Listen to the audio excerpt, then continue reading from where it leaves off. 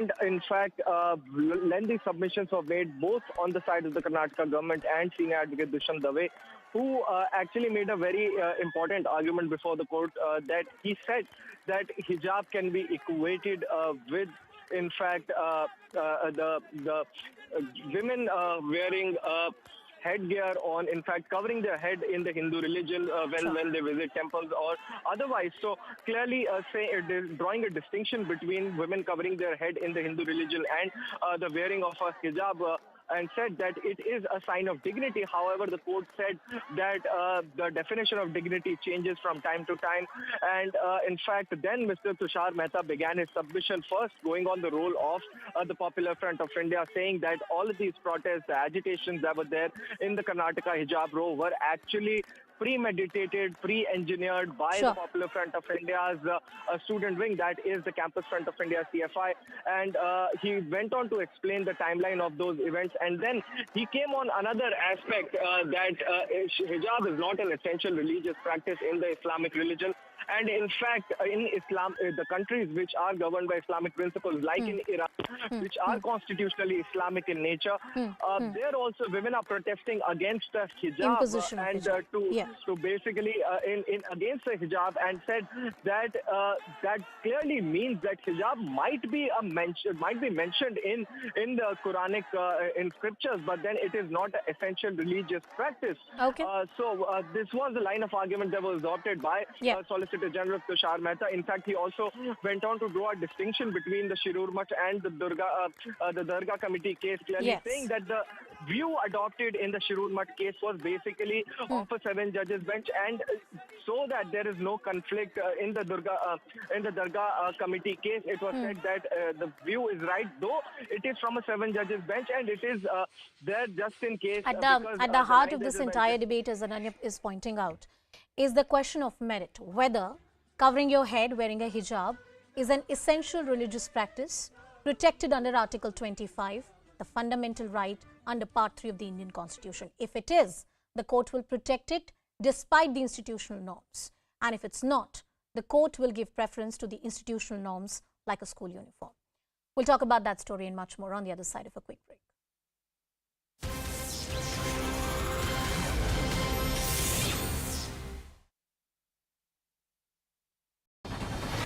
A chilling video shows a man being washed away in heavy flowing river waters in Fatehpur area of Uttarakhand. The man who appeared to be crossing a swollen drain on foot but gets carried away by the strong flowing river. Officials say there is no trace of the man so far.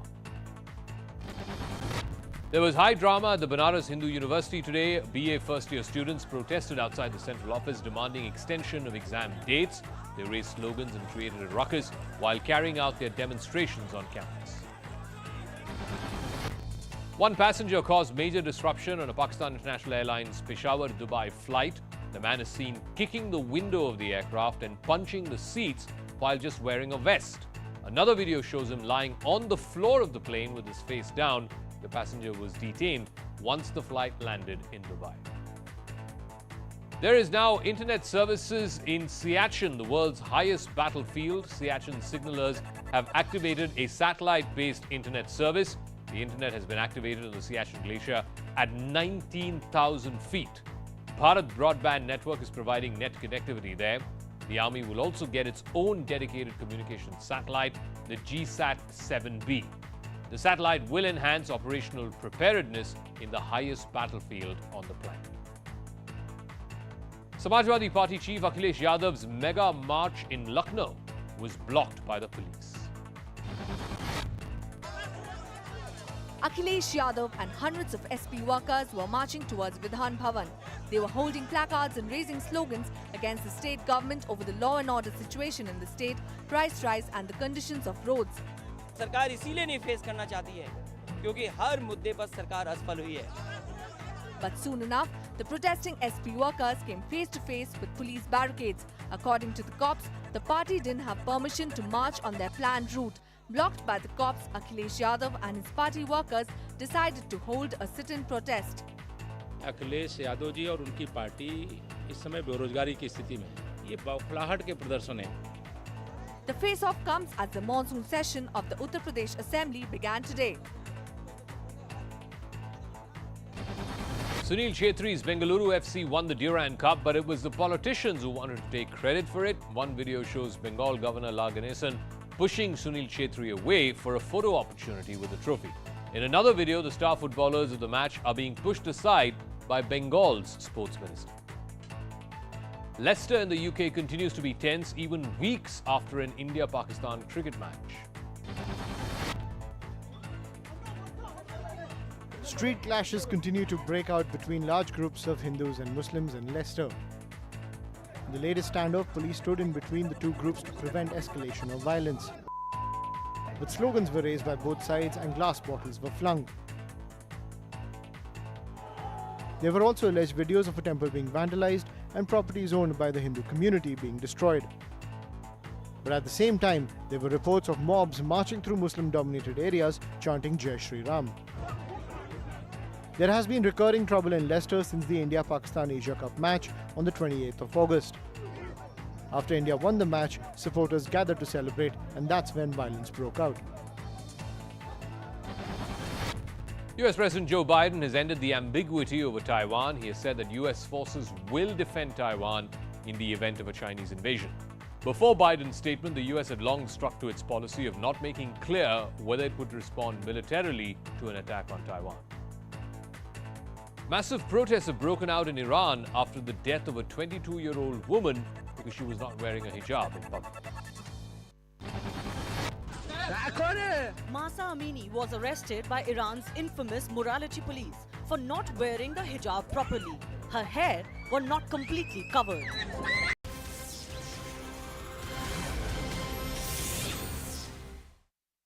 Welcome back, and this is an unfortunate bit of news coming in from Noida. A 100-meter wall has collapsed in Noida Sector 21 while clearing the drain. 4 labourers have died while clearing the drain near the wall, which has now really come down, and the fire department along with the police reached the spot. They carried out the rescue operations. About 9 people were rescued. You also had the Chief Minister, Yogi Adityanath, who condoned all these deaths, and he said that proper inquiry will be conducted and we'll find out why the loss of lives really happened. We also had the district DM of Gautam Buddha Nagar who gave a statement. 1 person has been arrested in the case. The hunt is on for others, and there's an inquiry underway to figure out how and why this exactly happened. Some ground reports. We are in Sector 21, Noida, where a wall has collapsed and has claimed at least 4 lives. 8 other people have been reportedly injured.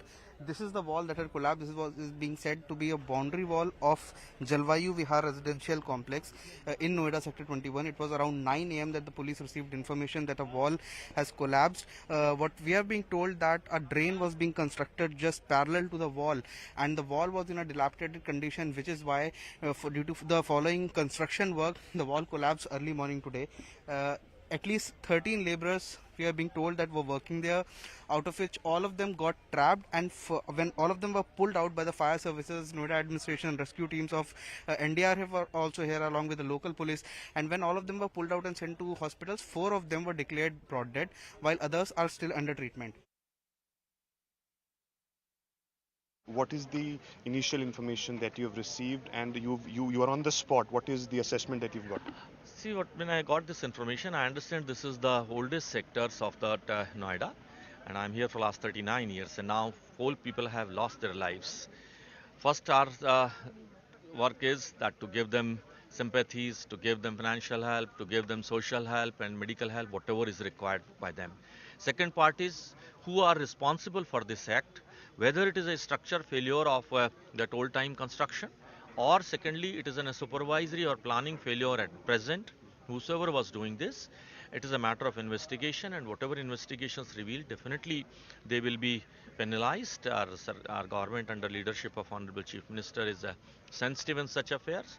Whosoever is responsible, they will be penalized for that. Action will be taken against those, but people who've lost their lives and who are battling for their lives in the hospital, what sort of assistance and aid will be come from your side? Very right, you have said. The second part is who have lost their lives, our sympathies and financial help to them to the maximum, whatever is possible. And second part is the medical help is being given to all those people who require this. I have ensured that they are getting a proper medical care, and a complete medical help is being given to them. लगभग 13 या 12 लोग थे मौके पे, उनमें से 4 की death हो गई, बाकी सब रेस्क्यू कर लिए गए, एक इंजर्ड है, बाकी सभी सेफ है।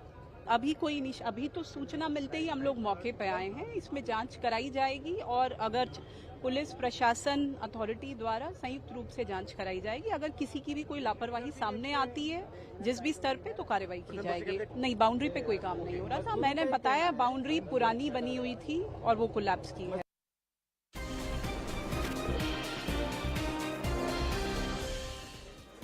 Namaste and welcome to this edition of The Nation at 5. I'm Anand Narsaman coming to you live from the CNN News 18 newsroom. Ladies and gentlemen, the spotlight was turned towards the Supreme Court, where it was the government's turn to stand up and not just counter the arguments made by those who are trying to push for the choice of wearing hijab in classrooms and trying to make it an aspect of dignity, etc.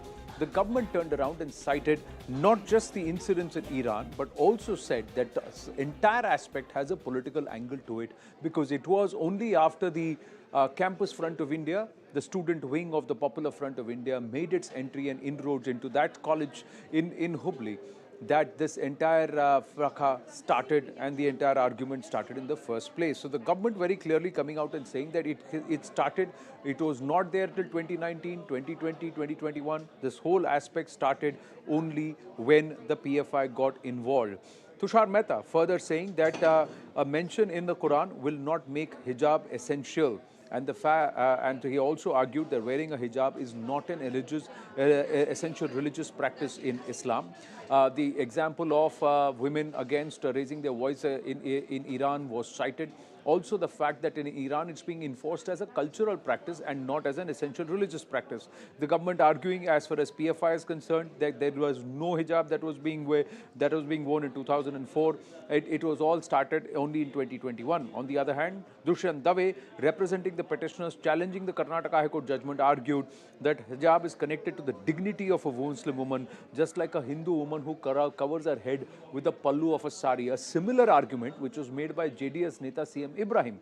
So Dave argued that girls wearing hijab to school does not violate anybody's peace and safety, adding that there is certainly no danger to tranquility. Ananya now joining us with more, some very, very bizarre arguments that were made by those who are challenging the High Court order, but the government putting matters as they were. The fact that there is a political angle to it, the fact that women across the world are raising their voice against this sign symbol of patriarchy, but most importantly that it is not an essential religious practice as is being argued by those challenging the High Court judgment.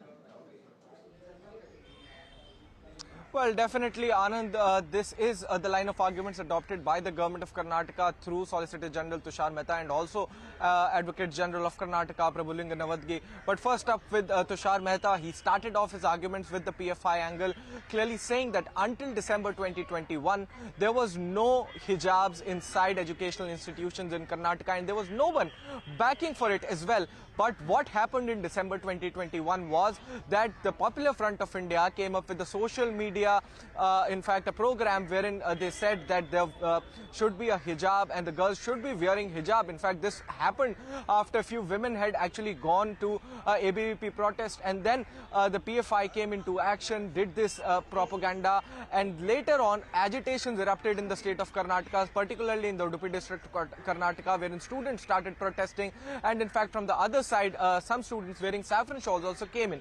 So now solicitor also pointed out that it was the Popular Front of India and its student wing, that is the Campus Front of India, that was responsible for in fact the agitations in Karnataka. And also he very clearly said that the students were acting on instructions and these protests were not particularly organic in nature. Apart from that, he also cited the example of Iran, wherein he said that in countries like Iran, which are constitutionally Islamic in nature, which are governed by Islamic laws, women are actually protesting against hijab. They say that it is definitely mentioned in the Quran, but then it is not an essential religious practice under the Quranic inscriptions. In fact, he also defended the government's order, clearly saying that the state government has clear orders to pass such kind of a direction. And he also said that the government order was religious neutral. It was not against a particular community. He said that it is not that only the girls who were wearing hijab were prohibited from doing so. It was also the people who were wearing saffron shawls who have been prohibited by not only the government order but also the Karnataka High Court order, which does not only ban hijab but all kind of religious attires inside an educational institution.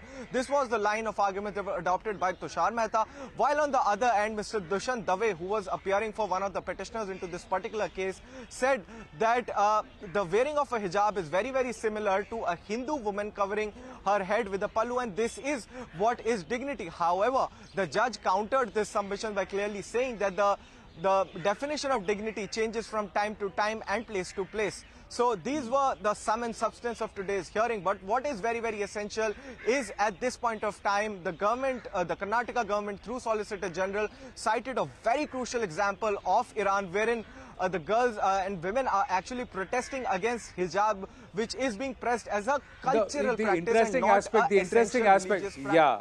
Yes, the fact of the matter is that in Iran, it's not an essential religious practice. It is a cultural norm which is being mandated, and even ethnic minorities and non-Muslim groups in Iran are being forced to wear this. Now, Mahsa Amini has now been announced as a Kurdish Zoroastrian who was forced to wear it, and that's why she was assaulted and mistreated by this moral police. And that's why it's not just people of Iran across Iran, but also Zoroastrian community across the world. Zoroastrians, who we know as Parsis in India, a Zoroastrian community across the world is also called out this kind of moral policing and brutalizing and suppression of minority voices in Iran.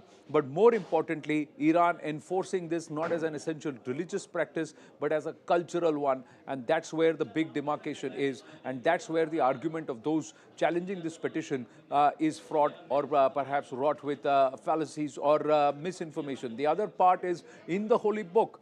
Does the word hijab come with respect to attire of a person, or it comes with another philosophical or metaphorical reference to a distance that should be kept? That is the other part of interpretation. So selectively interpreting the book, that is going to be another argument that should be raised and questioned in terms of what is the interpretation or what is the context in the book, and what way is it being interpreted by those trying to argue it in courts. Now, we've got Pathikrit Pain joining us and Dr. Lubna Kamal joining us. Just quickly, Ananya, does the hearing continue into tomorrow? What happens next? Well, yes, Anand, the hearing would continue at around 10:45 a.m. in the morning tomorrow, and the arguments from the government's end would continue. Mr. AG, who is Prabhuling Alamadagi for the Karnataka government, would be continuing in argument. And Anand, the very, very important aspect which I actually missed out on is that the petitioners who were arguing before the Karnataka High Court that hijab is a very, very essential religious practice actually took a U-turn in the Supreme Court of India, where they said don't consider it as an essential religious practice, but understand that it is a very, very important aspect of the Islamic religion and women want to do it. And that is what a U-turn that has been taken by, in fact, the petitioners before the Supreme Court of India, while before the Karnataka High Court, for the 10 days that this year, for the 10 days that the hearing had continued, they had... Yeah, they had continued to push that it is an essential religious practice, so they are now making a U-turn. So clearly, the grounds on which they are making the argument, those itself are shifting, and that itself raises huge amount of question on the actual motive behind this entire petition and what they want to drive at or what they want to arrive at. Scholars across the board, across the spectrum, nationally and internationally, have said that this is not an essential religious practice. It is something which is being pushed and trying to be made it as a cultural norm or a cultural practice, but that also is not relevant and that also is being questioned. Those grounds are also being questioned. Now, thank you for your inputs, Ananya. Going across to Dr. Lubna Kamal and Pathikrit Pain. Dr. Lubna Kamal, some of the arguments that are being made in 2022 India is shocking, because the core Islamic world itself is rebelling against it. They are themselves breaking out of these shackles, and there are people here trying to argue on behalf of young, impressionable girls that they should actually be covered head to toe and sent into classrooms. See, this might be politically motivated, and there might be the role of this some local organization, and that is why this should be thoroughly investigated. That is the first thing. The second thing is that actually Why is it that women's dress is under scanner every now and then? If girls start wearing mini skirts and shorts to colleges and schools, that will definitely make news.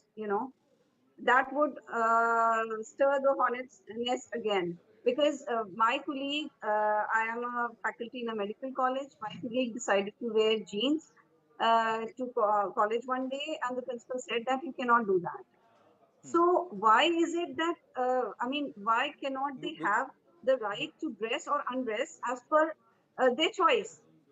Why is it that someone has to tell some male has because you would understand the argument there that every institution has the right to form its own laws. So every school has the right to form its own dress code, and what is allowed inside a classroom and what is not allowed inside a classroom is also based on that particular institution. In terms of government schools, the state government will decide. In private schools, the private schools will decide. So if somebody tomorrow comes and says, you're a doctor yourself, you will have rules in your clinic, you will have rules in your hospital, and somebody tomorrow comes out and says, why can't I do this? You will turn around and say, this is a hospital, you're not allowed to follow rules. I completely agree. I completely agree with what you are saying, but I am just saying that politicians or the clerics anywhere in the world, be it India or Iran or the rest of the world, they cannot decide what a woman should wear or what a woman should remove. No, absolutely. If there is a certain level of public decorum, that is one aspect, and rules of the institution is another aspect. But this third point where they say that a woman is dignified, see, this is what they are trying to say. The dignity of a woman is decided whether or not she covers her head. How can somebody say something like that? That's crazy. That's absolutely crazy. Please don't go on what our politicians and what most of the Muslim clerics say. I'm sure they need to reinterpret Quran in the modern light, because see, Sharia even has to evolve with years, with centuries, with age. This is 22nd century. This is 21st century. So this the whatever we were following in 1400 years back, that cannot go today. That cannot be practiced today. So Sharia definitely has to evolve, and the persons who are arguing, in the Supreme Court, I don't know where are they bringing these arguments from. Some things, there are few things that sound very crazy. See, for when they were arguing in the Karnataka High Court, Patikrit Payan, they were saying it's an essential religious practice. Now they are saying, oh, don't see it as an essential religious practice, but something that is important to Islam. So is 50% of the population, Muslim population, going to decide for the remaining 50%? Anand, let me tell you something. Very recently, the Shanghai Cooperation Organization meeting happened in Uzbekistan, and all the Central Asian countries are Muslim majority countries. In many of those countries, they actually consider the burqa and the hijab as some kind of an affront to the liberal values and the long-standing native cultural traditions that they have. So, interestingly, if you talk about India also, I have a connection to Bengal. Both Nazrul Islam and Rabindranath Tagore actually talked about, the rights of women, irrespective of religions. And interestingly, hijab has not been banned in India. It's just about uniform in a particular institution. If somebody joins the army, people cannot decide that I will have my own uniform because I believe in liberalism. Liberalism and modesty are two different things. Secondly, when you talk about a uniform in an organization, there has to be certain discipline, and that is important. Secondly, I think for certain organizations, the hijab is an alibi, Anand. Tomorrow it will be something else. I think the whole core objective is to create a sense of alienation, a sense of disenchantment, and a sense of fear mongering that they are against you, and so prepare for some big thing that would happen in future. So for organizations like PFI, I think what's unfortunate, they are actually propagating the Arabization of India's pluralistic Islam that has been known and been very famous in this country for a long period of time. And I think that's the beginning. That has to be stopped. That kind of Arabization. If you look at PFI, it has a long-standing influence of Wahhabism and Salafism in this. And we have seen what has happened in some of these Middle Eastern countries where Wahhabis and Salafis actually did away completely with the space for the moderates in Islam, and that is exactly what they're also trying to do by actually trying to influence through the Maulavis. If you look at what they're trying to do, they have a carrot and stick policy. They're going to the parents and say that if you allow your child to go to the school without the hijab, then you will be socially ostracized. So it's a very, very dangerous trend. And there are people who from the community who feel scared on the if they are told that they will be ostracized. So I think there is a deeper malice in it. It is not just about hijab. The hijab issue, I'm sure the Supreme Court will sort it out. Tomorrow it will be another issue. That is the core objective of organizations like PFI, to create a sense of disenchantment, to create a sense of alienation. And we have seen the way they are preparing for something, I don't know what, sinister, preparing for some kind of a literal it's not fight just between disenchantment. Muslims. The larger and the bigger worry is the deliberate misinterpretation or selective interpretation of the holy book, or how it should be, how Islam should be practiced, and what is an essential practice and what is not. And somewhere trying to turn people around and say this is the right way to do it, otherwise you are not a good Muslim, you are not a pious Muslim, you are not a good person, you are not a dignified person. This kind of brainwashing is very dangerous, and the PFI is being quite nefarious about this whole aspect. We got more news coming through as far as the PFI is concerned, why this organization is under scrutiny and needs to be dealt with, because now Muslim bodies and Muslim organizations also themselves are having a problem with outfits like the PFI because of the kind of vitriol that they are pushing and misinformation that they are pushing. PFI program in Kozhikode, coming from Kerala, the All India Imams Council State Secretary Afzal Qasim made a controversial statement. He said that in current times, Muslims must be ready to fight and lay down their lives against the Sangh Parivar, who is the enemy of Islam and the country. The program was held on the 17th of September in Kozhikode. Now, Muslim leaders from other groups and other sections of society who have turned around and rejected this and called out, and they have actually called for action against this person, saying they have accused the Imam of misinterpreting the Quran and the teachings of the Prophet. This is what Afzal Qasim had to say. Listen in.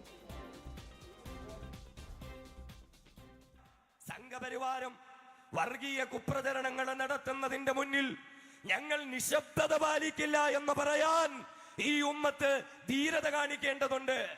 തെരുവിൽ കിടന്ന് തല്ലുകൊണ്ടിട്ട് ഇത് ഞങ്ങളുടെ സംയമനമാണെന്ന് പറയാനല്ല, മറിച്ച് ഞങ്ങളുടെ നേരെ കൈയൂങ്ങിയാൽ അതിനെ പ്രതിരോധിക്കാൻ ഞങ്ങൾ പ്രാപ്തരാണെന്ന് പറയാനുള്ള ഒരു ധൈര്യമാണ് ഈ സമൂഹം. ഇസ്ലാമിന്റെ ശത്രുക്കളായ, രാജ്യത്തിന്റെ ശത്രുക്കളായ സംഘപരിവാര ഫാസിസ്റ്റ് ദുർഭൂതങ്ങളുടെ മുന്നിൽ രക്തസാക്ഷിത്വ ഭരിക്കാൻ തയ്യാറായിക്കൊണ്ട് അല്ലാഹു റബ്ബുൽ ഇസ്സത്തിന് വേണ്ടി പോരാട്ടം നടത്താൻ. Now you see, Pathikrit, what they are doing. This is how they twist the narrative. Where was the Sangh Parivar at the time of the Prophet? And where is the Sangh Parivar anyway, the enemy of Islam? Is this not a deliberate political agenda that's being pushed? He is a PFI leader. This organization emerges from the Simi and also from this one's whose stated objective is to oppose Hindus and the RSS. Now, if this is the case, and more importantly, the RSS. Now, if this is the case, this is the entire intent of the PFI. Why is this person given a platform like this, and why is he allowed to interpret the books? And that's why, rightly so, Muslim organizations have said, we reject this. This is not the right interpretation. So, how is this person getting any kind of authority? Right, Anand, and that's why I have always stated that we have to codify what can actually be propagated and what not, because radicalism, as often, irrespective of religions, actually gets propagated in the name of propagation of religion. Secondly, if you look at what happened in Middle East, I think Middle East is a classic example. When ISIS came in Middle East, the first thing they did was to target other Muslims who were moderate, who did not believe in what they were doing, and they killed Shias en masse. They killed other minorities, and they also killed Sunni Muslims who did not adhere to what they believed in. Secondly, if you have a problem with Sangh Parivar, fight it out politically. And how many people actually believe or are members of Sangh Parivar? I mean, that is an alibi again they're using. Their ultimate objective, as I stated, is to actually, I don't know why, I mean, if that is what they're preparing for a Ghazwa Hind all over again and fight it out against all the non-Muslims. In fact, there has been opposition, Anand, which was coming from the church also in Kerala in terms of some of the activities that are happening in that particular state concerning and associated with PFI. So it is a dangerous trend today, and it actually, the biggest victim today as of yet will be the Muslim community itself, because you will find gradually the moderate voices will be shunted out. It is unfortunate that moderate and liberal voices don't get that kind of traction that some of these PFI members and other organizations like them actually get. No, Because it's a double-edged sword, Pathikrit. You yourself had talked about it a short while ago. When the moderates start speaking up, they get intimidated, and then they get socially ostracized, and their situations are created where they're asked to either keep quiet or toe the line. So, Lubnaji, how should one counter these kind of rabid people who will deliberately spread misinformation and use religious platforms and religious texts to further their own nefarious political agenda? See, now what I feel is, if there is this implementation of uniform civil code, the first thing I would ask for is to keep religion within the four walls of the house. It should not be it is not something to be displayed on the road, and no one can decide for anyone else. I mean, no cleric, no political leader can decide for the people what one is supposed to do. Yes, that's it. But should such people also not, the community, See, should they not come out and reject that? There has to be some way. The moderate voices should come up. The moderate people of all the religions, they should actually come up and they should speak. They should not be snubbed. I mean, of course, there would be people would try to snub them, but then they should actually try to speak, because they are the one who speak of some sense, and they only will be they will be the best people to dispel the fanaticism and the radicalism. The other part is you made an interesting point, saying that we need to have a common civil code. The other part is that religion is supposed to be practiced in No, your but house and not on the street, not on the streets. I've also said that, see, the whole this Indian politics is just now it is revolving around religion. So I've also said that uniform code should be implemented, but the religion should be definitely kept within the house. It should No, not be. I totally agree. See, what you personally practice, what you practice as your personal faith is your personal matter. When you are out in public, you are one particular citizen, and that is citizen of India, and the rule of the constitution, rule of law, that's what applies to everybody. So what you do when you take out processions, you take it out with public, with the law and order in consideration, with permission from the administration, and we'll celebrate everybody, every faith. So at all points in time. Otherwise, you keep it inside your house. You don't try and flaunt it and impose it on somebody else. Surprisingly, the countries with the most atheists population, they are the most progressive ones. They are the developed countries. The ones who are doomed with religion, they are developing, or they are on the they are still, socio-economically. Well, They are bad.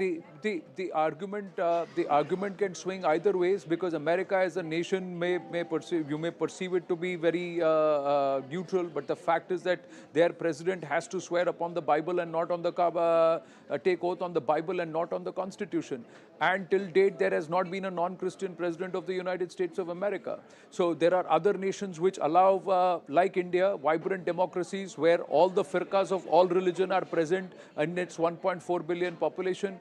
And of course, that we have had people from all walks of life who have assumed the highest of the offices in our country. So the argument can go either ways, Lubnaji. But Pathikrit Payan, how can we resolve this? What needs to be done with outfits like PFI? You can arrest individual members, but how do you weed this entire organization out? And more importantly, what their intent is. Anand, I think, the most important issue here for me, I think, and I think the biggest problem of India is that while we talk about liberalism, Unfortunately, the state has never protected and given protection to liberal voices from the Muslim community. You know, the liberal voices may come up and say something and they might get castigated, they may get ostracized, they may get lynched. The state doesn't do much because for many of the political parties, getting the vote is more important than actually to protect the liberal voice, because the liberals are always in minority. That's one part. Secondly, I think today, you know, most of the police organizations, with due respect to them, they actually work from day to day on tactical basis. Right. There has to be strategic thinking into it. This is PFI today, or any organization like ASIMI, their objective is something more sinister, and it is going to harm everybody. I think ISIS and Syria is a classic example that it has not benefited the Muslims at all. They have devastated the whole of Middle East, where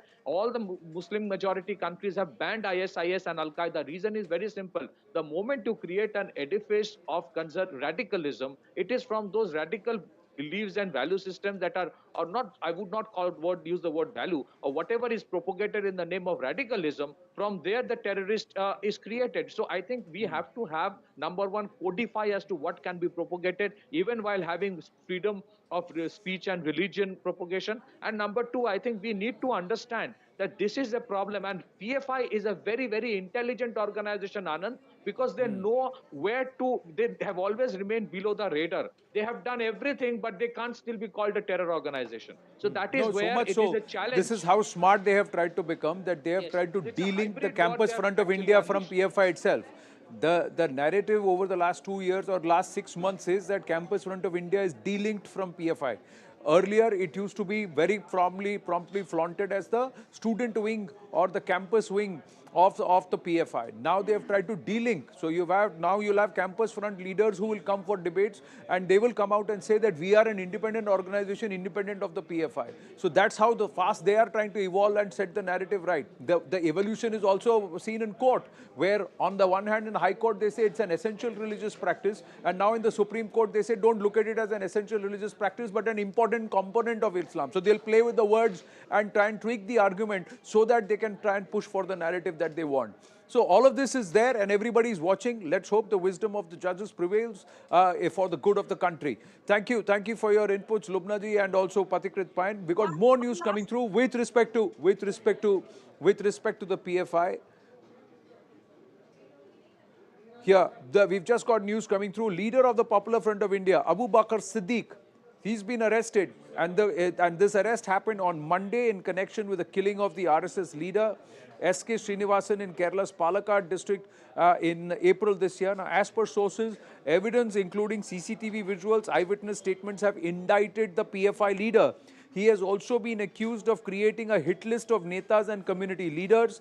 Rejecting the charges against Siddiq, the PFI has accused the Kerala government of trying to hunt down its workers, as it was upset with a huge turnout over its recent Kozhikode rally, the same rally where the call to arms was made.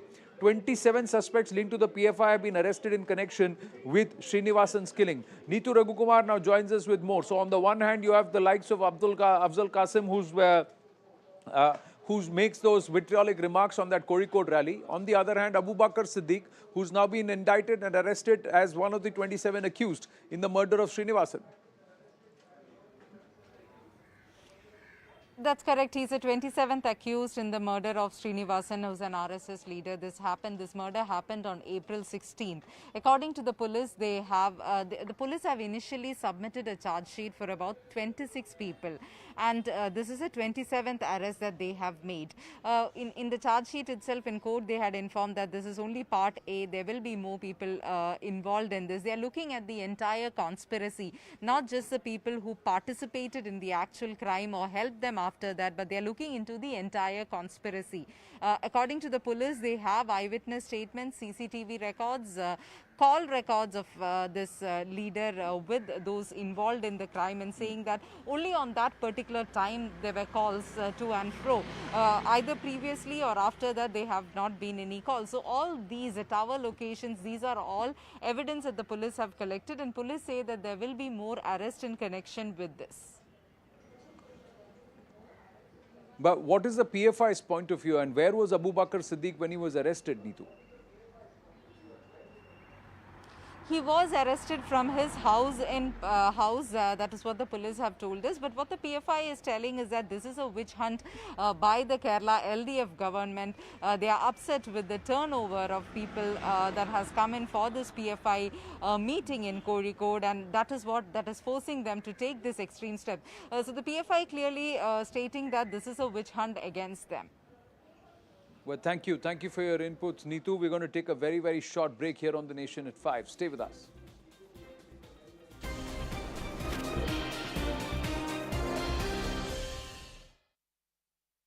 One video shows Bengal Governor La Ganesan pushing Sunil Chhetri away for a photo opportunity with the trophy. In another video, the star footballers of the match are being pushed aside by Bengal's sports minister. Leicester in the UK continues to be tense even weeks after an India-Pakistan cricket match. Street clashes continue to break out between large groups of Hindus and Muslims in Leicester. In the latest standoff, police stood in between the two groups to prevent escalation of violence. But slogans were raised by both sides and glass bottles were flung. There were also alleged videos of a temple being vandalized and properties owned by the Hindu community being destroyed. But at the same time, there were reports of mobs marching through Muslim-dominated areas chanting Jai Shri Ram. There has been recurring trouble in Leicester since the India-Pakistan Asia Cup match on the 28th of August. After India won the match, supporters gathered to celebrate, and that's when violence broke out. US President Joe Biden has ended the ambiguity over Taiwan. He has said that US forces will defend Taiwan in the event of a Chinese invasion. Before Biden's statement, the US had long stuck to its policy of not making clear whether it would respond militarily to an attack on Taiwan. Massive protests have broken out in Iran after the death of a 22-year-old woman because she was not wearing a hijab in public. Mahsa Amini was arrested by Iran's infamous morality police for not wearing the hijab properly. Her hair was not completely covered. According to the police, she died after falling into a coma following her arrest. But many believe she was beaten to death. So during Amini's funeral procession, massive protests broke out with women flinging their hijab in the air and demanding removal of Iran's stringent hijab law. Police fired tear gas to disperse the protesters and arrested several people. But that didn't quell the anger. In a symbolic act of opposition, several women posted videos on social media of chopping their hair. Many women also burnt their hijab. Iran has made it compulsory for women over the age of 7 to wear the hijab. Heavy rains in Bihar's Bhagalpur have led to large-scale death and destruction. As the water levels of the Ganga rose, the ground under this house gave way. That led to the roof of the house caving in, and within minutes the entire structure got washed away. Soil erosion after heavy rains are leading to more and more homes getting destroyed. 2 दर्जन तक घर समा गए गंगा में, और इससे पहले जो है शुरू से देखा जाए तो हमारे ग्राम में 50 घर से ऊपर विलीन हो गए होंगे. The situation is so dire that people have no choice but to ditch their homes in order to save their lives. It's not just houses. Soil erosion has also brought down several trees. These visuals of trees flowing in floodwaters has become an all too common sight this monsoon. A chilling video shows a man being washed away in heavy flowing river waters in Fatehpur area of Uttarakhand. The man who appeared to be crossing a swollen drain on foot but gets carried away by the strong flowing river. Officials say there is no trace of the man so far. There was high drama at the Banaras Hindu University today. BA first-year students protested outside the central office demanding extension of exam dates. They raised slogans and created a ruckus while carrying out their demonstrations on campus. One passenger caused major disruption on a Pakistan International Airlines Peshawar-Dubai flight. The man is seen kicking the window of the aircraft and punching the seats while just wearing a vest. Another video shows him lying on the floor of the plane with his face down. The passenger was detained once the flight landed in Dubai. There is now internet services in Siachen, the world's highest battlefield. Siachen signalers have activated a satellite-based internet service. The internet has been activated on the Siachen glacier at 19,000 feet. Bharat Broadband Network is providing net connectivity there. The army will also get its own dedicated communication satellite, the GSAT-7B. The satellite will enhance operational preparedness in the highest battlefield on the planet. Samajwadi Party chief Akhilesh Yadav's mega march in Lucknow was blocked by the police. Akhilesh Yadav and hundreds of SP workers were marching towards Vidhan Bhavan. They were holding placards and raising slogans against the state government over the law and order situation in the state, price rise and the conditions of roads. सरकार इसीलिए नहीं face करना चाहती है क्योंकि हर मुद्दे पर सरकार असफल हुई है. But soon enough, the protesting SP workers came face to face with police barricades. According to the cops, the party didn't have permission to march on their planned route. Blocked by the cops, Akhilesh Yadav and his party workers decided to hold a sit-in protest. Akhilesh Yadav ji और उनकी party इस समय बेरोजगारी की स्थिति में ये बौखलाहट।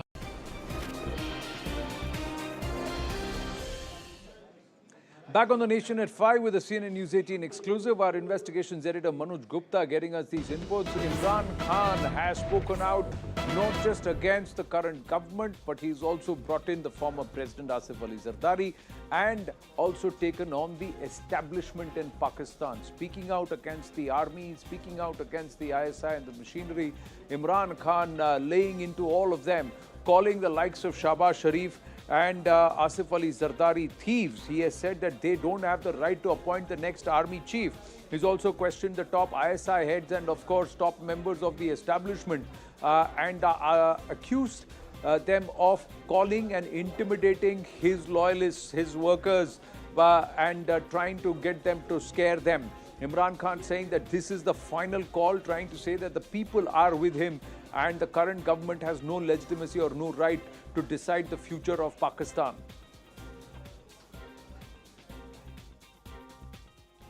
अपने DGI SPR से ये जरूर सवाल पूछूंगा कि आपने कम से कम समझ तो जाना था मैं क्या कह रहा हूं. आज सारी कौम मेरे साथ खड़ी है कि इन चोरों को कभी सिलेक्ट नहीं करना चाहिए पाकिस्तान का आर्मी चीफ. ये चोर जरदारी जिसके ऊपर किताबें लिखी हुई हैं चोरी पे, जिसके ऊपर बाहर के अखबारों में मजमून आए हुए हैं इनकी चोरी पे, क्या ये पाकिस्तान का आर्मी चीफ क्या ये सिलेक्ट करेंगे? बताओ, इनको आप देंगे सिलेक्ट करने के लिए? और शहबाज शरीफ ने एफिडेविट दिया था अदालत में कि ये वापस आएगा. झूठा भी है, डाकू भी है, मफरूर भी है, बुज़दिल भी है. तो क्या ये आर्मी का चीफ ये सिलेक्ट करेगा?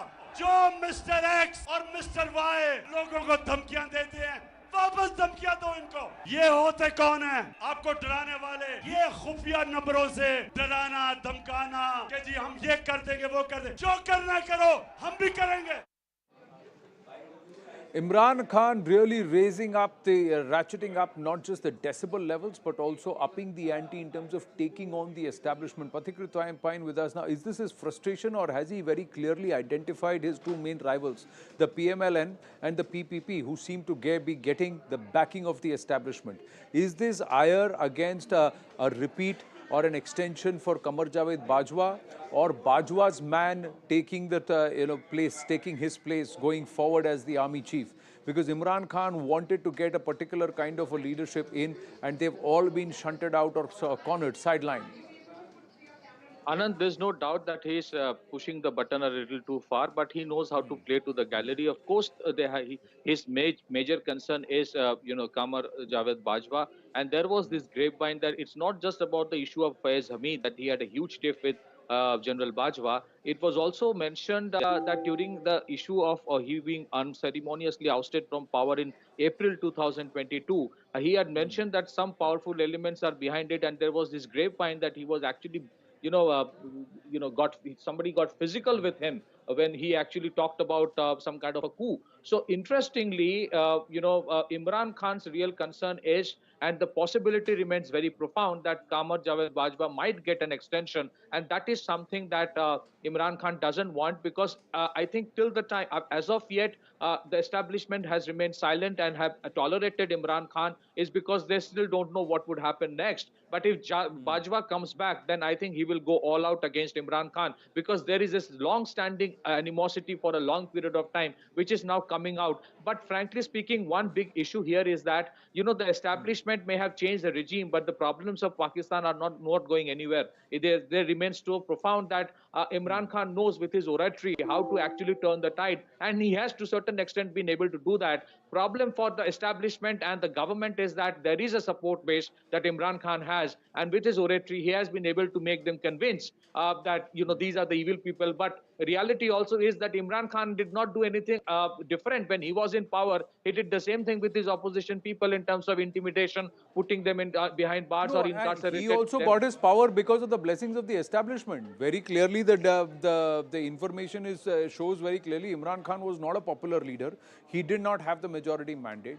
There was a certain amount of play that was made by the establishment to ensure that Nawaz Sharif either has to flee the country or is put in the dock and he is marginalized. So these are aspects that have come to the fore.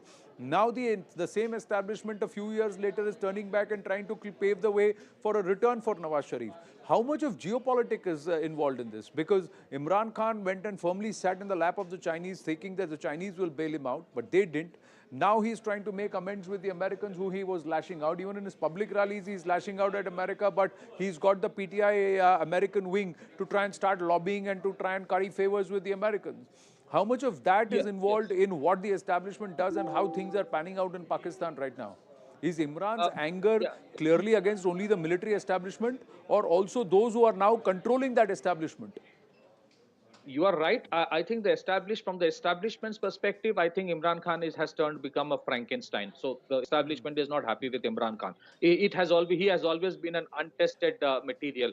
For the deep state of United States, or if you talk about Washington, they would always prefer to actually deal, even for them, Pakistan is a pariah, but whatever it is as of right now, it is.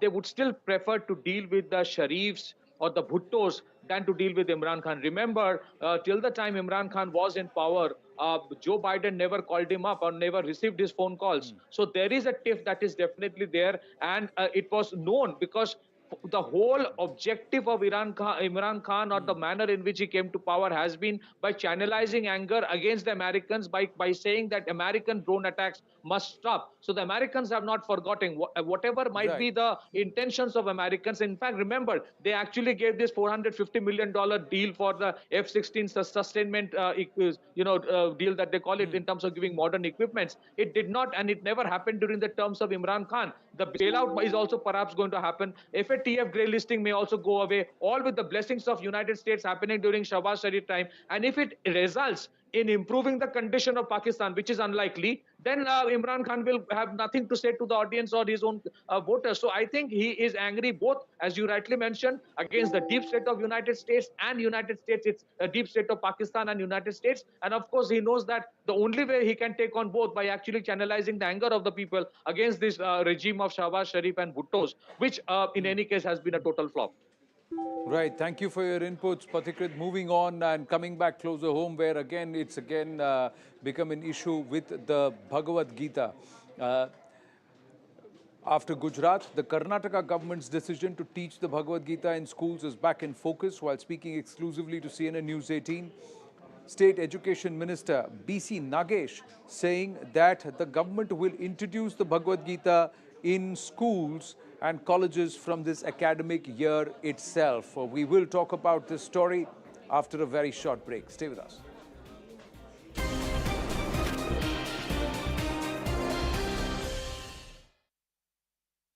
And arrested several people. But that didn't quell the anger. In a symbolic act of opposition, several women posted videos on social media of chopping their hair. Many women also burnt their hijab. Iran has made it compulsory for women over the age of 7 to wear the hijab. Heavy rains in Bihar's Bhagalpur have led to large-scale death and destruction. As the water levels of the Ganga rose, the ground under this house gave way. That led to the roof of the house caving in, and within minutes the entire structure got washed away. Soil erosion after heavy rains are leading to more and more homes getting destroyed. 2 दर्जन तक घर समा गए गंगा में और इससे पहले जो है शुरू से देखा जाए तो हमारे ग्राम में 50 घर से ऊपर विलीन हो गए होंगे. The situation is so dire that people have no choice but to ditch their homes in order to save their lives. It's not just houses. Soil erosion has also brought down several trees. These visuals of trees flowing in floodwaters has become an all too common sight this monsoon. A chilling video shows a man being washed away in heavy flowing river waters in Fatehpur area of Uttarakhand. The man who appeared to be crossing a swollen drain on foot but gets carried away by the strong flowing river. Officials say there is no trace of the man so far. There was high drama at the Banaras Hindu University today. BA first-year students protested outside the central office demanding extension of exam dates. They raised slogans and created a ruckus while carrying out their demonstrations on campus. One passenger caused major disruption on a Pakistan International Airlines Peshawar-Dubai flight. The man is seen kicking the window of the aircraft and punching the seats while just wearing a vest. Another video shows him lying on the floor of the plane with his face down. The passenger was detained once the flight landed in Dubai. There is now internet services in Siachen, the world's highest battlefield. Siachen signalers have activated a satellite-based internet service. The internet has been activated on the Siachen Glacier at 19,000 feet. Bharat Broadband Network is providing net connectivity there. The army will also get its own dedicated communication satellite, the GSAT-7B. The satellite will enhance operational preparedness in the highest battlefield on the planet. Samajwadi Party chief Akhilesh Yadav's mega march in Lucknow was blocked by the police. Akhilesh Yadav and hundreds of SP workers were marching towards Vidhan Bhavan. They were holding placards and raising slogans against the state government over the law and order situation in the state, price rise and the conditions of roads. सरकार इसीलिए नहीं face करना चाहती है क्योंकि हर मुद्दे पर सरकार असफल हुई है. But soon enough, the protesting SP workers came face to face with police barricades. According to the cops, the party didn't have permission to march on their planned route. Blocked by the cops, Akhilesh Yadav and his party workers decided to hold a sit-in protest.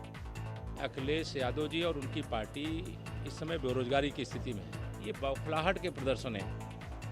The face-off comes as the monsoon session of the Uttar Pradesh Assembly began today.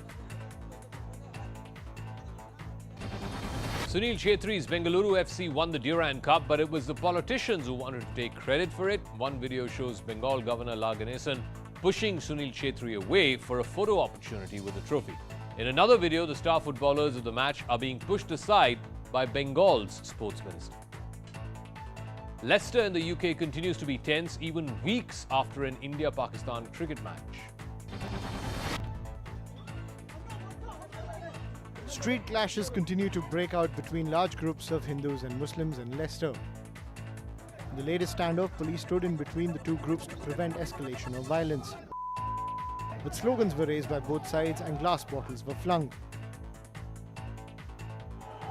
There were also alleged videos of a temple being vandalized and properties owned by the Hindu community being destroyed. But at the same time, there were reports of mobs marching through Muslim-dominated areas chanting Jai Shri Ram. There has been recurring trouble in Leicester since the India-Pakistan Asia Cup match on the 28th of August. After India won the match, supporters gathered to celebrate, and that's when violence broke out. US President Joe Biden has ended the ambiguity over Taiwan. He has said that US forces will defend Taiwan in the event of a Chinese invasion. Before Biden's statement, the US had long stuck to its policy of not making clear whether it would respond militarily to an attack on Taiwan. Massive protests have broken out in Iran after the death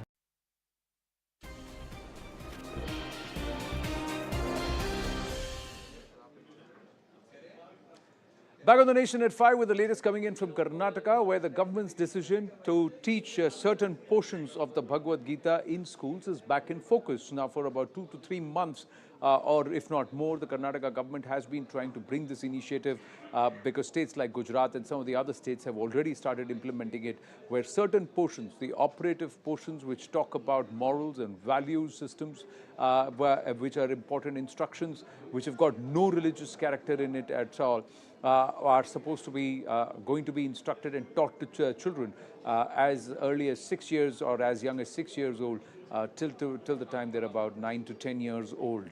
Now, while speaking exclusively to CNN News 18, State Education Minister B.C. Nagesh said that the government will introduce Bhagavad Gita in schools and colleges from this academic year itself. He also added that the Bhagavad Gita will be part of moral education. The opposition, meanwhile, accusing the government of saffronizing the education system in the state.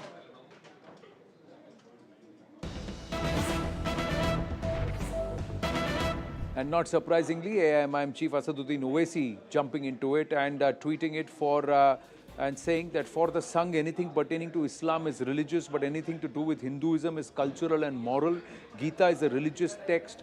All religious texts have moral components. Religious instruction in government-aided and aided schools is banned by Article 28. While Sanghis were collaborating with Britishers, Muslim ulema fought Britishers, presumably inspired by the Quran and Hadith. Bhagavad Gita may have inspired some to fight against the British, but that isn't a reason enough to make it mandatory in the school syllabus. So, Swastika now joining us with more details. Swastika, once again, Asaduddin Owaisi jumping into it and trying to give it a totally religious angle, whereas the context of the Bhagavad Gita has got nothing to do with theology, which is an instruction as far as the book-based religions or the Abrahamic religions are concerned. The Bhagavad Gita is more about spiritual and connection of the humanity to the universe. Or does this have to be explained to Mr. Asaduddin Owaisi? Well, that's right. The Karnataka government has maintained that the Gita does not talk about worshipping religion or patronizes it. What it focuses is on the moral thing, and it serves as an inspiration to the students. And the same model, if one may recall, is also being implemented in Gujarat as well. But now you have Mr. Asaduddin Owaisi wading into the topic, saying if Islam can be dubbed as religious, then Gita is also a religious text, and the instructions given by it violates Article 28 of the Indian Constitution. But question remains, and something that Mr. Asaduddin Owaisi himself has to be asked is, what about the madrasas where religious text is given, where students are not just given education on the basis of science or English or other subjects, but particularly on religion context. And time and again we have seen Asaduddin Owaisi defend madrasas, even as questions are being raised on the quality of education that is being put forth. So as one would observe, and his critics have called him a hypocrite for coming up completely in against with schools trying to impart the moral education and the text that is put forth in Gita, while defending madrasas for the education that they have been providing. Well,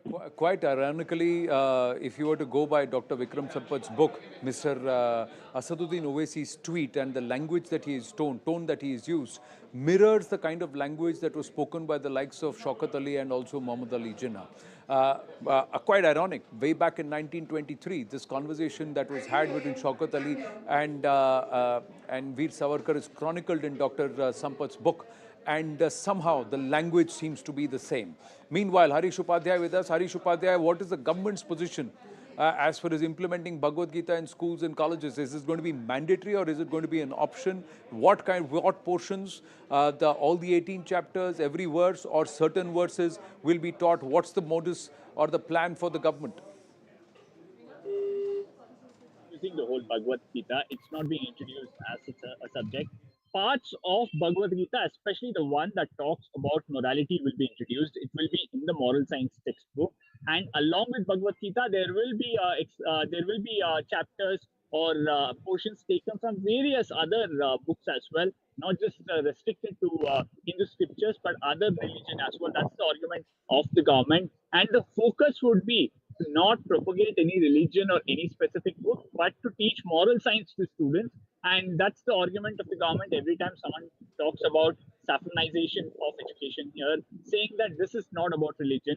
And even Bhagavad Gita shouldn't be seen as a religious text as such. This talks about life and the morals one needs in life, and that's what we are trying to do. by introducing Bhagavad Gita, or at least having moral science textbook, which would also have bits and pieces from Bhagavad Gita. That's the argument of the government so far. There will be a committee which will suggest a detailed syllabus of the moral science textbook, and the government saying that we are all geared up to introduce moral science in this academic year itself. Right. Thank you. Thank you for your inputs, Harish. Time for a very, very short break. Stay with us. Big development coming in from Uttar Pradesh. What's found at the Johar University that belongs to Azam Khan? It's the bulldozer at work. Stay with us.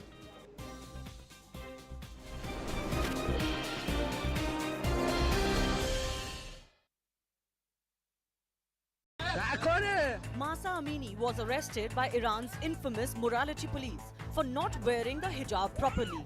Her hair was not completely covered. According to the police, she died after falling into a coma following her arrest. But many believe she was beaten to death. So during Amini's funeral procession, massive protests broke out with women flinging their hijab in the air and demanding removal of Iran's stringent hijab law. Police fired tear gas to disperse the protesters and arrested several people. But that didn't quell the anger. In a symbolic act of opposition, several women posted videos on social media of chopping their hair. Many women also burnt their hijab. Iran has made it compulsory for women over the age of 7 to wear the hijab. Heavy rains in Bihar's Bhagalpur.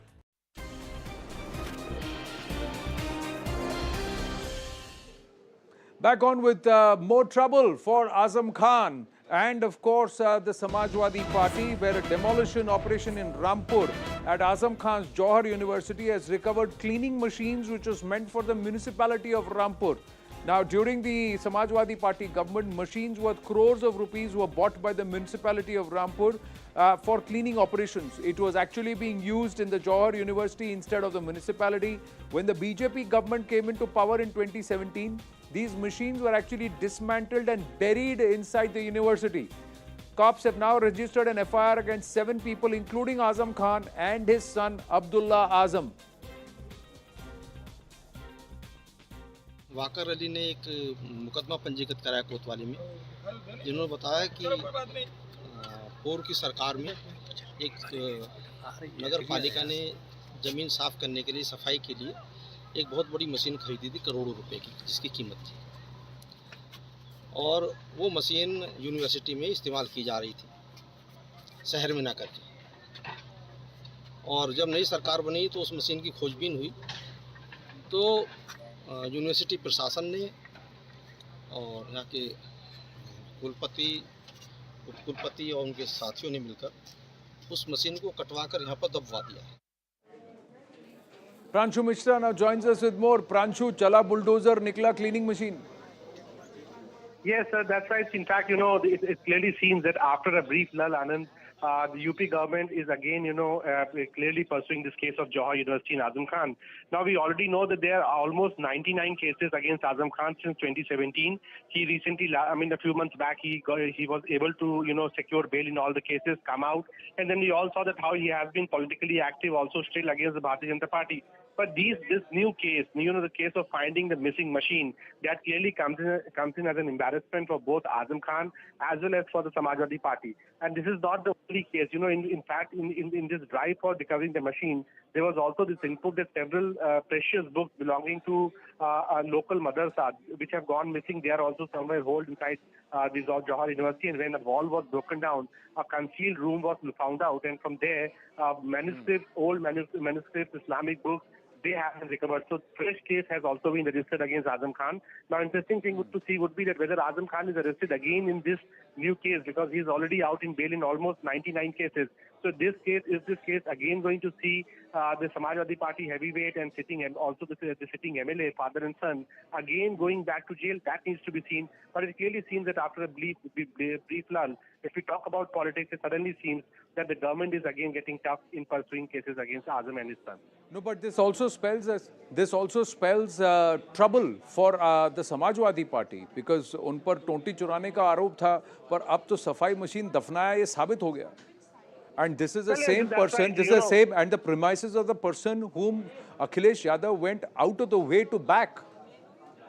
Well, yes, that's right. Precisely, Samajwadi Party has always been tainted in that picture by the Bharatiya Janata Party. But if we talk about Azam Khan, if we talk about the case of Toti Chori, which BJP has alleged against Akhilesh Yadav, Azam Khan has also been booked in similar cases, including the case of a goat theft. So out of 99 cases in which Azam Khan has got bail, there have also been cases like the goat theft.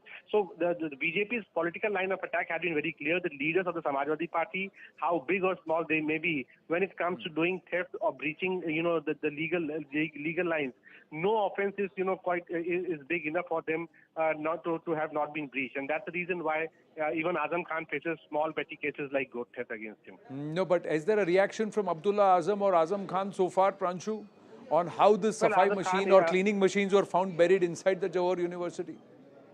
Well, Azam Khan, we all know he's undergoing treatment in a Delhi hospital after his angiography. So he's, his statement is not there. Samajwadi Party, as a strategy, Akhilesh Yadav was all day in the house today. He spoke to media, but exactly not on the issue of Azam Khan. And see, that has been a very established strategy on the part of Samajwadi Party. There has been a big row over the Madrasa survey, and we didn't hear a single word coming in from Akhilesh Yadav. So I think it's a deliberate strategy where they don't want to speak either on Azam Khan or any other issue pertaining to the minority discourse. Well, in this case, this is about looting what belongs to the public. It was supposed to be in the service of the municipality. It was being used to clean up and used within the Johor University as personal property. And with the change of government, it was buried. And now the evidence is right out there. This matter is going to blow up and become bigger politically. We'll continue to track the developments. Pranshu, thank you for your inputs. Winding up this edition of The Nation at 5 on that note. Stay with us. Viewpoint with Zaka right now.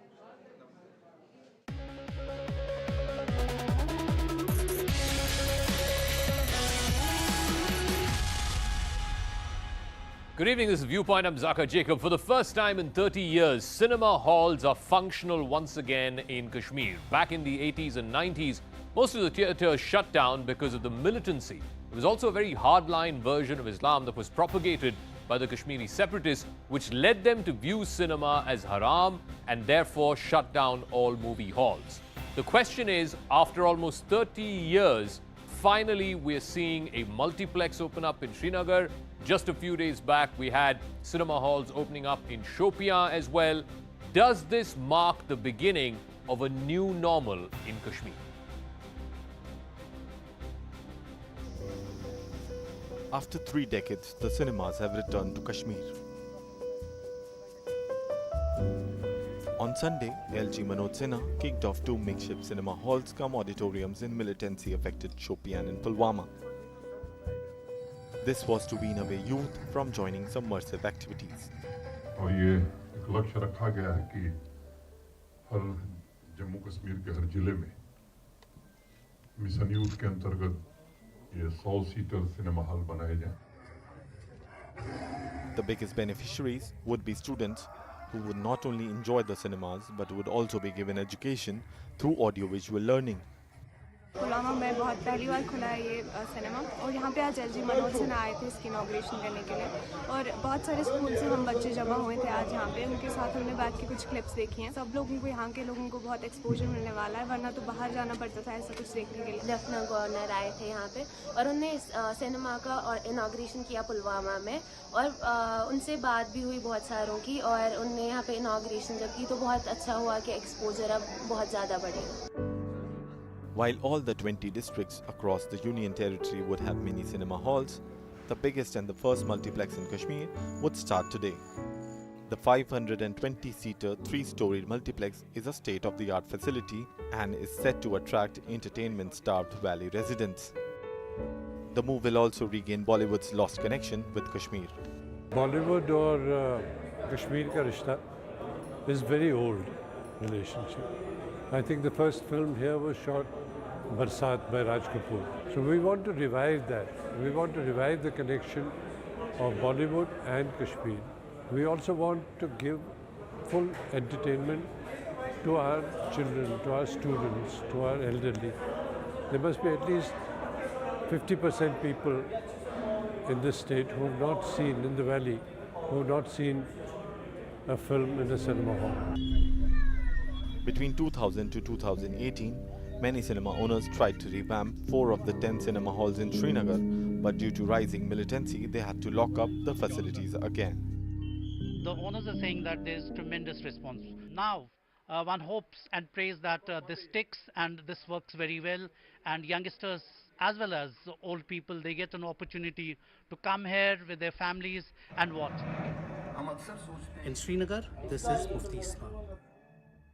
All right, I want to go across to our guests who are joining us. Syed Zafar Islam is national spokesperson of the BJP. SP Vaid is former DGP of Jammu and Kashmir. Lalit Ambardar, Kashmiri activist, and Advaita Kala, author, joining us. Let me start with SP Vaid, sir. As a former DGP, as a former top cop, for the last 30 years, you've seen how Kashmiri citizens, ordinary Kashmiri citizens, were deprived of basic entertainment in the form of cinema halls. Are you hopeful today, sir, that with the opening of the multiplex in Srinagar, the opening of cinema halls in Shopian, etc., that perhaps this is a cautious but a necessary first step towards some form of normalcy back in the valley? Zaka, absolutely. In fact, I recall exactly 30 years back, more than 30, 31, 32 years, when I was a young SP in 1990 in Kashmir. There was I think, organization like Muslim Janwaz Force, which was behind this, and basically radical Islamic idea to target all the liquor shops, all cinema halls. They were flourishing cinema hall business in Srinagar city and other towns of Kashmir, Anantnag, Baramulla, and many other towns. But they were all targeted. I still remember how all these things were systematically targeted. And it's a very good move. How do we de-stress? We all would like to go with our family to a mall, have an ice cream, see a movie, do shopping, go to a cinema hall, see whatever entertainment movie you like. Maybe children would relax by going to the park and enjoy a small game, or some cricket or whatever small game. And I was watching for last 30 years Kashmiri boys coming to Jammu or Delhi to relax. And in fact, favorite scene in Jammu, there is a wave mall. Most of the Kashmiri boys and families will throng. And it's very heartening to see that now this is opening up in Srinagar. Okay. That too in South Kashmir, a place like Shopian and Pulwama, which were hotbeds of terrorism. And one thing I would advise is ensure sufficient security there, so that no harm is done to the people who go to enjoy there. And these are the places where young boys would relax, would see whatever they would like. They even can have educational classes on that, display their talent. It has multiplex has many advantages, and I think it's a very, very welcome step. In fact, we have been thinking of doing it for last 2 decades. Fortunately, it has materialized now. Okay, I want to ask Zafar Islam, and I'll take forward one of the points that Vaid Saab made. It was back in the 80s, late 80s, early 90s, that these movie halls shut. And then I think in 98, 99, 2 theatres in downtown Srinagar. One was called Neelam, the other was called Broadway. They opened barely for a few days. And some of the people, some of the moviegoers who came to watch the cinema there, they got shot dead. And within a week or so, both of those theatres shut down again, not to be opened ever since. What's the guarantee, Zafar Islam, that you can give to the people who are coming there? Because the last thing you want is that this groups of people, crowds of people who come to a multiplex turn out to be sitting ducks for the terrorists. Well, adequate precautions are being taken.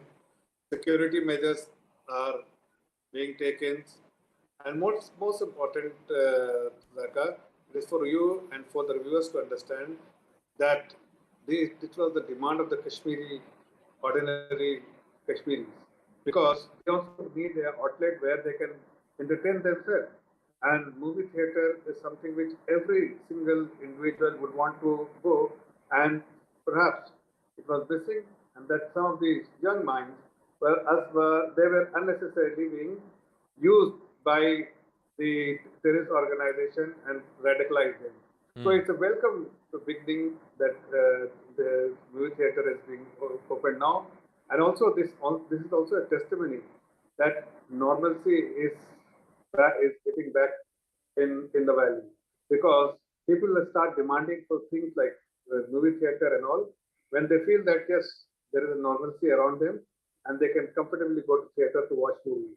And I'm sure whatever commitment what we have made, our government has made, will ensure that that is there in the, we will be able to put it in the ground and make people realize that it is important for them to lead a normal life rather than getting associated with hardliners or Advaita Kala, you know, Bollywood has had a romantic affair with Kashmir for a number of years now. You know, from Barsat to Silsila, Kabhi Kabhi, and of course the latest Kashmir Files. I think tens of thousands of movies have been shot in Kashmir. But somehow watching those movies was always considered haram. This dichotomy in what the terrorists were trying to do to the people of Kashmir. That it's okay to come there and shoot films, but it's not okay to watch them. Well, you know, I mean, this was, of course, like you mentioned earlier, you know, the hardline Islamist terror line that was taken, which really impinged on people's freedoms. Remember Shami Kapoor and that iconic song Jangli, that was shot in Kashmir. So the, you know, the romance, the Shikara rides, the romance of Dal Lake, all of that has been an integral part of our movies going back to the 1960s. So it was really tragic that we weren't able to even show films there because of this hardline Islamist rhetoric that was prevalent. And this is an important step. Remember, I mean, we've just come out of COVID, and one of the barometers of normalcy in everyone's life, not just in a place where there is this sort of terror, specter of terror, although I now feel that we all kind of live with the specter of terror everywhere in the world, not only in India or in Kashmir or in specific areas, but certainly the barometer of normalcy was when are the movie halls opening up? Because there is something to do with doing well as human beings in this present state of modern existence that we associate with being able to do simple things like having the choice to a movie hall and what we with a bunch of people we don't know, just engaging in social life and life. That makes this so much more significant on a human level as opposed to all the other things that people want to talk about. Lalit Ambadar, you know, you were again growing up. I'm sure that there was the specter of movies, the simple joys of life, as Advaita said. But over the last 30 years, because of this militancy which has engulfed Kashmir and the almost terrorist nature of what these guys were trying to do there, it was deprived. The people of Kashmir were deprived of it.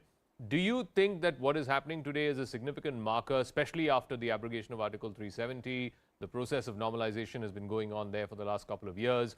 And the jury, I guess, is still out whether Kashmir has come back to full normalcy. But do you see this as one significant step moving in that direction?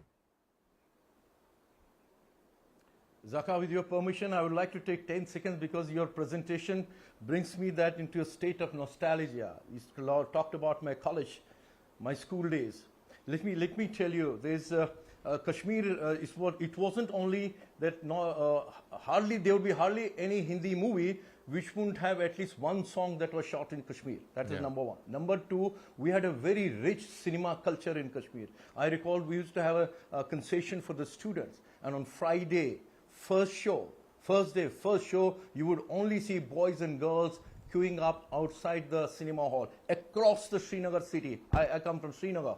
Across the Srinagar city, that was it. And you would not see even a girl in a burqa. Let me also emphasize on that. This was a kind of culture where not that Islamism, pan-Islamism inspired Shivpora was not there, but it wasn't militant.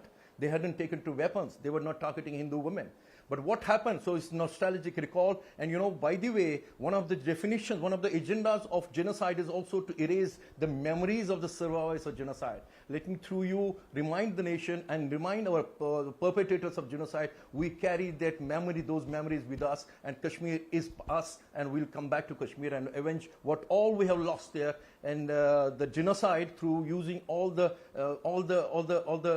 constitutional means available to us. Now about this thing. So what was happening in 1990, where Kashmiri Hindus were being assaulted by the jihadis? Simultaneously, these things were happening, radicalization and erasing of Kashmiri culture.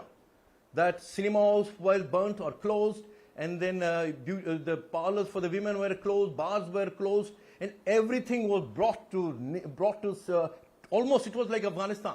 By the way, I've been to Kabul. I have seen a Hindi film in Kabul where they were fighting outside in the Kabul. That is also a situation where terrorism survived. In Kashmir, I tell you, I don't think, like Advaita has very rightly said, this is no barometer or a parameter for showcasing the normalcy in Kashmir. What happened on 5th of August 2019 was momentous, was historical, no denying that. In fact, I think that was a great thing. But what happened on that day? You began the process of dismantling of the Islamo-fascistic ecosystem that had been prevailing in Kashmir for the past 70 years by virtue of Article 317-35A, because you had almost a mini Kashmir flourishing in Kashmir. Mini Pakistan, which was totally Islamized, not the Pakistan you see. They see movies, their women go, they don't have burqa obligations there, but in Kashmir, Dukhtaran and Millat, you can see only her eyes. That was imposed in Kashmir. Now, look, this is part of that agenda. I take it as my what I have understanding of the jihad and global conflict jihad related. So this is the process of dismantling, one of the processes of that. But this is no way contesting, or you are not able to fight the jihad by opening the cinema halls there. Listen, Kashmiri Hindus remain on the target. The same slogan continues to reverberate through the threatening letters. Even yesterday, a threat letter has been issued by the jihadis against Kashmiri Hindus. So they remain on the target. Genocide of Kashmiri Hindu is continuing. So I will request the BJP representative with folded hands, please do not showcase it.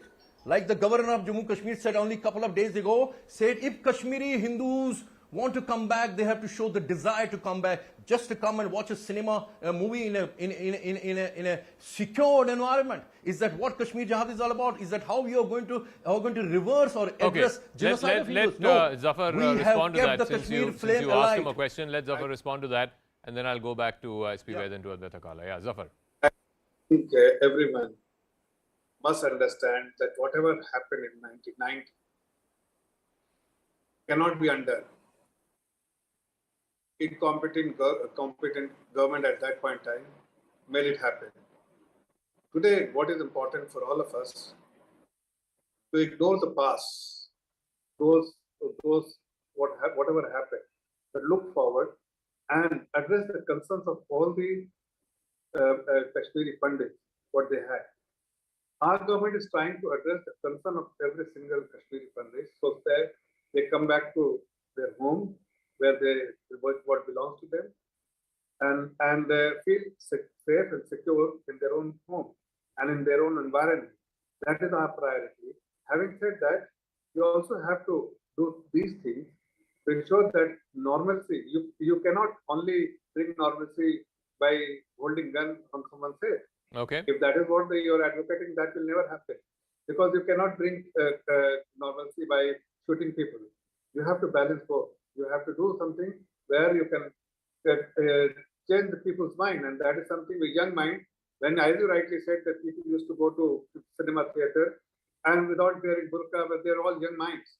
Likewise, we want that young minds should go to cinema hall, should go to educational institutions, should play sports, but they should remain away from the radicalized forces. And that will help. SP Ved Sahab, you know, one of the points that you made in your first answer about how do we ensure, and from a security point of view, I guess this is going to be a bit of a task cut out, if you will. How do you ensure that there is adequate security provided to these people, that they don't end up like what happened in Neelam Theatre or in Broadway Theatre back in 1998-99? How does the security infrastructure ensure that happens every single day, every single show? Yaka, if I recall those days, generally attacks used to be lobbing of hand grenades and incidents of indiscriminate firing on the people lined up for purchasing tickets. So these are two major threats which I think these theatres will face, particularly those coming up in South Kashmir. And take it for granted, the attempts shall be made.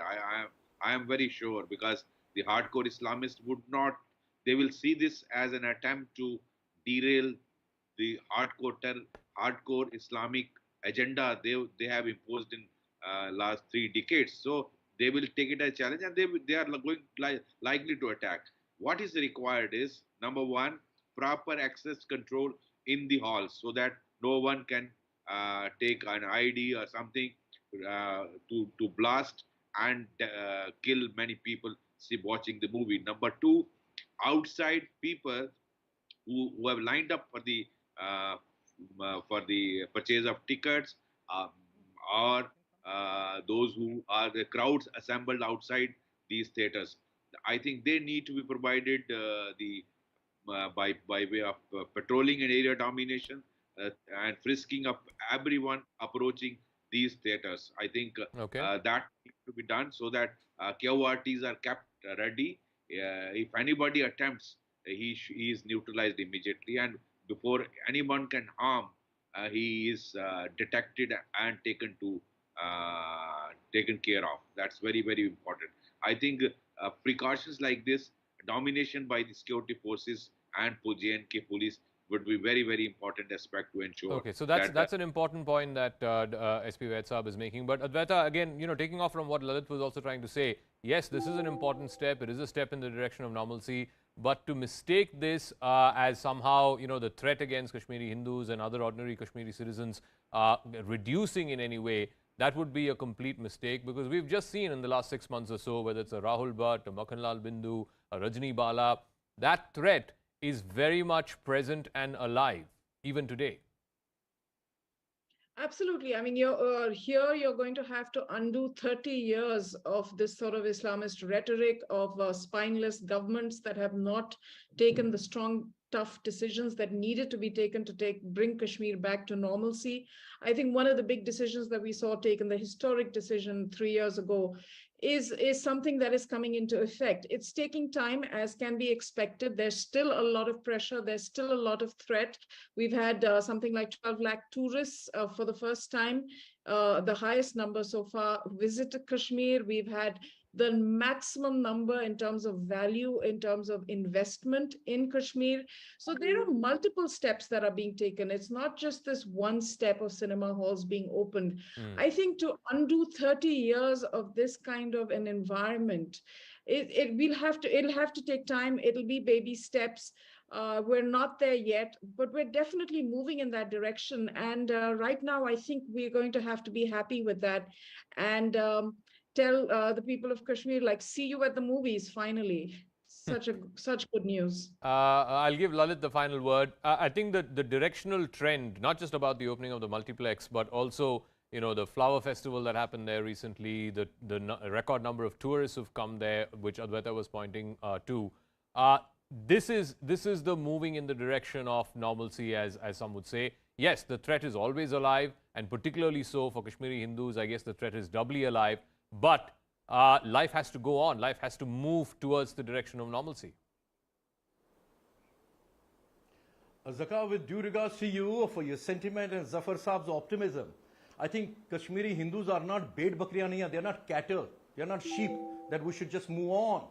Just because we have suffered genocide and we should forget. Have you punished even one perpetrator of mass massacre, mass gang rape, or individual killing? Have you even officially acknowledged what Kashmiri Hindus have suffered was genocide? No, you haven't. You want us to move on. No, sir. No, sir. You don't know what you're indulging in. This is called reforma. You are pushing Kashmiri Hindus, the poor who need jobs. You are pushing them back into those very villages and towns from where they were evicted 32 years ago. Their families were thrown out of Kashmir Valley. You say it's reforma as per the UN protocol on genocide. And India is one of the principal signatories of the protocol. Please understand that. You cannot brush aside the genocide of Kashmiri Hindus, and please advise your governor, who is telling on the public platform through a video that if Kashmiri Hindus want to return back, and they must show the desire. Listen, this is me, a Kashmiri Hindu in exile, who has kept the flame of Kashmir alive. Otherwise, successive governments had written it off. So don't tell me whether I have the desire. I give my youth. Many Kashmiris have given their youth and lives to keep Kashmir with India. So don't challenge me. Don't even mock at my genocide. Tell me, if you want to return back, you have to show the desire. Please restrain your governor. He is demoralizing 3,000 Thousands of Kashmiri Hindus are protesting in Jammu for basic right to life and dignity. They say relocate us. Why do we have to serve in the very villages from where they are being targeted? Not even in the public. Rahul Bhatt was killed sitting in his office. And you want to ensure security for Kashmiri Hindus? Listen, we refuse to be used as guinea pigs in India's North Block's continued secular experimentation in Kashmir. That's it. Yes, as Mr. Police officials, he's senior most. He has told you, he has seen the evolution of jihad in Kashmir. The kind of things he is advising you, you mean you have to focus on securing a cinema hall. You can't protect the life of Rahul Bhatt, who is serving in the office. And he's being targeted. The people have the audacity. These jihadis do not come from heaven, come from sky. They come from neighborhoods. Okay. Kill the target. And I'll give Zafar the final word. Zafar, I've got exactly a minute. Please, I need to wrap up after that. Yeah, Zafar. I understand your emotions because you have gone through pain and I understand your pain. I relate with it. But having said that, government has to take appropriate action to address the concern which is being expressed by you. Government cannot only function the way you want, or the way I want, or the way the ordinary Kashmiri want. Government has to take input from everywhere, and of course, in the current environment, has to take input from the security forces as well. Within the framework, we have to do everything possible to ensure that you feel safe and secure. Every Kashmiri Pandit feels safe and secure. We are driving only one point, that we want you to feel safe and secure.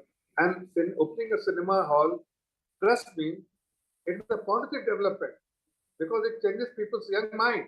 And young mind, you are rightly said that 30 years ago, only young people used to watch movie, and on first Friday or the Friday, first show, they used to line up in the movie theater. Same once those situations will return, they will. All right, Zafar, I'm completely out of time. Thank you very much to all our guests. We'll see how this moves the story forward towards further normalcy in the Kashmir Valley. I want to move on to a piece of breaking news that's coming in from Karnataka. Now we have word that 2 suspected terrorists have been arrested from Shivpora in Karnataka. A third suspect is still said to be absconding. The police suspect that the accused were in touch with ISIS. They have been booked under UAPA. Let me try and see if we can go across to Harish Upadhyay, my colleague. Harish, what more details do you have? I mean, what are these people accused of doing? What is it that the police is telling you, both on and off record, as to what is the alleged role of these 3 individuals and what their connections are with a dreaded organization like ISIS? Well, what we believe and what the police sources are telling us is that at least one of them, that is Yasin, who's a mechanical engineer, had been given bomb making training, which means that this wasn't a very small project of radicalizing youngsters. It had gone beyond that. This man had been given training for making bombs, and perhaps he was attempting to pass on that knowledge to others, is what the police are suspecting. That's when he's come under the radar. And at least 2 of these suspects were earlier arrested in December 2020 for allegedly writing Lashkar-e-Taiba Zindabad in Court Road in Mangaluru. So they were under the scanner front 2020. And the fact that these 2 arrested have been picked up from Shivpora and Mangaluru, 2 crucially very communally sensitive areas, also makes police wonder on whether ISIS and other organizations are looking at these 2 communally sensitive districts as a fertile ground for radicalization and recruitment of these youngsters for their project.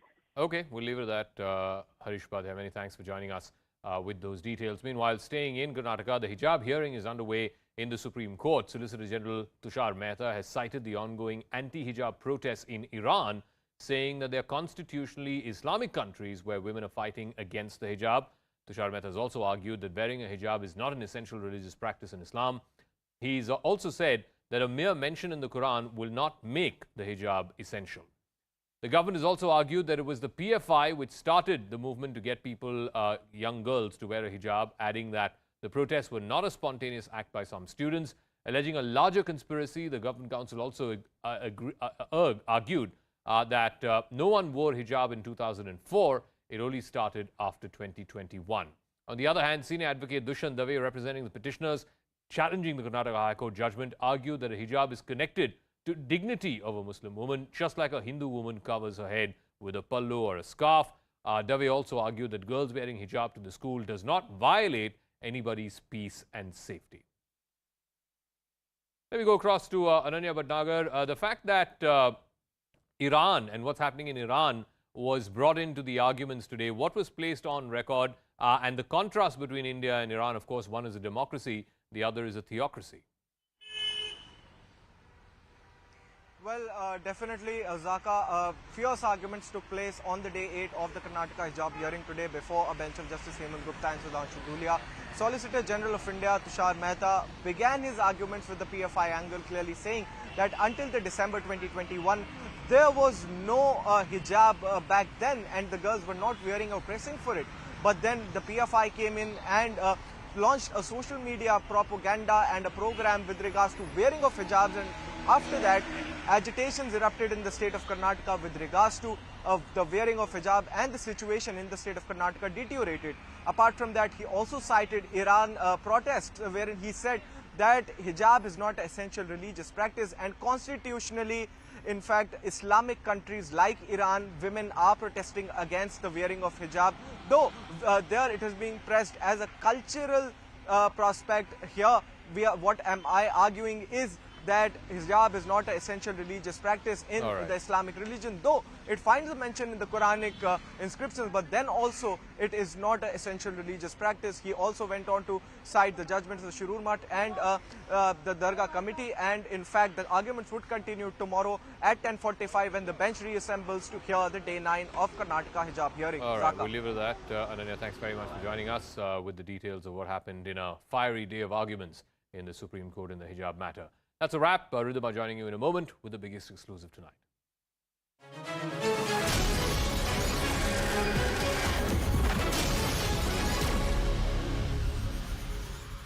Good evening. Thanks a lot for staying with us. You're watching the biggest exclusive tonight. I'm Ridhima Bhatnagar. From Vedic mathematics to now Bhagavad Gita in schools in Karnataka. Karnataka School Education Minister B.C. Nagesh during the ongoing assembly session has said that the government will introduce Bhagavad Gita in schools and colleges from this academic year itself. He added that the Bhagavad Gita will be a part of moral education from this year, and a committee will then be formed soon to take a decision on the same. Now, what we are also now understanding is that the State Education Minister, in fact, has been mulling the inclusion of the Bhagavad Gita in schools and colleges for a while now. The state government has claimed that the Gita, unlike the Quran or the Bible, is not a religious book. Instead, it teaches the values of life. Now, condemning B.C. Nagesh's statements, Ajay Karna, the secretary of the All India Democratic Students Organization in Karnataka, has gone on to say, and I'd like to quote, "In the name of moral education, the government is trying to sneak religious matters into education by proposing to teach Bhagavad Gita. Ancient education system for centuries has kept majority of people, including the poor, Dalits, oppressed, and women away from learning and receiving education," end quote. He'd also gone on to add that including the Gita is a ploy to introduce unscientific, old and blind ideas among students and create a rift among them for political gains. But the Karnataka is not the only state. Uttarakhand, Madhya Pradesh, Himachal and Gujarat are among other states who have either already introduced or plan to do so. So is this a bid to educate students, or will this further saffronize the education system?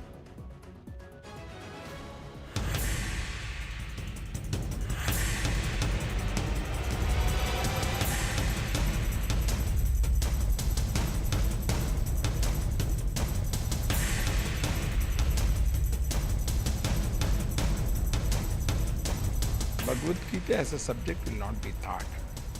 We are thinking Bhagavad Gita in the moral sciences classes, which we are thinking of introducing this year. This is just saffronization to ensure saffronization, but also to kill scientific temperament. So the criticism that's now coming in from the opposition parties is that this is a pattern of saffronization simply because this is a narrative that suits the BJP and more importantly because elections are up in the state of Karnataka. So we thought we'll do a recap of events that have taken place, say in the last 1 year, which possibly has opened floodgates for criticism. Let's begin with March 2022. There was demand for hijab ban in schools. At that point, the argument that was given by the state government was that no religious symbol or any kind of religious teaching can be brought to educational institutions because the priority for students is just their study and nothing else. Then you also had a BJP MLA demanding ban on madrasas. Again, this time around, the argument and the criticism that came from Muslim communities and others was that you're targeting just one specific community. You also had a BJP MLC demanding policy to control population. Then let's shift our focus to what happened in April 2022. Muslim traders were evicted from temple fairs. There was a demand that was drawn for ban on halal meat as well. Again, the question was raised that is this an equal state for every community? If you go back to July 2022, there was again a controversy when Tipu Sultan's chapters were removed from syllabus of class 7 and some others as well. Then in August 2022, you had meat ban during Janmashtami and Ganesh Chaturthi. You also had a political war of words between the Congress and the BJP as they sparred over the Savarkar Yatra. Very recently, just in this month of September, you had Vedic maths that was to be taught to SC/ST students. Here, the criticism was that these classes will happen using scheduled castes and sub-plan and tribal sub-funds, which actually had been set aside by the Rural Development and Panchayat Raj Department. Several Dalit activists and student unions had raised questions to such diversion of funds. And now the most recent one, again in September, where we're now hearing the proposal of wanting Bhagavad Gita to be a part of the school curriculum. So is this actually, as I asked when I started the show, is this for educating students or is there a saffronization of the education system? Before I take that question to our guest and also to the Education Minister of Karnataka, it's also important to understand what does our constitution say? What does Article 28 of our constitution say? It clearly says no religious instruction to be provided in any educational institution. It also goes on to say no person attending any educational institution is required to take part in religious instruction. Only trust-run schools can provide religious teachings. Before I go across to a bigger panel, let's first bring in our newsmaker for the evening. Karnataka's Education Minister B.C. Nagesh has taken up the time to join us here on CNN News 18. So thank you so much for taking our time and joining us here this evening. I want to first begin by understanding what is the rationale or why you want Bhagavad Gita to be introduced or taught. Because Article 28 of the Constitution, as I just showed our viewers, says no religious instructions to be provided in any educational institution. So why do you want to teach Bhagavad Gita in schools? Only thing that, as you know, that we had moral science classes in our when we were studying in the classes. Almost everyone has passed through that such moral science classes. Nowadays, why government has removed moral science, I don't know. But the demand is from the parent is that the morality is, means ultimately the purpose of education is to build character also. Where Vivekananda said the end of education is character. Means character has to be built. To build the character, moral science is a most important thing. So when we are going to have a class of moral science, definitely Bhagavad Gita can be a part of it. Why not Bhagavad Gita should be a part of moral science? So when are you planning to introduce it? Will it be see it in this academic year itself? Now, as we said that we are going to arrange a seminar in the October first week, I think so. Either if possible on Gandhi Jayanti, and we will finalize the things, and by the outcome of that, a committee will be formed and it will decide what should be in the moral science classes. Okay. Now I want to talk to you about the criticism that's coming in from the opposition. This isn't the first time that you wanted to introduce it. The opposition is calling this move as a narrative that is suiting the BJP because it is a move of saffronization in the state. It is unfortunate that opposition doesn't want anything which is of this land. Whatever things which is linked with Hindutva, Congress wants to oppose it. They doesn't want to build the morality among the students. So they oppose it.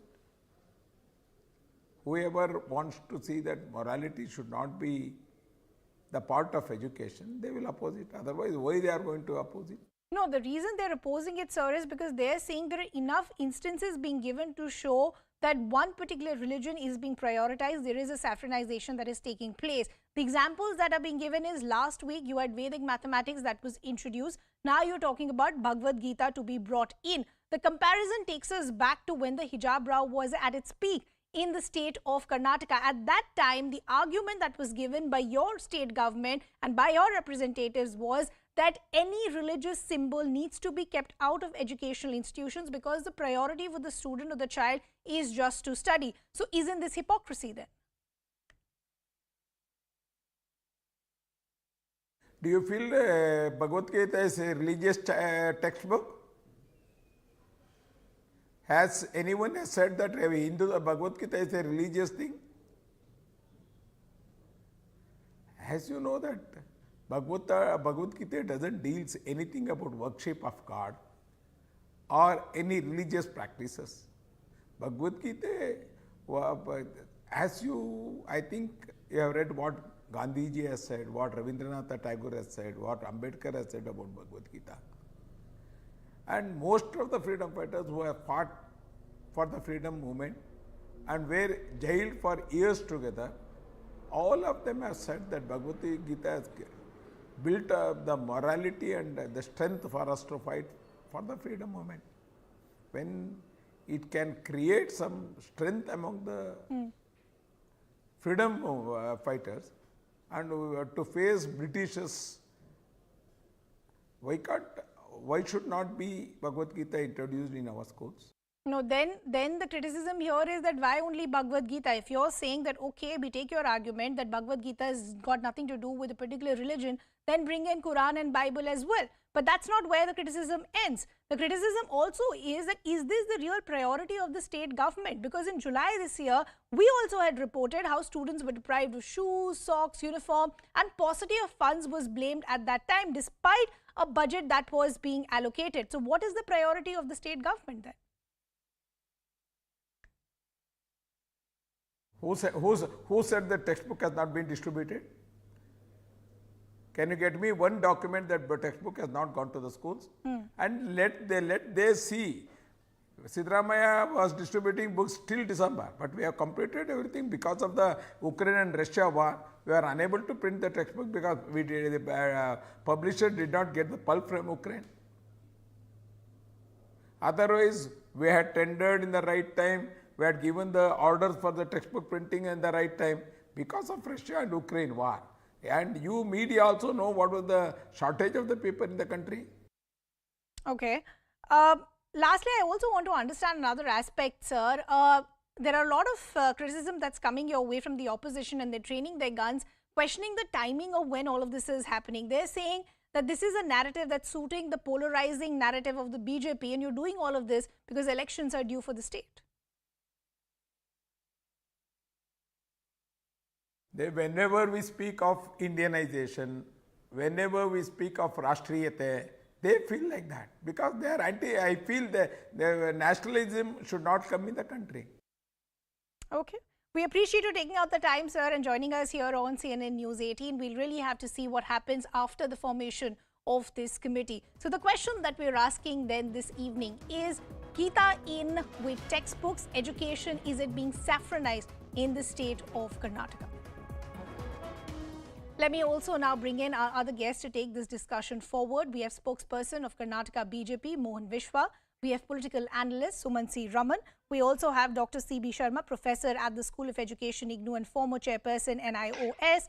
We also have Muslim scholar Maulana Masood Kazmi. Good to have all of you on the broadcast with us. Maulana ji, let me begin the discussion with you.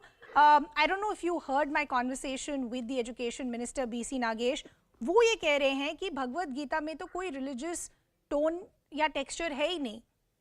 आप इसको religious lens की तरह के साथ क्यों देख रहे हैं?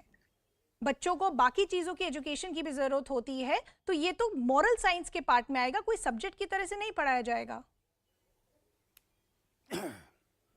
देखिए, मैं ऑनरेबल मिनिस्टर साहब की बात सुन रहा था जी, और मैं उनकी बात को रिगार्ड देता हूं, लेकिन भगवत गीता में भी दो एस्पेक्ट्स हैं, एक वे ऑफ लाइफ वाला और एक वे ऑफ प्रीचिंग. वहाँ prayers, teaching how to pray, किस तरह, उसमें वो भी है. And the so has other books also, so do the Quran, Bible, Torah and Gurbani also. Same by same logic. Quran is also way of life. Torah is also way of life. Gurbani is also way of life. And Bible is also way of life. My point, in our constitutionally, in our country, no religion has supremacy over other religion. Number one, ideally, we should not have religious education in our secular educational system. तो sir मदरसा में education क्यों continue है अभी तक? मदरसा में भी तो बच्चों को पढ़ाया जा रहा है. अगर आपका यही आर्ग्यूमेंट है तो फिर बच्चों को मदरसाओं में भी नहीं पढ़ाना चाहिए. हम आपकी बात से, आपका बहुत अच्छा क्वेश्चन है, लेकिन इसका जवाब भी सुनिए. We are against Madrasa, government run madrasa education, we are against them. We are in the view that all the government run madrasa should be converted in the modern school. मुस्लिम लोग अपने इस पे दो आर्टिकल जो constitution ने बताया है, constitutionally they can establish their own Muslim and minority educational institution without funding from government. वो खुद कर सकते हैं. Government should not fund the madrasa. ये हम तो कहना चाह रहे हैं. तमाम जो भी मदरसों को गवर्नमेंट पैसा दे रही है या गवर्नमेंट चला रही है, उन तमाम मदरसों को बंद कर दो और उनको स्कूल में बना दीजिए. To convert these madrasas into modern education, modern school for the poor. लेकिन हमारा कहना ये है, Gita, Bhagavad Gita, Quran, Bible, people should learn at home, at their own schools, but it should not be done on the public exchequer. Public के पैसों पर, सरकार के पैसों पर, religious. That is why we say do away with the Hajj subsidy. That is why we say. Fair enough, you've made your point, Maulana ji. Let me bring in Mohan Vishwa also. Mohan Vishwa, the criticism is that if you want students to learn all of this, they can do it in their houses by their family members, or you bring everything else in as well. You bring the Quran, you bring the Bible in as well. Because what does our constitution say? Article 28 says no religious instruction to be provided in any educational institution. Then why are you giving only a priority to the Bhagavad Gita? Ma'am, I just can't understand. Just now our education minister also told very clearly, and it's a settled case that everybody knows, that Bhagavad Gita is just a part of entire Mahabharata. Okay, so when there was a war between Kauravas and Pandavas, the conflict between the family relationship, the emotions versus the responsibility to be carried out by being a king, when that arrives, Mr. Krishna, who was the one who teaches about the difference between the two and what to follow, what not to follow when it comes to responsibility. That too is a war between good and bad. So that is what it's a part of Mahabharata. Nowhere it preaches, nowhere it professes any particular religion, Hindu religion for that matter. And for your information, or for his information, Hindu religion is not having any one particular book like either Bible or Quran which says you have to follow this, you have to do this. It's not a rule book. Come on. Our religion, don't have anything where it says if you don't follow this, so these are the punishments. If you follow this, you should follow like this. No. Hindu religion is not having any such kind of thing. And in our religion, everything is questioned. You would have seen for thousands of years, everything is questioned, answered, and discussed. It is not new for us. So in this case also, Bhagavad Gita is purely a moral science. See, this is the hypocrisy. They are okay with the centuries-old Macaulay education system, which was bought by British just to spoil our education system, which was there for 2000 years. And they are not okay with the Chanakya Niti, who brought up this business principles. At the same time, they are okay with Peter Drucker's principles of management. When they want to adopt the things which are outside India, they will not have any issues, and they call it as a secularism. That too, when you see the green when color, you want to drop symbols of colonialism, era. that's a completely separate debate. Today, we are only focusing as far as what should be the right way to go ahead as far as the curriculum and syllabus and educational institutions are concerned. Sumansi Raman, the argument that's coming in from BJP and others who are supporting this move is that why are you even seeing this with a religious lens? The idea that we want to bring Bhagavad Gita into the curriculum or the academic session is because we feel that Gita actually teaches a way of life, and it's not going to be brought in as a separate subject. It's going to be part of moral science, something that actually used to be there in the academic curriculum when me and you grew up. Okay, first of all, should moral science be taught in schools? Absolutely. I think that somewhere in the last 10, 15, 20 years, the fact that we stopped giving education in moral science, I think that was a huge handicap to children who grew up in the last 20 years. So should it be there? Yes. Now the question of Bhagavad Gita comes in because the essence of the Bhagavad Gita may be a way of life, a way of how one should live one's life. But there is the issue of its very strong association with the religion. Now the Madhya Pradesh High Court said in 2012 that Bhagavad Gita is only a philosophical book and not essentially a religious book. And in fact, even recently, I think in March this year, the National Commission of Minorities, the head of that, Mr. Syed Sahidullah, I think, I don't remember his name. He was also quoted as saying that, he accepts it as a work of philosophy and not really a religious text. But having said that, what are they going to actually teach? Are they going to teach verses from the Bhagavad Gita, which would definitely have certain religious connotations? Sure.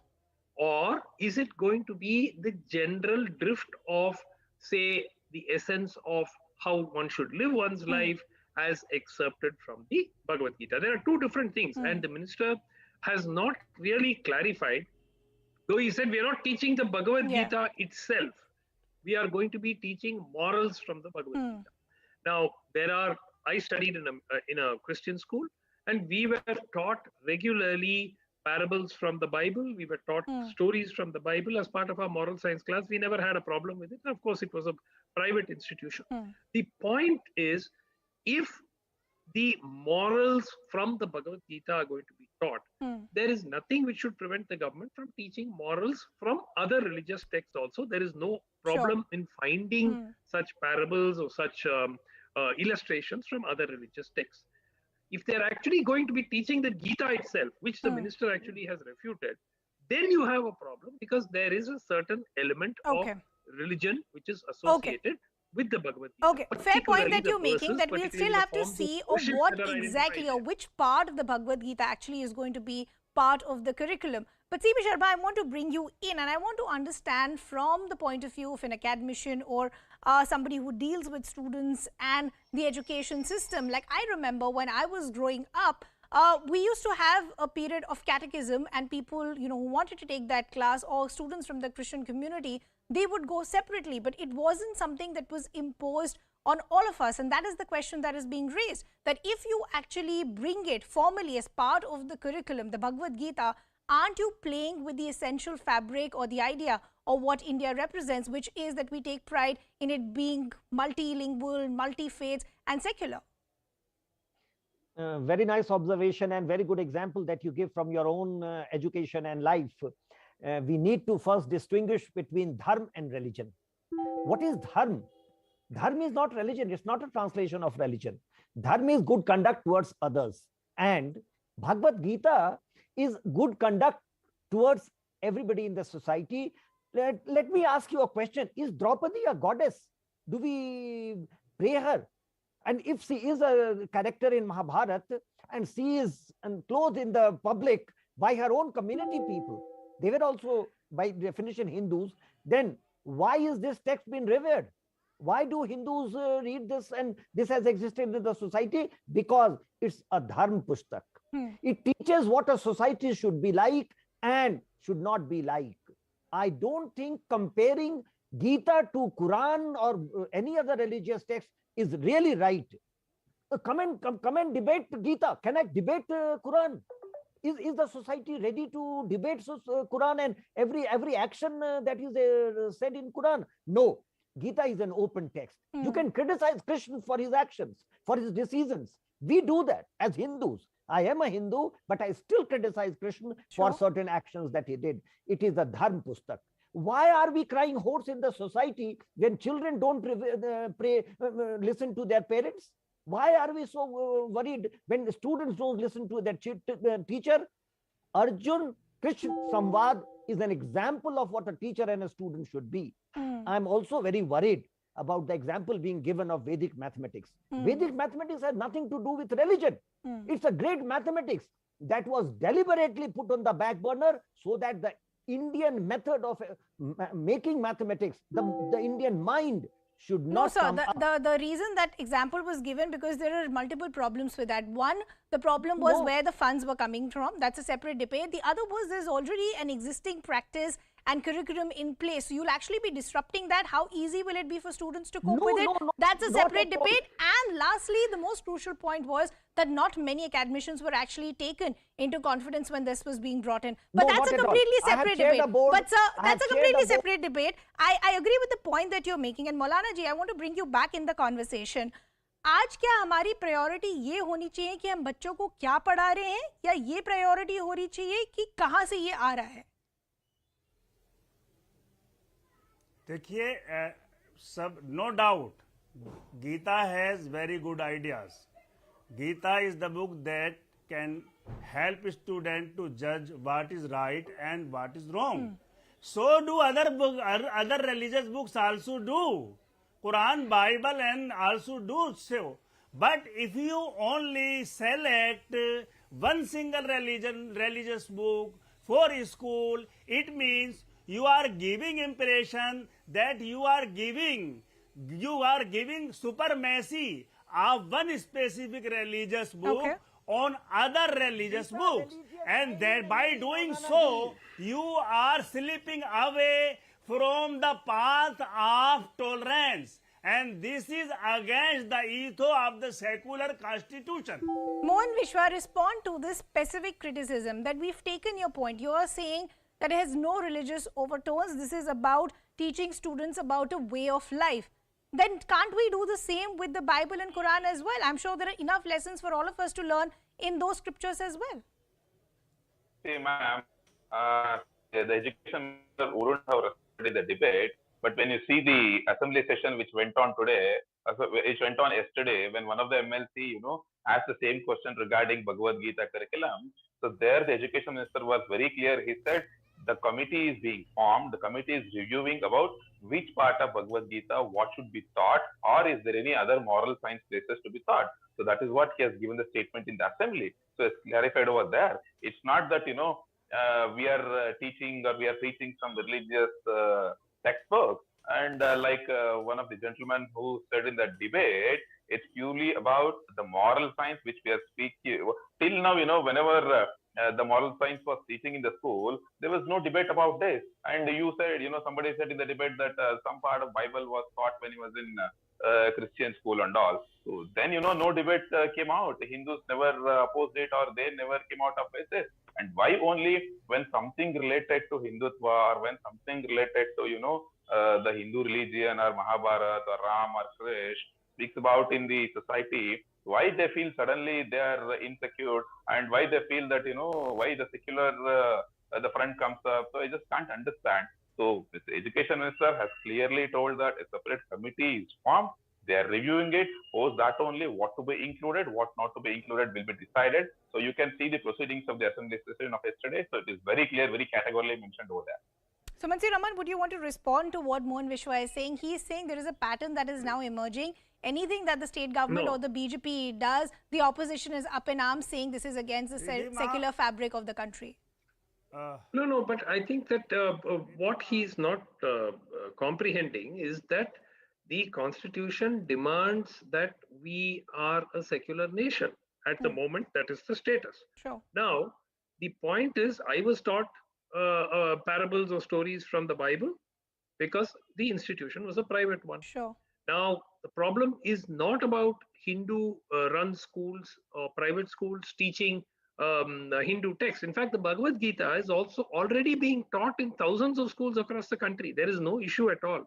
The issue is about a quote-unquote secular government committed to uphold the constitution of this country, wanting to introduce text. Like I make that point. If they are going to teach generic moral values taken from the Gita, there should be no problem with it. They should also take in moral values from the Bible and the Islamic religious texts and teach them. There's no problem. But if they're actually going to teach the Gita itself, and the minister has clarified saying he doesn't propose to do that, so we'll have to wait and see what the Karnataka government is planning. But I think the importance here is this is part of the Hindutva project that is continuing. We've seen that with the Hijab row, which is now in the court, and these are continuing attempts at polarization to strengthen the political base. I don't think this is driven by any great love for imparting moral values into the children. It's basically yet another attempt to polarize and win votes on the back of such polarization, and that is why it is deeply concerning. Not that the Bhagavad Gita, in its essence, is purely a religious text. I don't think so at all. CB Sharma, I'd like to give you the final word. The point that Sumansi Raman is making, that because we are nearing elections, there is a narrative that suits the BJP, which is of polarization. So they want to go ahead with introducing Bhagavad Gita as well. Since you've spoken in favor about why you think this is needed, talk to us about how do you think this will help students as far as their academics are concerned? See, my take is purely as of an academician. We have great problem disciplining students, and how do we teach them? This whole concept and term of secular education and dharma nirpeksh, ye dharma nirpeksh nahi, panth nirpeksh कहना चाहिए. We are not teaching religion. Let us teach good practice, and I believe all the good teachings of Gita must be included. First. Second, again I will say that let there be Vedic. So we're not teaching religion, we are only teaching good practices, and that will help students across various communities and whatever faith they represent. Unfortunately, I've completely run out of time. I will have to wrap that discussion there. I appreciate all our guests who took out the time to join us this evening. With that, it's a wrap from my side. Plain Speak is up next.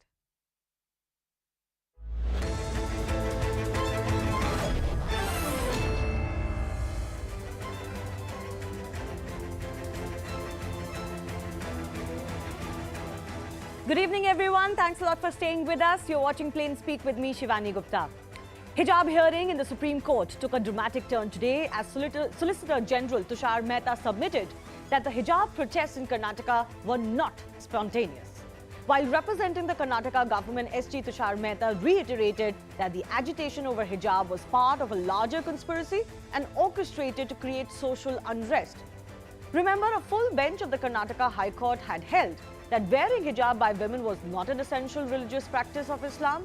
The bench further held the prescription of uniform dress code in educational institutions was not violative of the fundamental rights of the petitioners. While defending that judgment, the Karnataka government told the Supreme Court that students were goaded into wearing hijab inside the classrooms by Popular Front of India and its affiliate, the Campus Front of India. Given the global context in which this legal fight is ongoing, not surprisingly, the SG also mentioned Iran. how hijab is not a compulsory religious practice and that women in constitutionally Islamic countries are protesting against it. The more important aspect is that the same girls who were not wearing a hijab till the end of 2021 suddenly started insisting that they will enter the classroom only with a hijab. How did it suddenly become about their religion and dignity? Are radical outfits like the PFI deliberately pushing women in India under the hijab? That's certainly what the government believes. We will take that to our guests in just a bit. Here are, though, some of the Solicitor General's most important submissions made in court today. That the student petitioners were influenced by Popular Front of India.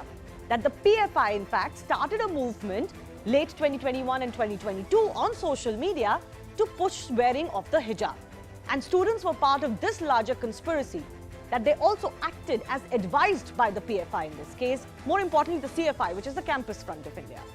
That no student was wearing the hijab till 2021. This is also something the local officials have pointed out and shown proof of via pictures of assemblies and classrooms over the years. Taking from arguments and verdict given by the High Court earlier, SG also reiterated that hijab is not an essential practice. This, of course, is contradicted by some other petitioners. The SG also mentioned, as I said, how women are rebelling against the hijab in Iran, which shows it is not essential for religion. In fact, in its March 2022 verdict in this case, even Karnataka High Court had talked about how the protest was engineered. Here is what the High Court had said in its written order, by the way. These were not observations. That the issue came up all of a sudden in the middle of an academic term, and that the issue was blown out of proportion by the powers that be. It went on to say some unseen hands are at work to engineer social unrest. We expect a speedy and effective investigation into this. In fact, the court went on to say the culprits must be brought to book, brooking no delay. Let me further break down how the CFI role had come to light then, and much of it has been accepted by them and even the families of the girl students. This is also as per the Karnataka government intel report. So on October 28, 2021, there were rumors in Udupi, where this began, of a girl having been raped. Those rumors spread, and the next day, ABVP protests were held against the alleged rape, and these Muslim girls also took part in those protests. There are actually videos of that. Large crowds were mobilized, buses were also mobilized. Now, in the next few days, what happens is that the STPI leaders approached the families of the Muslim girls. They asked them to join the Campus Front of India. Maybe they were jittery because the girls took part in an ABVP protest. On November 7, 2021, the 8 Muslim girls in question joined the Campus Front of India. There is even a picture of them holding a placard or a banner of the Campus Front of India. And remember, the petitioners come from this set of girls. By November 2nd week, the girls started insisting on wearing a hijab to college and inside the classroom. They were actually allowed inside the campus, but not inside classrooms with the headgear. The CFI vocally backed the protest on ground. And in December, the CDC, which is the committee of the college, these PU colleges in Udupi, decided that the dress code was to be followed and no exemptions were to be made. The girls were eventually barred from taking classes. That is when that story broke nationally. Now, if all of this was not enough, politics and even international affairs have entered this debate. Today, BJP criticized Rahul Gandhi, the former Congress chief, marching with a young girl child wearing the hijab and also covered in the full body black garment. The Congress's Bharat Jodo Yatra has already been in trouble over the use of children, and today they faced allegations of glorifying the hijab, that too on a young child. Then does it remain a matter of choice? Compare that to women in Iran breaking shackles and taking on a theocratic Iranian regime despite threats to their life, by taking off their hijabs, even burning them, chopping their hair off on social media as a mark of protest. All of this after the killing of a young girl who died allegedly after being taken into custody by the morality police and being beaten to death. So the big debate that's coming up today, the women in Iran, this has happened in other Islamic countries in the past, fight against patriarchal symbols like hijab. But is the PFI, bodies like the PFI and others, pushing the hijab use in India when there is no need? First up, a little bit more.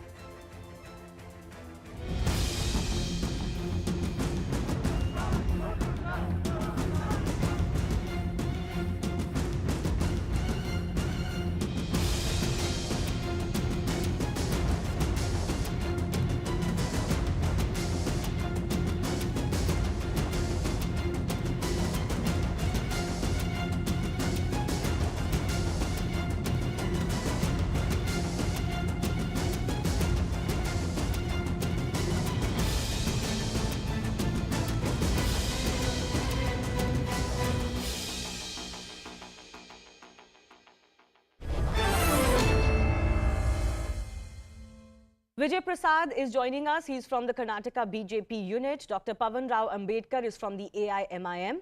Arnav A. Bagalwadi is one of the advocates who had earlier represented one of the hijab petitioners. Advocate Afsar Jahan is a senior lawyer and women activist. Kapil Sankla is a senior Supreme Court lawyer. Amina Begum Ansari is a policy analyst also joining us. The PFI was invited on this show, but they refused to come. Let me go across to Dr. Pavan Rao Ambedkar on the role of the CFI and the PFI. Don't you think, regardless of politics, regardless of where any one of us may stand as far as political lines are concerned, it is a matter of concern that CFI was caught goading these young girls, using them for what was eventually their political agenda, as far as the hijab row is concerned?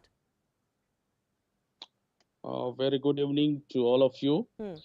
First of all, I just want to tell you that Mr. Tushar Mehta, Solicitor General of India, has no any face or something. That's why he is connecting the hijab issue with the PFI to change the main topic. Neither he is talking on the religious institutions based on the practices, custom or usages, or neither he is talking about the legal concept. I just want to tell you the one statement given by the Justice Mr. Gupta in Supreme Court that connecting to the pagdi. On the question of the pagdi, hijab and chunni, he has told that pagdi was not equivalent to hijab and the two could not be compared. I just want to tell you, and I just want to ask to the Tushar Mehta and Justice Gupta that if the pagdi is not a religious symbol, then connect to the hijab as unreligious, just like in March 2022. No, I don't think anybody is denying that hijab is a religious symbol, but is it an essential religious practice? Listen the real point. Listen the real point. The full bench of the Karnataka High Court told that wearing of hijab by women is not an essential practice. Yes. If it is not an essential practice, just look at this in the form of a legal practice. If any girl or woman wants Dr. Pavan Rao, to wear the you are not hijab in court. to We are not maintain discussing the legal arguments here. And by the way, let me just point Why? out the basis Why? why Why are Tushar... you not- One second, sir. One second. The basis Mr. Tushar Mehta made the PFI link, as I just now elaborated in my opening, is because this has been mentioned before the Karnataka High Court. This has been part of the Karnataka High Court order, and there is a government intel report on this. So this is not coming out of thin air. Secondly, one second. It's been 8 days of the hijab hearing in the Supreme Court. For majority of those days, till this afternoon, it was the petitioners who were arguing. Solicitor General Tushar Mehta has just started arguing. His arguments are not concluded. So don't make any, final comments on his arguments just yet. The question I asked you was different. What about the role of the CFI? What about the fact that these girls were not wearing hijab till late 2021 and then suddenly started insisting on it, even drawing a binary that they will not attend classes if not in hijab? Is that not a dangerous precedent? Ma'am, I'm totally condemned. What? The connection of PFI and hijab issue. Why Mr. Tushar Mehta is not raising the legal and conceptual He'll get issue to that, is sir. based Like I on the said, Constitution he's of only India. started making his He is arguments trying to today. divert the I can't predict what he does, but once the hearings have concluded, we can talk about what each side said. I'm not even going on what the petitioners have said in court. Please stick to the subject I'm discussing and what I'm asking you. Why do you condemn the link when there is a link? The girls did join the CFI. There is no link. There is a link. Why are you connecting the hijab issue The with Campus the PFI? Front of India has been very vocal and visible, and they have come out in the open in debates I have held that they have supported these girls legally and otherwise. Then why are you not talking about those persons who are raising the slogans in front of that girl, Jai Shri Ram, and some other, from where they are getting the But the that's power, not a defense for from where they are getting hijab. the energy? Why are you not talking about them? Sir, Why are that's you not a talking about them defense from for where they are insisting getting on the hijab power? inside classrooms. I'm But talking don't try to- about don't this try to change- insistence that don't started try in to- late don't try- 2021. Is it not a dangerous precedent that young girls are being used for political gains? Yes, I believe Vijay Prasad of the Karnataka BJP wants to come in. Yes. Shivani, see, we have been seeing this AIMIM spokespersons coming on TV every evening and advocating a lot of things. Okay, they have every evening they come with the Talibani mindset. Talibani mindset. Right from the beginning, we are telling it is the PFI conspiracy, and they are part of the larger conspiracy manufactured by Congress and just before the assembly elections. No students. I am categorically saying no students was wearing hijab until 2021 inside the classrooms. In this school, there are other schools where hijab is allowed. If no uniform, if no uniform is prescribed, students must wear dress which goes along with the idea of equality, unity of India, and law and order. In 2022, this movement was started by PFI by sending social media messages saying that come to this class by wearing hijab. This was not spontaneous act by the students. Okay, they were part of a larger conspiracy, and children were acting as advised by the PFI people.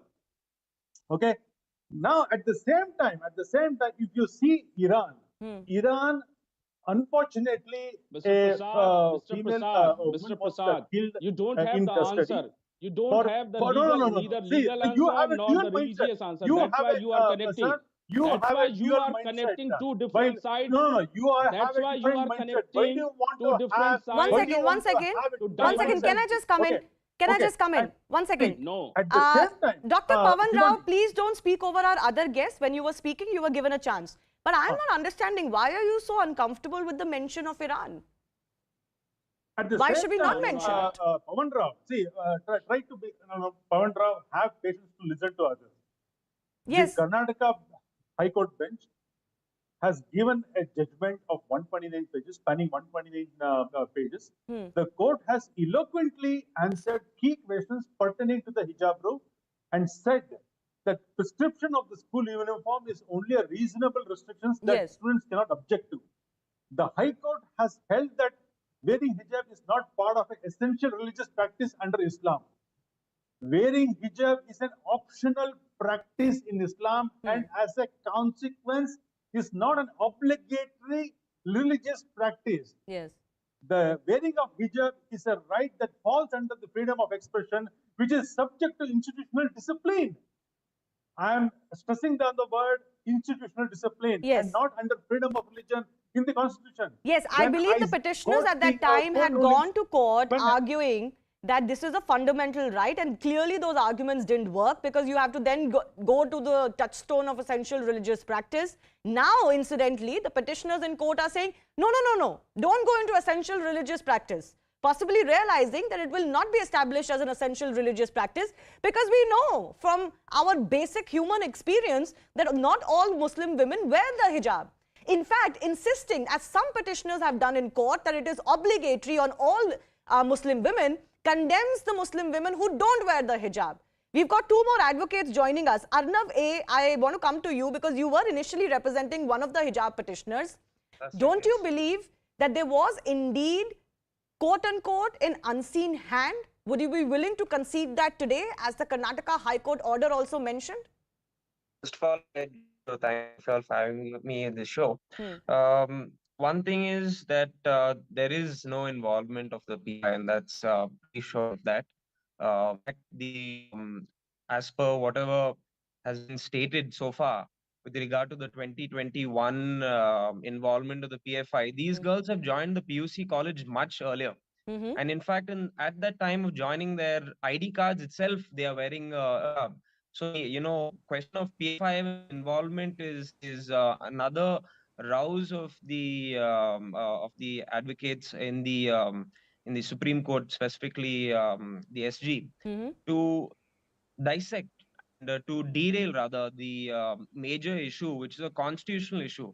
Now, the PFI's involvement or not has no relevance with regard to deciding the constitutional issue. Yeah, it wouldn't eventually, but isn't it important to discuss the sequence of events? You are saying that their ID cards have the girls wearing hijab. I don't think any one of us are denying that these girls wore hijab outside of the school or even in the school campus. But we have also seen pictures, Arnav, of these same girls inside assemblies and in classrooms not wearing the hijab from 2010 and other years preceding 2021. But at 2010, those children were not part of the. See, this is a PUC college, but particularly we were the petition where the petitioners were studying in. So in 2010, they were definitely not in PUC. I'm saying other and girls. At that time, when they had joined PUC, is when is the relevant time. And but even time, when like they joined the PUC, cards, some of the petitioners were in the second year. They weren't wearing the hijab in their first year. Is that true or not? They were wearing hijab. That's I have what not I said. seen any of those pictures. Where are those pictures then? Had the identity cards. All of them had them wearing identity the hijab. card doesn't prove that they were wearing it inside classrooms, sir. No, there is enough and more proof. There are just because Then why is it that whether the Karnataka High Court or the Supreme Court, no petitioner has ever argued that. No petitioner has ever shown proof. We have argued that, and there was no requirement of showing proof, and the state government themselves have conceded through their statement of objections, where they have shown pictures of the students wearing the hijab. So the question of that, I don't see. Where have they shown these pictures? I don't know what you're talking about. Today, the Solicitor General has once again reiterated that none of these girls were wearing the hijab before 2021. That's the way to derail. The question right now is. But that's the same thing they said in front of Karnataka High Court. Or not it's a essential religious practice or a fundamental right. For which that needs to be answered. That definitely needs to be answered. I have no problems with that. That, of course, the Supreme Court will decide. Kapil Sankla is also joining us. Kapil Sankla, I feel that the goalpost in this hijab debate and the hearings also has been consistently shifting. First, it was about essential religious practice. When it became evident that, hijab was not going to win that argument because, as I said, not all Muslim women wear the hijab. It became about fundamental rights. It became about, choosing. When it was about fundamental rights, the institution's rights also, in some cases, are over and above an individual's choice. When they found that this argument is also not standing, it became about, but who does the hijab hurt? Why not just allow it? Is it a matter of public order? To the extent that, petitioners are also going on to say, why am I being asked to choose between my hijab and the education? Nobody's asking you to choose. Have both. So the whole goalpost has been shifting. You look at all the petitioners. There are some 23 petitions in court. You look at all the petitioners, they're all making very different arguments. To the extent some are going to court and saying it's obligatory on all Muslim women. I know, it is quite shocking as to what is happening. And what is actually interesting is that they have absolutely no legal basis or constitutional basis. I just heard Dr. Ambedkar here talking about why it is an essential practice, why it should be permitted. The question is Dr. B.R. Ambedkar in his book himself had raised questions on the wearing of hijab. He said even parda system and hijab are detrimental and against the right of equality and against the constitutional mandate that has been given. So today when they are arguing about Article 26 or Article 25 or Article 14, right to equality, etc., they have to understand that equality is also between man and woman. And as far as they have already given up on the argument about essential religious practice. They have. Because it is not an essential religious practice. Yeah. Interestingly, yes, in fact, it actually comes back and it is very interesting that it is the first time it is mentioned is in the Hadith and in the Hadith at a much later date. It's not a part of the Quran at all. And where in Quran it actually talks about, it doesn't talk about a face scarf or anything like that. It talks about a parda between where the men and the women move in the house. No, but Kapil, I went through the arguments that, for example, Mr. Pasha has made in this case. He's gone on to say that it's not just about the Quran. Right. What is said in the Hadith and what is the Prophet claimed to have said or done is equally obligatory on Muslims. So there are still some petitioners who are arguing that the hijab is obligatory on all Muslim women. Well, what is really interesting is the meaning of hijab as given there is also different. Yeah. It does not mean a face scarf or a face cover or a head cover. It means so a partition. partition. At the end of the day, if you see, there are two arguments. Either you talk about, it means a partition. And there are two parts of it. Either you're talking about your fundamental rights. Yeah. Or you're talking about, and in that you're talking about essential religious practices. You've already given up. One second. Let Kapil finish. Sir, I'm coming to you. Let Kapil finish. The second part is that you talk about binding precedents, and the third is their argument, but the second part is binding precedents of the Honorable Supreme Court. Two judgments directly against them. They have not met those arguments. One of them has already been mentioned in the court, which is Ismail Faruqi versus Union of India, where the Honorable Supreme Court clearly stated, as far as Article 25 and 26 is concerned, that religious practice which forms part of integral essential practice of religion can only be seen only essential practices and not otherwise.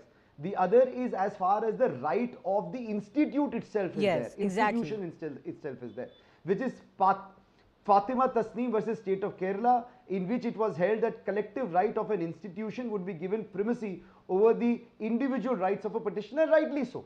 I might belong to a school where there is very, very rich people and very poor people. The uniform, as also stated by Justice Gupta, is a great leveler. It does not distinguish between whether you're rich, whether you're poor, whether you're saffron, whether you're green, blue or whatever. It just says you are a member of that institute, you are a student, and that is what your vajood, that is who you are.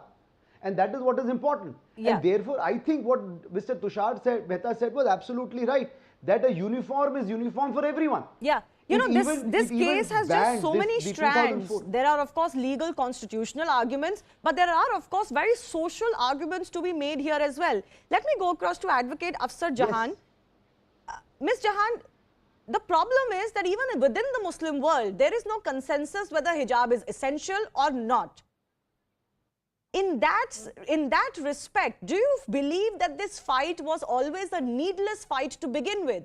That this binary should have never been created, and this binary was created because vested interests were involved here?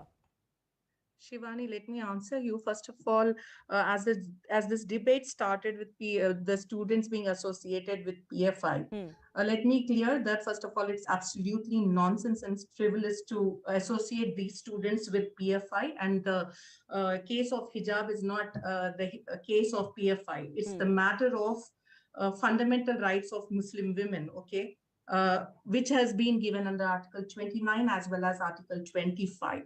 Let us be very clear, first of all, that Article 29, which protects our interests of minorities, you know, their culture, their language, their script. And then coming to Article 25, much talked about secularism or the right to religion or freedom of religion. Which is not supposed to be taken away unless and until it's against public order, morality, and health. These are the basic things which we are supposed to look into. And if we are talking about essentiality of a religion, let me quote very quickly the Constitutional Bench judgment in Sardar Sayyidina Tahir Saifuddin versus State of Bombay. Let me remind and recollect everything that with this judgment, which struck down Bombay Prevention of Excommunication Act 1949 on the ground of violating Article 25 and 26. In this case, Justice Iyengar held that essential part of religion includes practices which are regarded by the community as a part of its religion. But ma'am, that's the question I asked you. Whether it is essential or not, there is no consensus on it. No, but madam, that's what I'm asking you. Is hijab essential or not? Okay, I will answer about the consensus you are asking about. Okay, but let me finish this, please. So when we are talking about essentiality, but these judgments, are we trying to say that these were pronounced without applying judicial mind? No, right? And coming back to your question that the community itself doesn't have consensus on that. Let me tell you, there are people in any community. Why are you talking only about Muslim community? Let me talk about any other community as such, be it Christians, be it Hindus, be it Muslims. There are people who are practicing Hindus, and some are non-practicing. There are some who are practicing Christians, some are non-practicing. But just because a sect do practice and a sect doesn't practice, does that mean that ritual itself is not essential? So are you saying that women who don't wear the hijab are not practicing Muslims? I am telling you, I am trying to say that there are people who feel that this is okay, this is my right. I want to stay. I'm not commenting on somebody that they are not Hindus or they are not Muslims. That's because they are not absolutely not following all the rituals. I'm questioning the same to you, but will we say that these are not Hindus or these are not Muslims? But Hinduism is a very different religion, ma'am. Don't escape my question. Okay. Are you saying that Muslim women who don't wear the hijab are not practicing Muslims? If you don't say that, then there is no consensus on the hijab being an essential practice. Pani, let me tell you, practicing all the rituals is is one's own choice, right? Exactly. We are not supposed to comment on anybody. But then there is no consensus. The only conclusion I can draw from that is that within the Muslim world, it's a matter of choice. Exactly. Then it's a matter of choice. Then it is not an essential practice. But it doesn't mean that we raise a question that we struck down the essentiality of the ritual itself. Custom itself. No. Nobody is striking it down.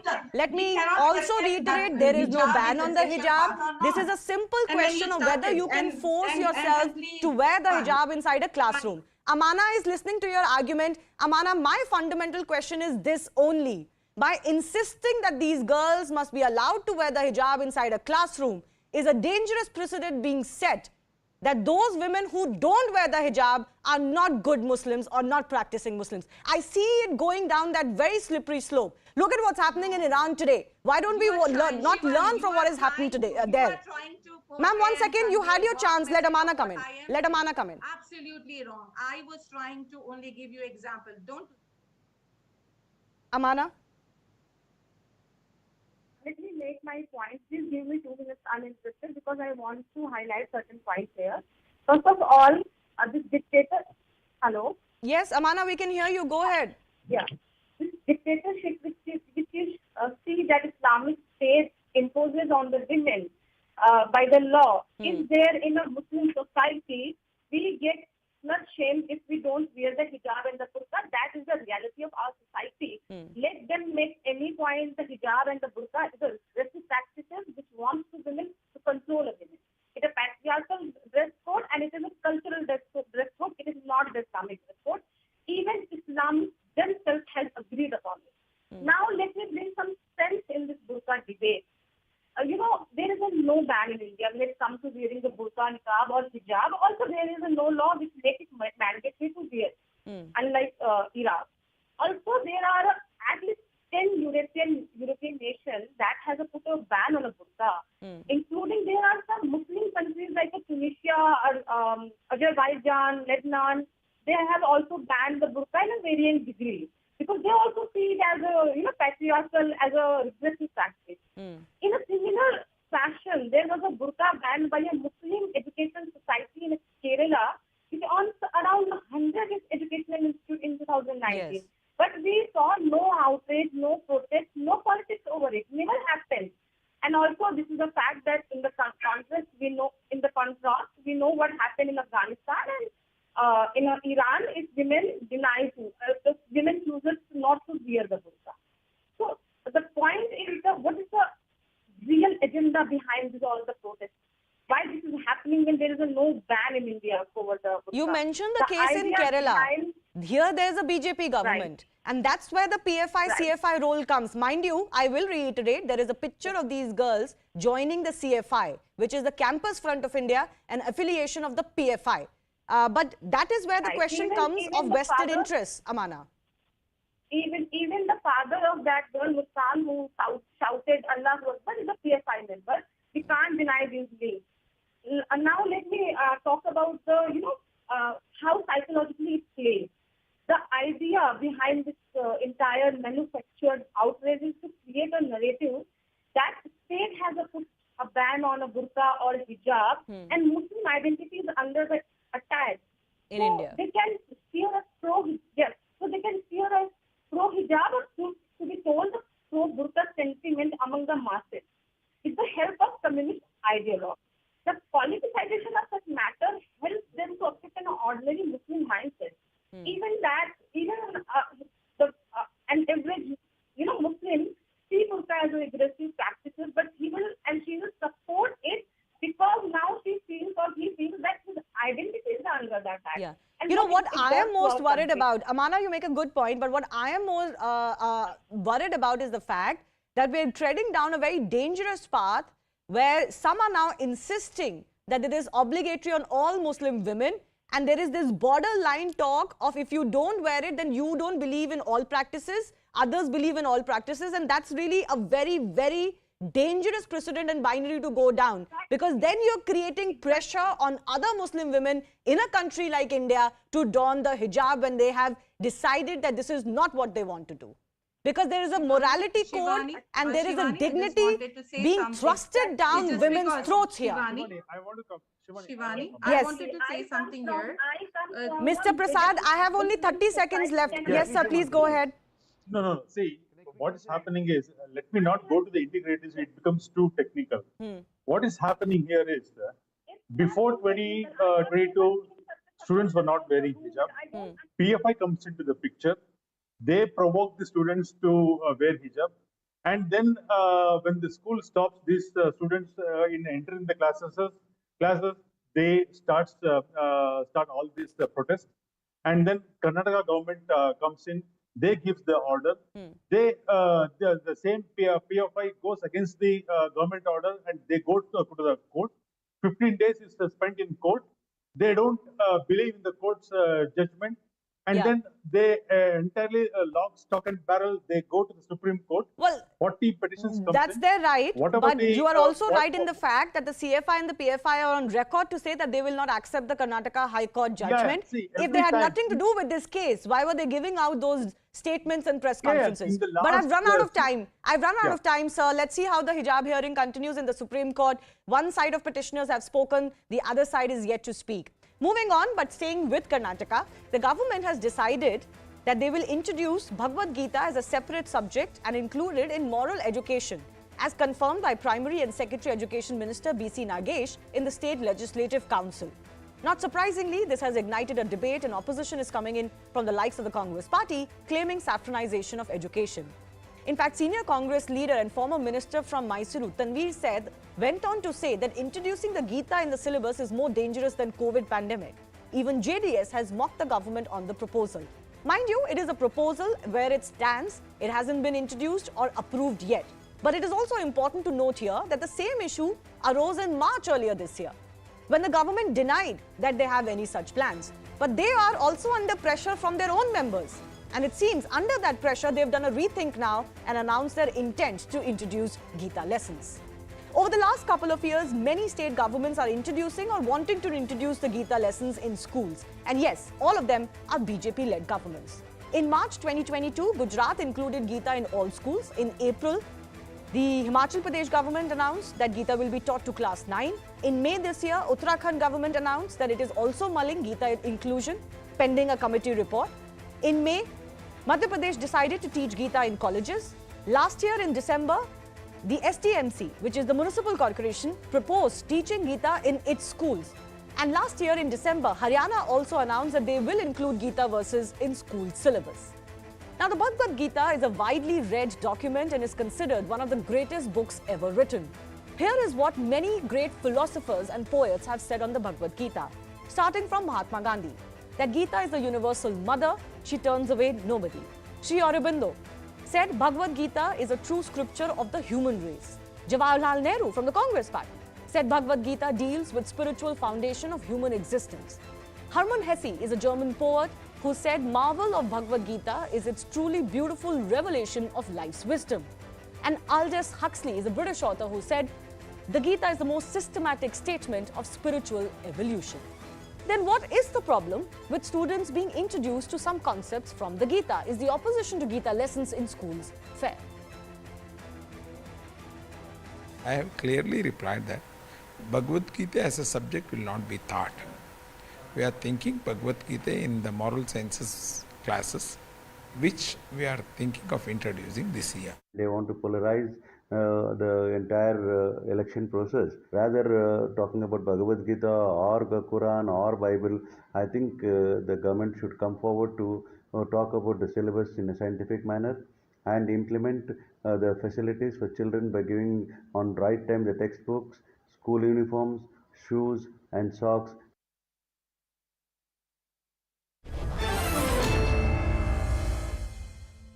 Vijay Prasad of Karnataka BJP continues with us. I'm joined by Syed Asad Abbas, who's a political analyst based in Karnataka. Hindol Sen Gupta is a historian. Dr. Shashi Kumar is General Secretary, Associated Managements of Primary and Secondary Schools in Karnataka.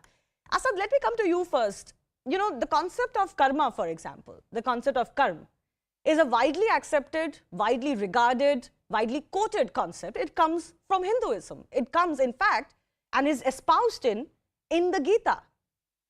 When all of us can talk about karma, what is the problem if students also learn from the fountainhead of this wisdom, which is Gita?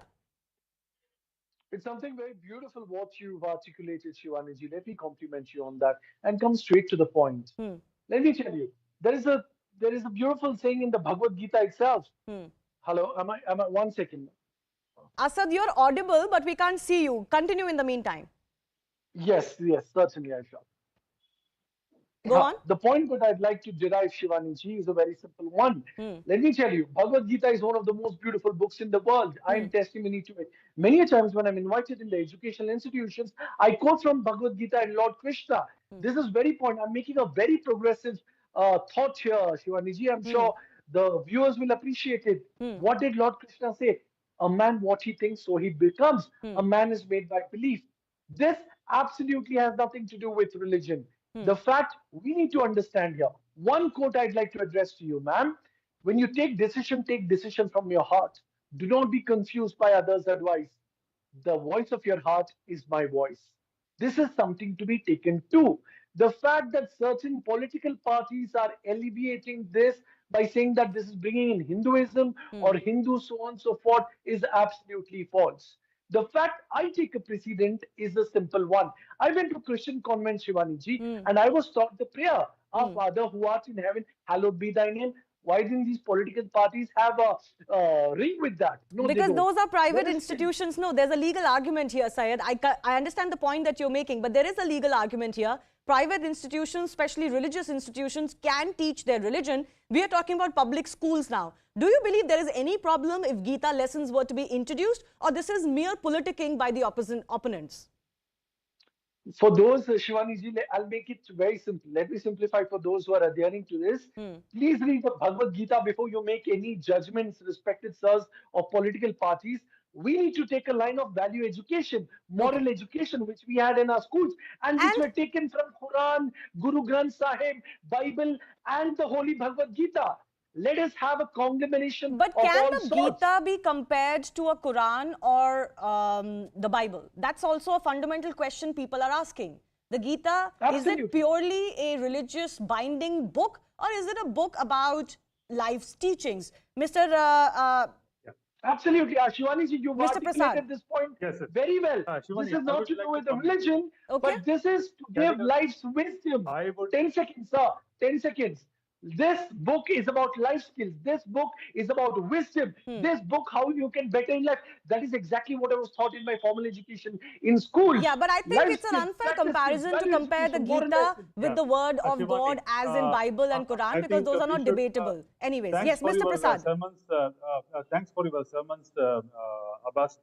I would say I hold Gita in my hand. Okay, I will have to congratulate our Education Minister B.C. Nagesh sir, and I welcome that yes, the government has introduced Gita in the school as part of moral education. The Gita, it says what it teaches, okay, way of action, way of knowledge, action, realization, supreme spirit. Nowhere, see, I have quoted only few topics from the book Gita. Nowhere it teaches about the religious practice. Yeah. Hindus have Mukkoti Devaru, 3 crores of gods.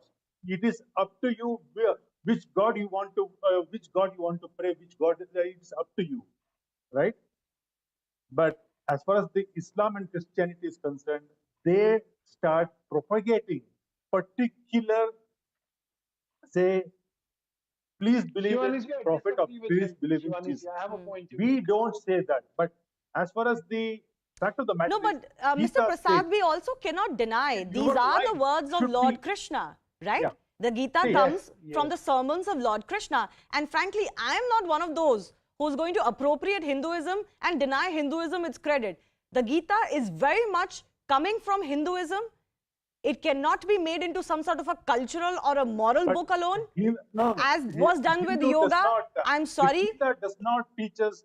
It does not teach religious worship. I give you that much. But there is absolutely no reason to deny Hinduism the credit for producing a book like the Gita.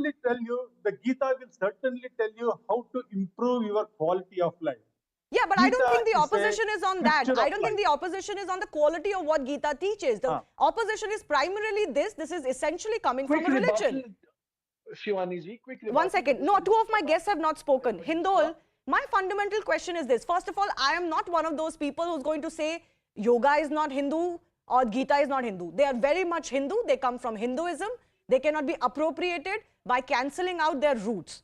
But my question to you is this. If children don't learn the Gita in India, where are they going to learn from the Gita? The Gita is India's legacy. We cannot just look at it as a religious text. It is Indian heritage. Is that question to me, Shivani? Yeah, Hindol. No problem. Hindol, please. Shivani. Hindol, can you hear me? That question was for you. Well, I have a very simple answer. I just want to, I want people to realize that if you teach the Gita in school, let's look at it from another vantage point, Shivani. What will happen if you teach the Gita in public schools? And this is an important point to make. These are government-funded schools, these are state-funded schools using public money. And if you teach the Gita in these schools, what is going to happen? What is the fear? The fear in some people's mind is, oh, this is the beginning of some transformation and conversion, which is frankly ridiculous nonsense. The Gita ought to be taught as one of the foundational texts of India. India, as a civilization, has certain foundational texts. The Upanishads are one set, the two epics are another, and so is the Bhagavad Gita, which is of course part of the Mahabharata. These are part of the cultural civilizational texts of India. Every Indian must be taught to read these texts. They don't have to become Hindu to understand these texts.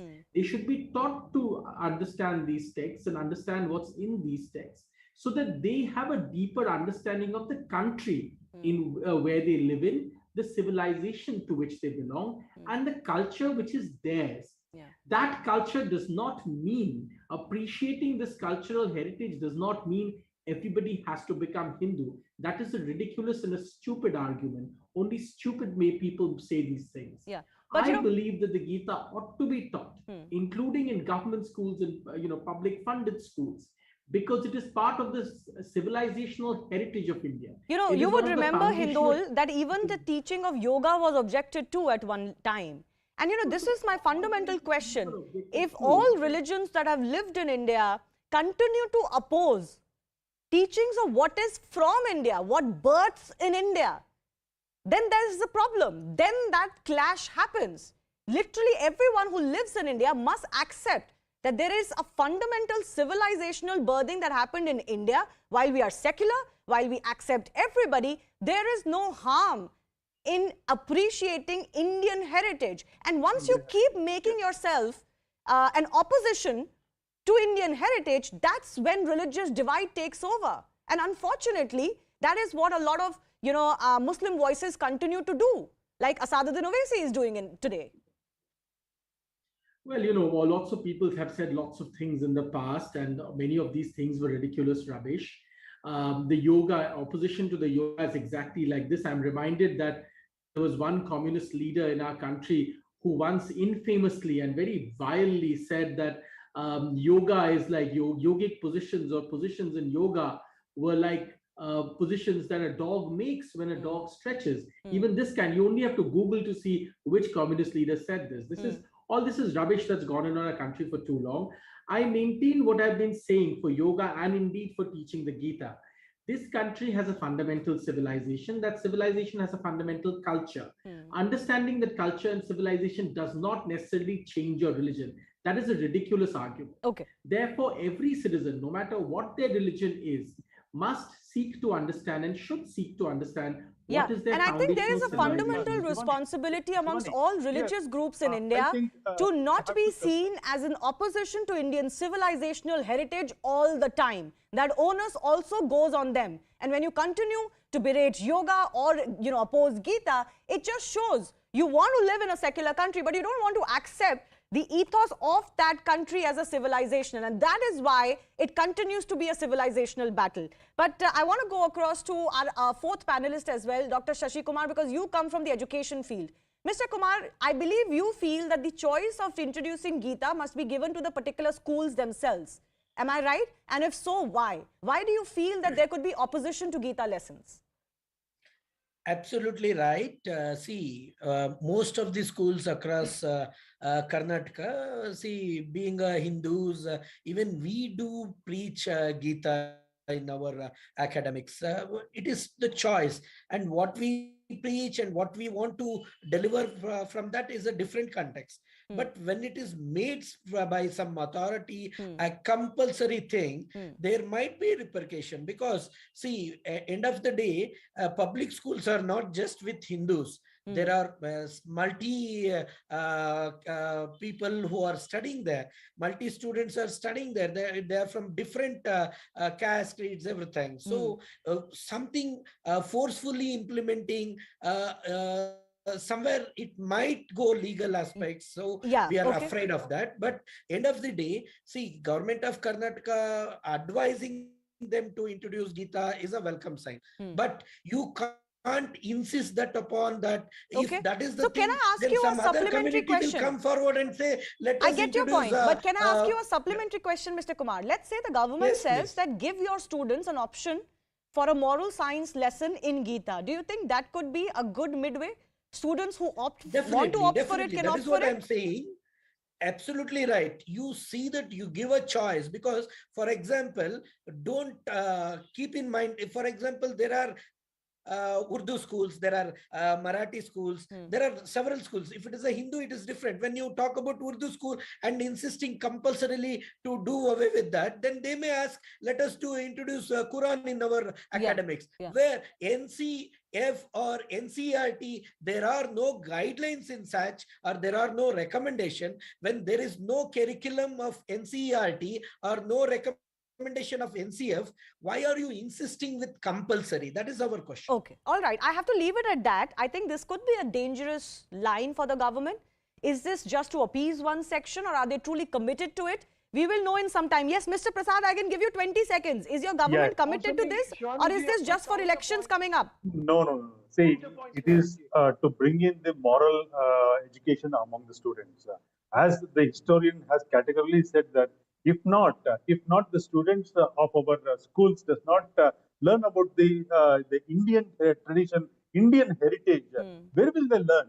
If not in India, will they go and learn in some other country? Okay, I leave it at that. I've run out of time, sir. Let's see if the government actually goes through this, and what is the opposition that happens. There could be legal hurdles in this case, but maybe a midway has to be found, because then logical questions will arise. Why not moral science from the Quran, for example, or even the Bible? I have to leave it at that. I'm run out of time. I do thank our guests for joining us. We'll take this debate forward when we can. Time for a very short break. On the other side, the day's top stories.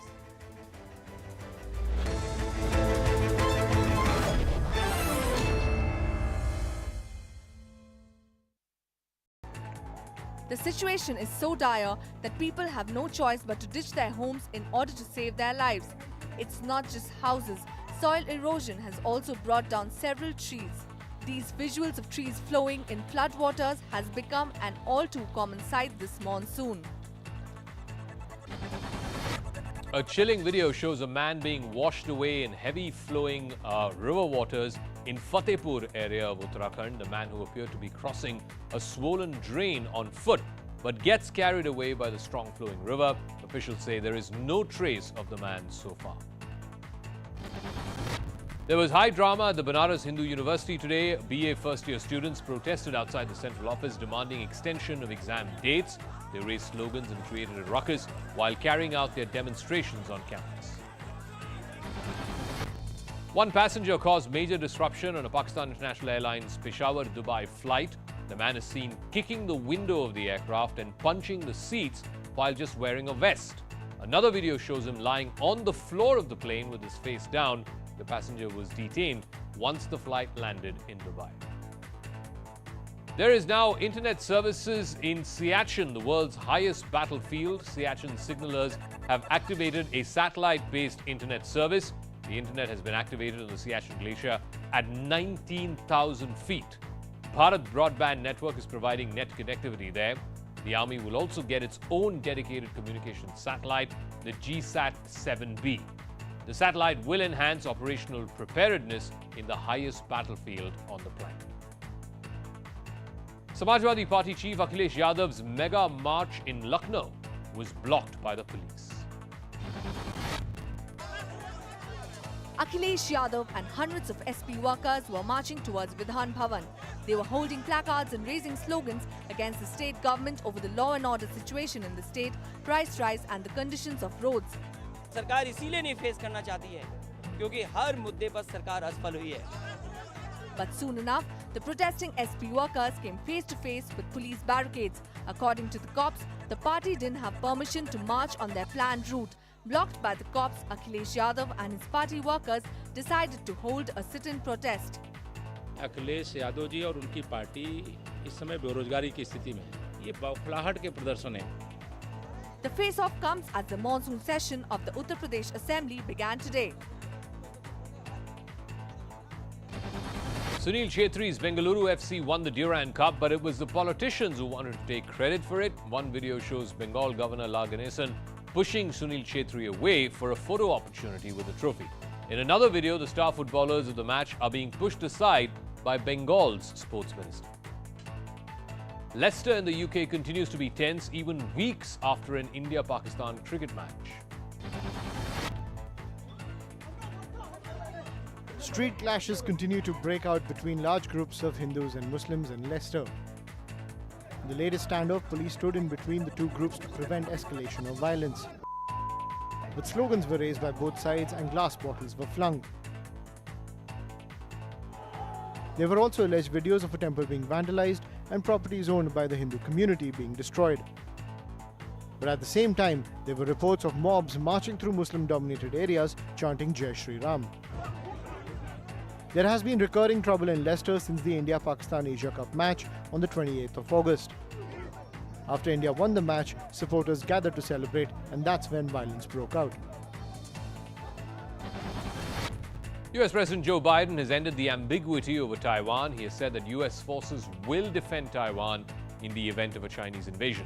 Before Biden's statement, the US had long stuck to its policy of not making clear whether it would respond militarily to an attack on Taiwan.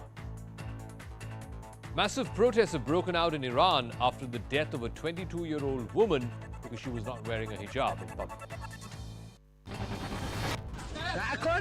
Mahsa Amini was arrested by Iran's infamous morality police for not wearing the hijab properly.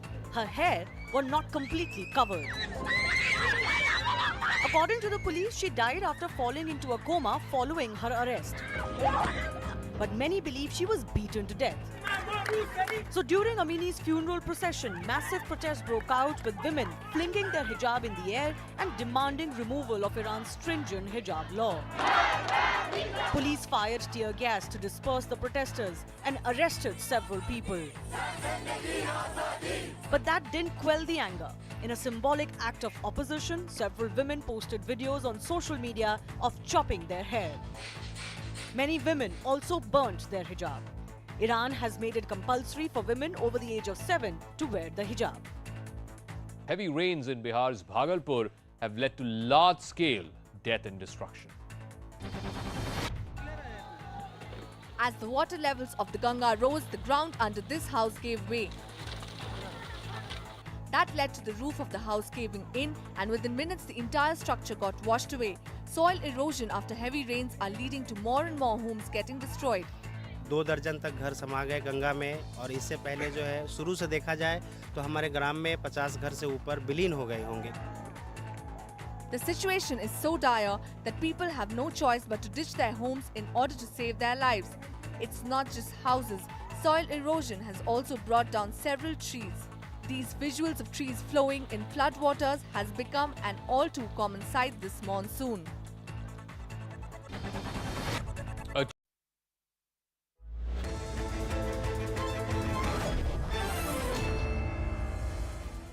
Thanks a lot for staying with us. A quick check of the day's biggest stories. 4 people died at a wall collapse that occurred in Sector 21, Noida today. 9 people, in fact, have been injured as well and are being treated at a hospital.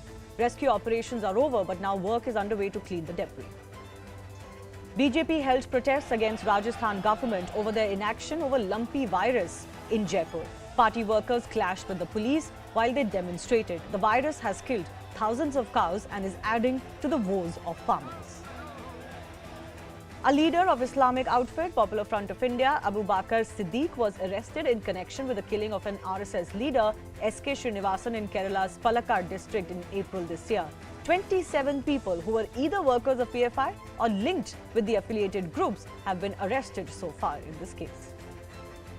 2 days after Punjab Chief Minister Bhagwant Mann missed his flight from Frankfurt, allegedly because he was not allowed to board being in a drunken state, Civil Aviation Minister Jyotiraditya Scindia has said that the ministry will look into this.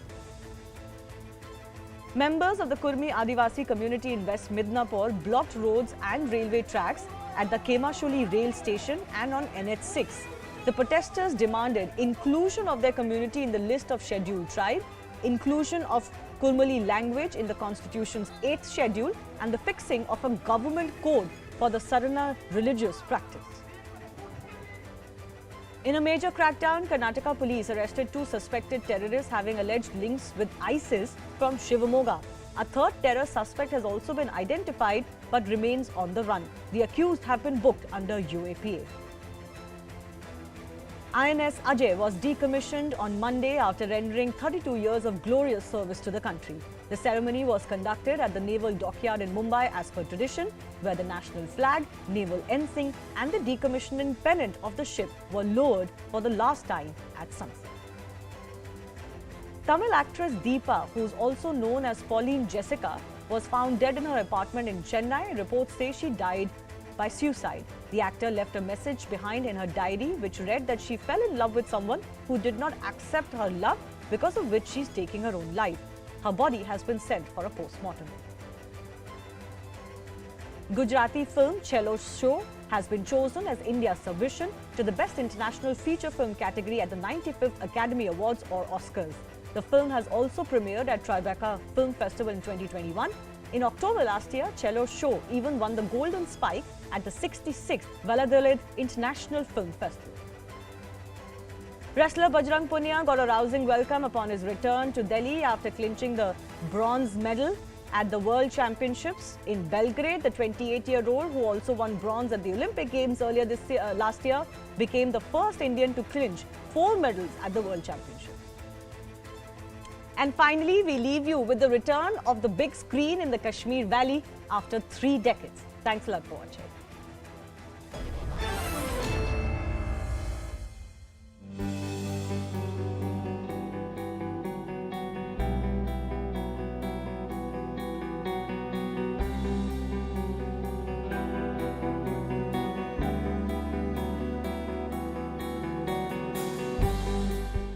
के लोगों को बहुत exposure मिलने वाला है, वरना तो बाहर जाना पड़ता था ऐसा कुछ देखने के लिए, बट यहाँ पे भी ऐसी चीज़ें तो एक्सेसिबल होगा ये सिनेमा हमारे लिए।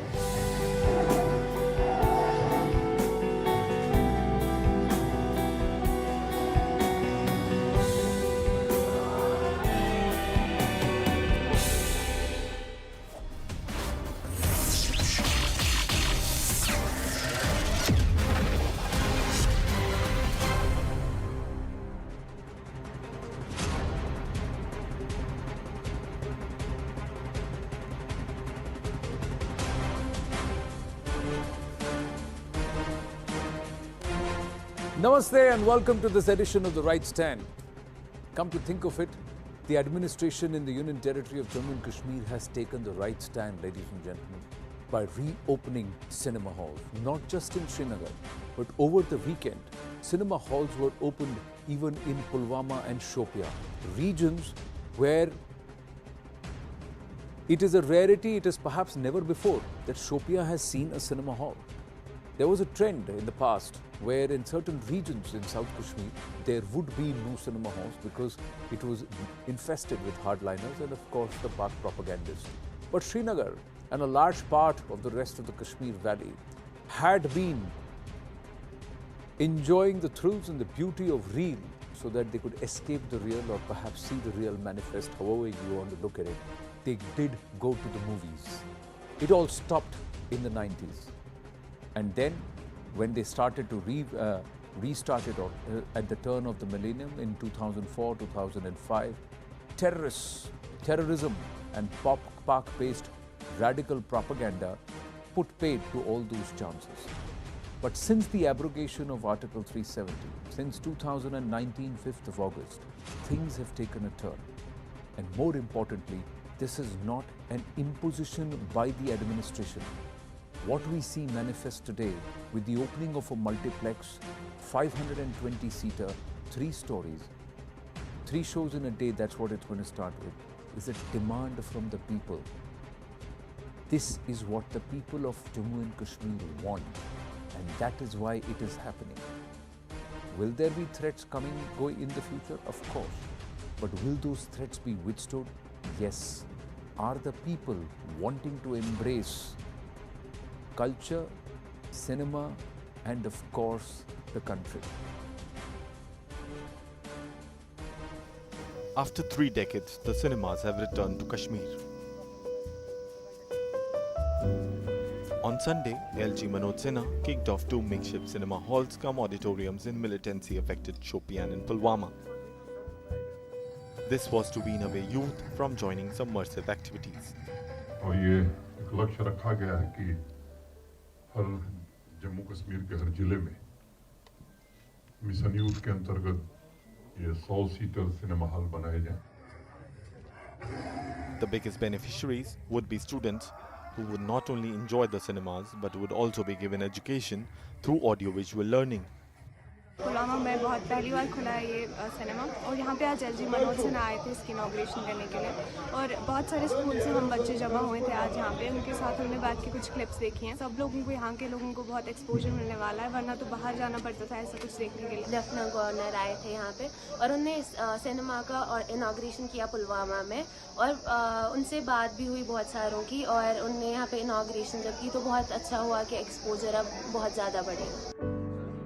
While all the 20 districts across the Union Territory would have mini cinema halls, the biggest and the first multiplex in Kashmir would start today. The 520-seater, 3-storied multiplex is a state-of-the-art facility and is set to attract entertainment-starved valley residents. The move will also regain Bollywood's lost connection with Kashmir. Bollywood और Kashmir का रिश्ता is very old relationship. I think the first film here was shot Barsat by Raj Kapoor. So we want to revive that. We want to revive the connection of Bollywood and Kashmir. We also want to give full entertainment to our children, to our students, to our elderly. There must be at least 50% people in this state who have not seen, in the valley, who have not seen a film in a cinema hall. Between 2000 to 2018, many cinema owners tried to revamp 4 of the 10 cinema halls in Srinagar, but due to rising militancy, they had to lock up the facilities again. The owners are saying that there is tremendous response. Now, one hopes and prays that this sticks and this works very well, and youngsters as well as old people, they get an opportunity to come here with their families and watch. In Srinagar, this is Mufti Islam. जिन्होंने पहले कश्मीर में film नहीं देखी पर्दे पे, बड़े पर्दे पे, वो जाके देखे.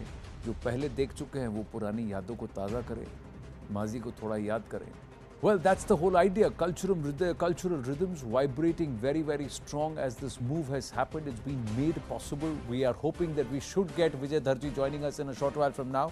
He is of course, the chairperson owner of Inox itself. Now, September 18, 2020, let's go back. What happened? Shopian, Pulwama, 18th and 20th, Shopian, Pulwama and Srinagar. 3 places where cinema halls, multiplexes have been inaugurated by the Honorable Lieutenant Governor of Jammu and Kashmir. September 7 to 10th, it was Ganderbal. Urs of Hazrat Kamruddin Bukhari was observed after 35 years. So these are things which had stopped and it has started again after 33 years. Now, August 15th in Dal Lake, Srinagar, it was Jashn Dal, which is a program under Azadi Ka Amrit Mahotsav that was conducted and huge turnout. 1st of April, Dal Lake, Srinagar, Kashmiri Pandit celebrating New Year as Navreh, and this is the first time in 32 years that you saw these pictures on the Dal. October 2021, Dal Lake, Srinagar. It's a floating cinema.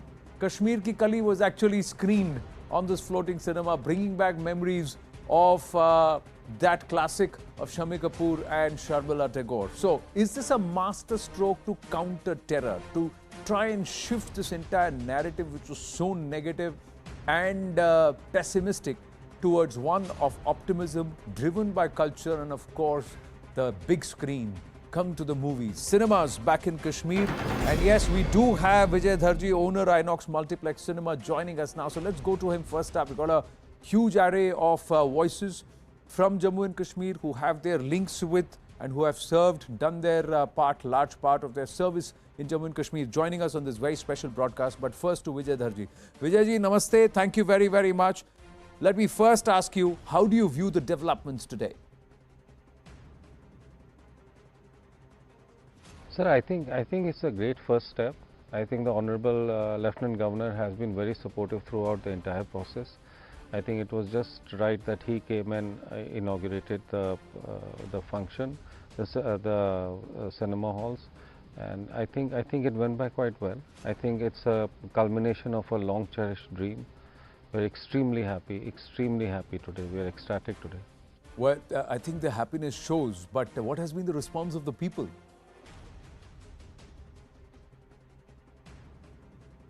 No, it wasn't a feedback. It wasn't a feedback. It was a feeling. It was me. My children spend a lot of time here.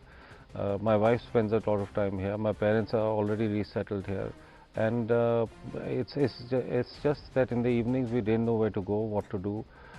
We do have the coffee shop culture has come in, so that was quite exciting a few years ago. We do have other avenues opening up. Sports facilities are coming up. But with the advent of the film policy, the Honorable Lieutenant Governor has also opened up quite a few other avenues, and I think with the advent of all this, we realized that yes, it's time that we did something more for entertainment. I think wholesome entertainment where families can go, spend some time in the evening, you know, take 2-3 hours out of their busy schedules or whatever the day brings to them. Take 2-3 hours, sit in the magical world of cinema and lose yourself. Yes, absolutely. Who doesn't love to do that? But it cannot be just business and losing yourself. What do you hope will be achieved from opening cinema halls again in Kashmir? Is there a larger thought? No, there's no hope, sir. It's not like that at all. Like I said, it's from the heart. It's an act of passion completely, and that dream has been fructified today. On the first, when we open it up for the public, it doesn't matter. I'm not hoping for any large numbers or something, but even if 5 people come here, see a movie and go back, just the dream of getting cinema back to Kashmir would have been fulfilled, and that's it. That's all we had planned. We are not even thinking ahead of the first, no. Well, Vikas ji, let me ask you this. Do you believe this will also help reviving the creative industry in Jammu and Kashmir? I'm 100% sure, sir. I think there are beautiful stories to be told in Kashmir. I think there are phenomenal storytellers who really haven't translated out of the state, out of the union territory too well, and I have not found mass following at all. And I think it's time that through this medium, those stories be told and they be seen all over the world.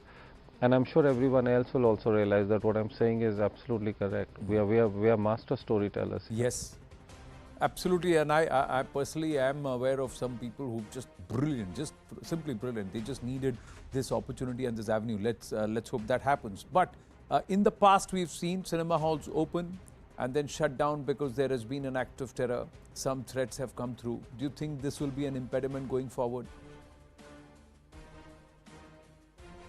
Sir, if I may give a quote from Majroor Sultanpuri Sahab, कि अकेले ही निकले थे जानिबे मंजिल मगर लोग आते हुए गए और कारवां बनता गया. And you'll see in a year this will be so true. This will be so true, sir. Well, but हम भी यही उम्मीद करते हैं विकास जी. But एक बात पूछना चाहूँगा. You are the first. Do you want others to follow?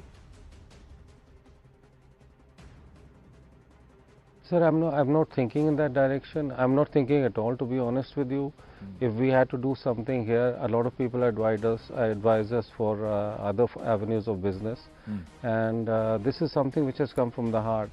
And when you think from the heart, or when you feel from the heart, there's not much thought which goes to the environment. You're just seeing that that fish eye, and you're saying, this is my dream and I want to bring it back. I'm not looking at anything else right now. Love your passion, but since you've said it's not feedback but feeling, do you sense a rejection of terrorism and an open acknowledgement of progressive thinking among the people of Kashmir? My final question. I'm not so sure, sir. I can't speak for them. I can't speak for anybody else. I can speak for only myself, sir. My aim was to get this started, and I've got this started. My aim was to bring to talk in cinematic language. There was a what do you call it, interval between the, because Kashmiris never stopped loving cinema, and cinema never stopped loving Kashmir. We had a brief interval, and now the movies have to go on again. It's time to watch the movie again, sir.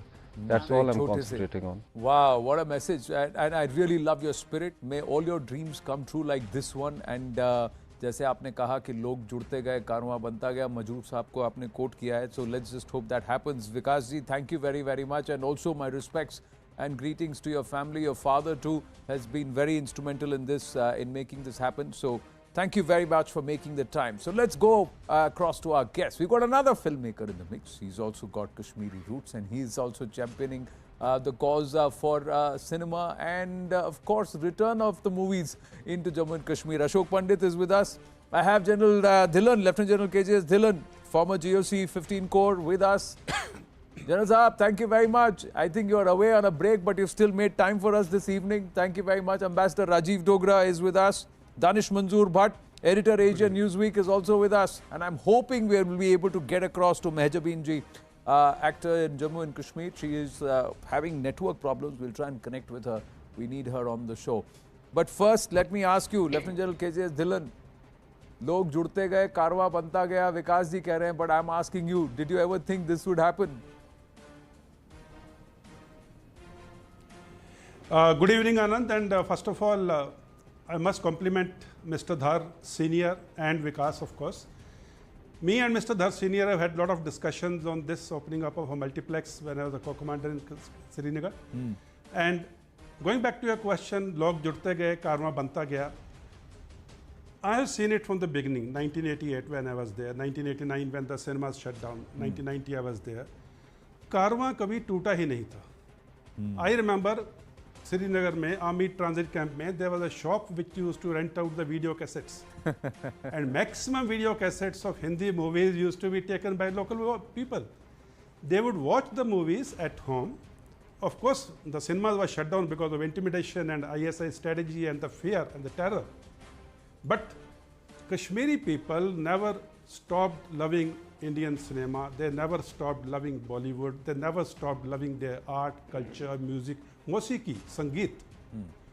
They are artisans. They are appreciators of art. How can we say that, they forgot everything and they just went into a shell? No, they never went into a shell. And today, after 5th of August 2019, they have come out in the open and now they're yearning for peace. They are demanding peace and they are boycotting the radicals, they're boycotting the terror, and this is the fruits, and some brave people like Mr. Dhar have made it possible with the support and with the assistance of the local government and Honorable Lieutenant Governor and the security forces. I think a great day in the history of Kashmir, and I wish all Kashmiris beautiful viewing and beautiful cinema watching. No, but there are apprehensions also, General Saab, before I bring in our other panelists, there are apprehensions, although this brings up fond memories, and I agree with you. People from Jammu and Kashmir, highly creative, highly talented, and they love the creative pursuits. But one grenade put paid to the reopening of the Neelam Theatre, if I remember correctly, in 2005. So, is that one act of terror going to again become an impediment? I asked this of Vikasji and he didn't want to answer that question, but I'm going to ask you that. Or do you think things have changed? The mood has changed? I'll put it a little differently. Jammu and Kashmir is being affected by terrorism which is being driven from Pakistan, the ISI, the Pakistan Army. So the small acts of terror will continue and they have come down drastically. The public support against terror has gone up many folds. So yes, what you are saying, those challenges are there, and I spoke to the Corps Commander today. I had a word with the IGP Kashmir today. The security apparatus there, they are well geared up for all these things, all the challenges, and they have put it in the calculus. They have embedded the terror threat into the calculus before the government of Jammu and Kashmir under Honorable Lieutenant Governor Saab has gone into opening up of this multiplex. And yes, that challenge remains, but I think the security forces, the administration, and the population, the public at large, Awam, I think they are hand in hand with each other, and that's what is making it possible. True. And General Saab, with your permission, I'm going to open this up. Ambassador Rajiv Dogra is with us, and Ashok ji, I'll go to Ambassador Saab and then come to you and Danish Manzoor Bhatt. Ambassador Rajiv Dogra, आपने last Jammu Kashmir में picture कब देखी थी sir? Theatre में देखी थी कहीं? अभी फिर यादें ताज़ा करने जाएंगे वापस? एक चक्कर मार के आएंगे? Well, I must have seen it before you were born, Anand, because as Quite a part possible, of our sir. training in foreign service, we go to districts for training for 3 months, and I chose Jammu and Kashmir, starting from Chushul and Nubra, right down to Rajouri and Punch, and I must have seen 1 or 2 movies in '75. But the question is larger. What comes to my mind is a coincidence. Before I go on to the coincidences, let me first compliment Lieutenant Governor Manoj Sinha, his officers, because it is not just this initiative of opening the cinema. They have taken a series of initiatives and series of bold steps which were considered punctuation marks earlier, perhaps even taboo. That is why we didn't go in for those decisions in the earlier years. And we should still keep our fingers crossed, because Pakistani gundas of ISI can still come in. But let me come to the coincidences. Iran today has seen women cutting their hair, burning their hijab, because they are fed up of being caged animals in the regime of Iran. In Afghanistan, women are coming out because they say our children need to be educated, our girls need education. So it is a society which must come out and protest and assert their rights, which has not been the case, unfortunately, in Kashmir. It is the administration which is taking these steps. So if there is a bomb attack or a grenade attack, this is not the first time that such a threat would be there. Delhi itself faced it many years back, and there were warnings in theatres all the time that if you see any foreign object, unattended object, please inform the cinema authorities. So Kashmiri society has to come out for its own welfare, because they have missed out on life. An entire generation has lost normal life because they collaborated or they stayed silent when they should have stood up against these terrorists or gundas, as I term them. So they will have to be vigilant, they will have to take the initiative, and they will now have to step forward and say that not just the cinema halls, we want to be the free birds and the free civil society members of the state and the country. No, I agree. But do you believe that things are different this time around? That one grenade, one incident is not going to shut down everything? Do you think that people have also now decided enough is enough? We're going to reject this altogether. There is more ground support. Well, I don't know whether there's more ground support, but yes, the armed forces and security forces, including police, have put up a barrier against the infiltration attempts of Pakistan. Right. So that has been a great success. Whether the civil society itself has risen up against terrorists, informed the police, informed the security forces of those. I mean, there are still reports that any number of these sleeping agents are still there. Why aren't they coming out and exposing them? And as far as Pakistan is concerned, I won't say that they have given up. They have taken a pause but they have not given up. They have not given up. Right now, उनका खुद का survival instinct है कि वहाँ पर they're fighting for survival. तो वहाँ पर कब shutdown हो जाएगा, lockdown हो जाएगा, उनको पता नहीं है. So first वहाँ तो संभालें, उसके बाद यहाँ देखें. But Ashok Pandit ji, what are your thoughts? Danish Manzoor, but I'll come to you after Ashok Pandit. Because I know you've seen a movie there and you had a very special tweet on 15th of August when you said, finally in my house I've got the Tiranga, I didn't know I'll do that. I'll never forget that tweet because it just touched a chord in my heart. But Ashok ji, as a filmmaker, as somebody who's part of the entire filmmaking process in the Hindi film industry, cinema halls opening in Srinagar.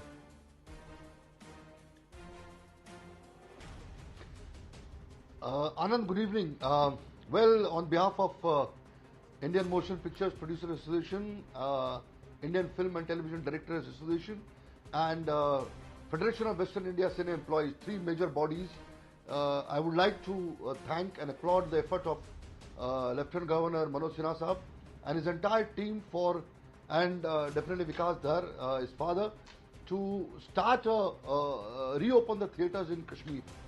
Well, there is definitely a fear in my mind, but as a filmmaker and as a person who thinks positively always,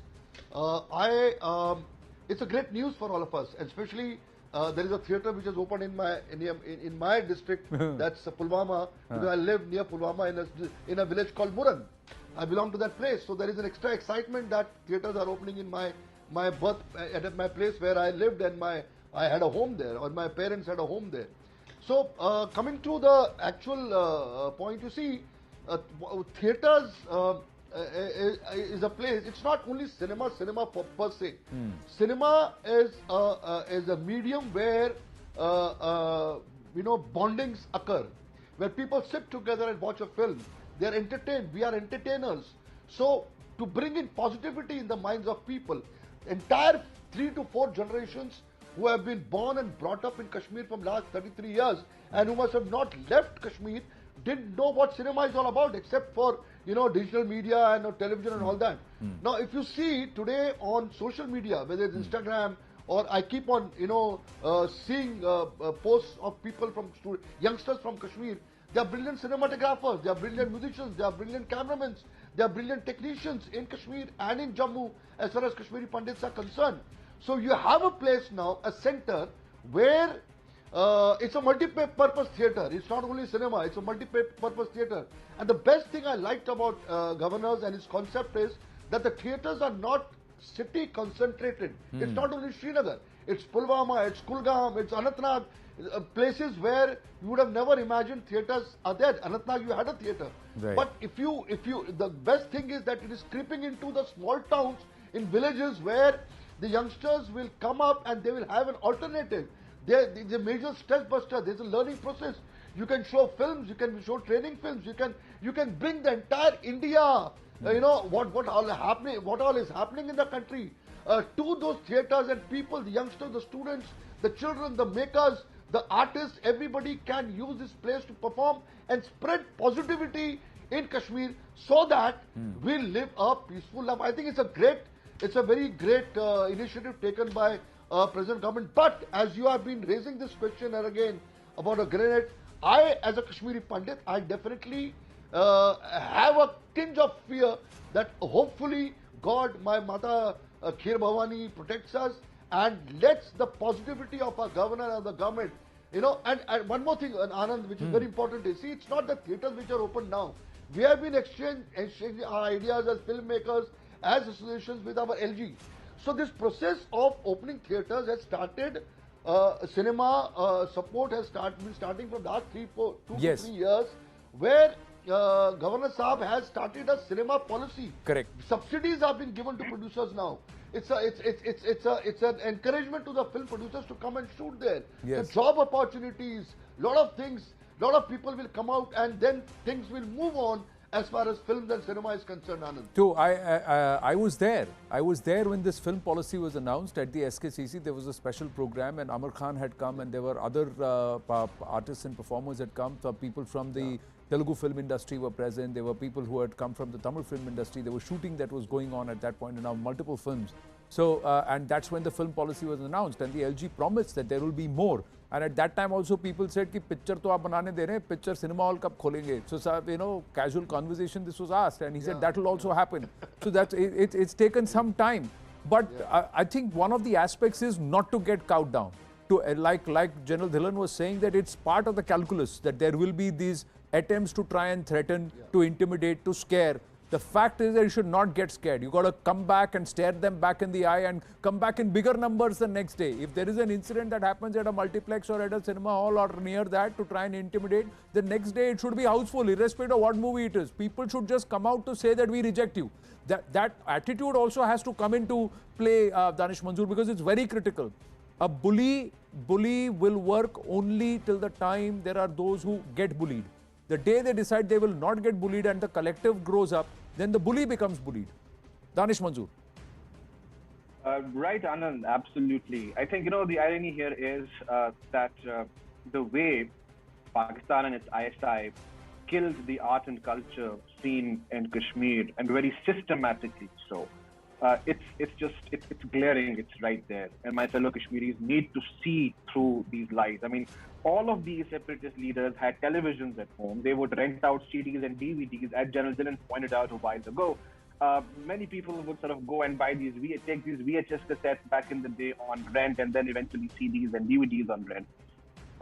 Wasn't that un-Islamic at that point of time? Number one.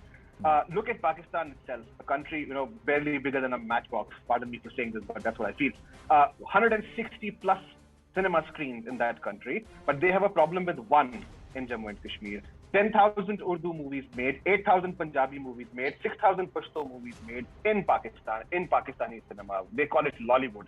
But the lollipop of un-Islamic was only for Kashmir, right? Look at the conflict entrepreneurs here, Anand, that those who had a problem with something as harmless as art, culture, and cinema, they do not speak about the 1,770 crores worth of revenue collected by the excise department. Who is drinking these 10 crore plus bottles of liquor, beer? This was in 2014, 2015. I'm telling you, the erstwhile Jammu and Kashmir assembly data. This is the hypocrisy. Drugs, nobody's questioning that. 6 lakh of my fellow Kashmiris right now struggling with drug abuse at this juncture. Nobody's talking about that. They won't have a problem with that. They won't have a problem with 2,000% spike in the heroin usage in Jammu and Kashmir at this point of time. Why? Because we all know where that is coming from. So nobody has a problem with that. So hypocrisy, Anand, absolute hypocrisy, and all one can hope now is that the best of talent that Kashmir has, it finds a way itself to the silver screen, and also Kashmir gets the best of hospitals, the best of multiplexes, the best of recreational centers, the best of hospitals and schools as well, so that peace can prevail. Now, are you heartened by the response? It's not an empty theatre. It's not filled by the LG and the LG's office members. It is people who came, and the feedback that I got was, forget Srinagar, in Pulwama and Shopian, the response that came, that shocked even the administration. Anand, I'll just sort of interrupt you here for one small thing. Everybody was sort of talking about an imminent attack or something happening. Let me tell you this, Anand, if a single attack, God forbid, takes place on any of these places, this will further expose the already exposed Pakistan ISI and their ilk within the valley, that they do not want peace in Jammu and Kashmir. They have killed art and culture there. They want to keep it dead, while they themselves enjoyed their Lollywood. But General Saab, what's the response that you have got? Because you've been talking to the current army establishment there, and you just said that you were in touch with the Corps Commander. So General Aujla and from his team, what was the feedback? Were they also heartened and pleasantly surprised by the response on ground? The complete security forces team and the administration are very much, the response has gone as per the expectation, as per people's will. And what my friend Danish has just told you, let me amplify a little more. I'll give you the pulse of the ground. In army, we have something called national integration tours. We send people, young girls, young students, Maulvi Saabs, the farmers, the teachers, the elders, on a tour to other parts of the country for 10 to 15 days. And can you beat it, when we are scheduling these programs, the tour itinerary, the first and foremost request always is, कि sir 2 से 3 picture जरूर दिखानी है. So this was the urging, this was the urge of the people of Kashmir. And I'm telling you, all sections of the society which I just named, we have sent on pure women national integration tours also, and the demand was there from them also. I remember once I was welcoming back a tour of young girls of 10th and 12th class students, and they had gone to the film city and they had seen some shooting also. And when they came back, and I was sort of talking to them, my wife was also there, the only topic which they kept talking again and again and again and again was how they enjoyed the day at the film city. Now this is what Kashmir is, this is what Kashmiri is. So come what may, like my fellow panelists said, one odd incident here and there, come what may.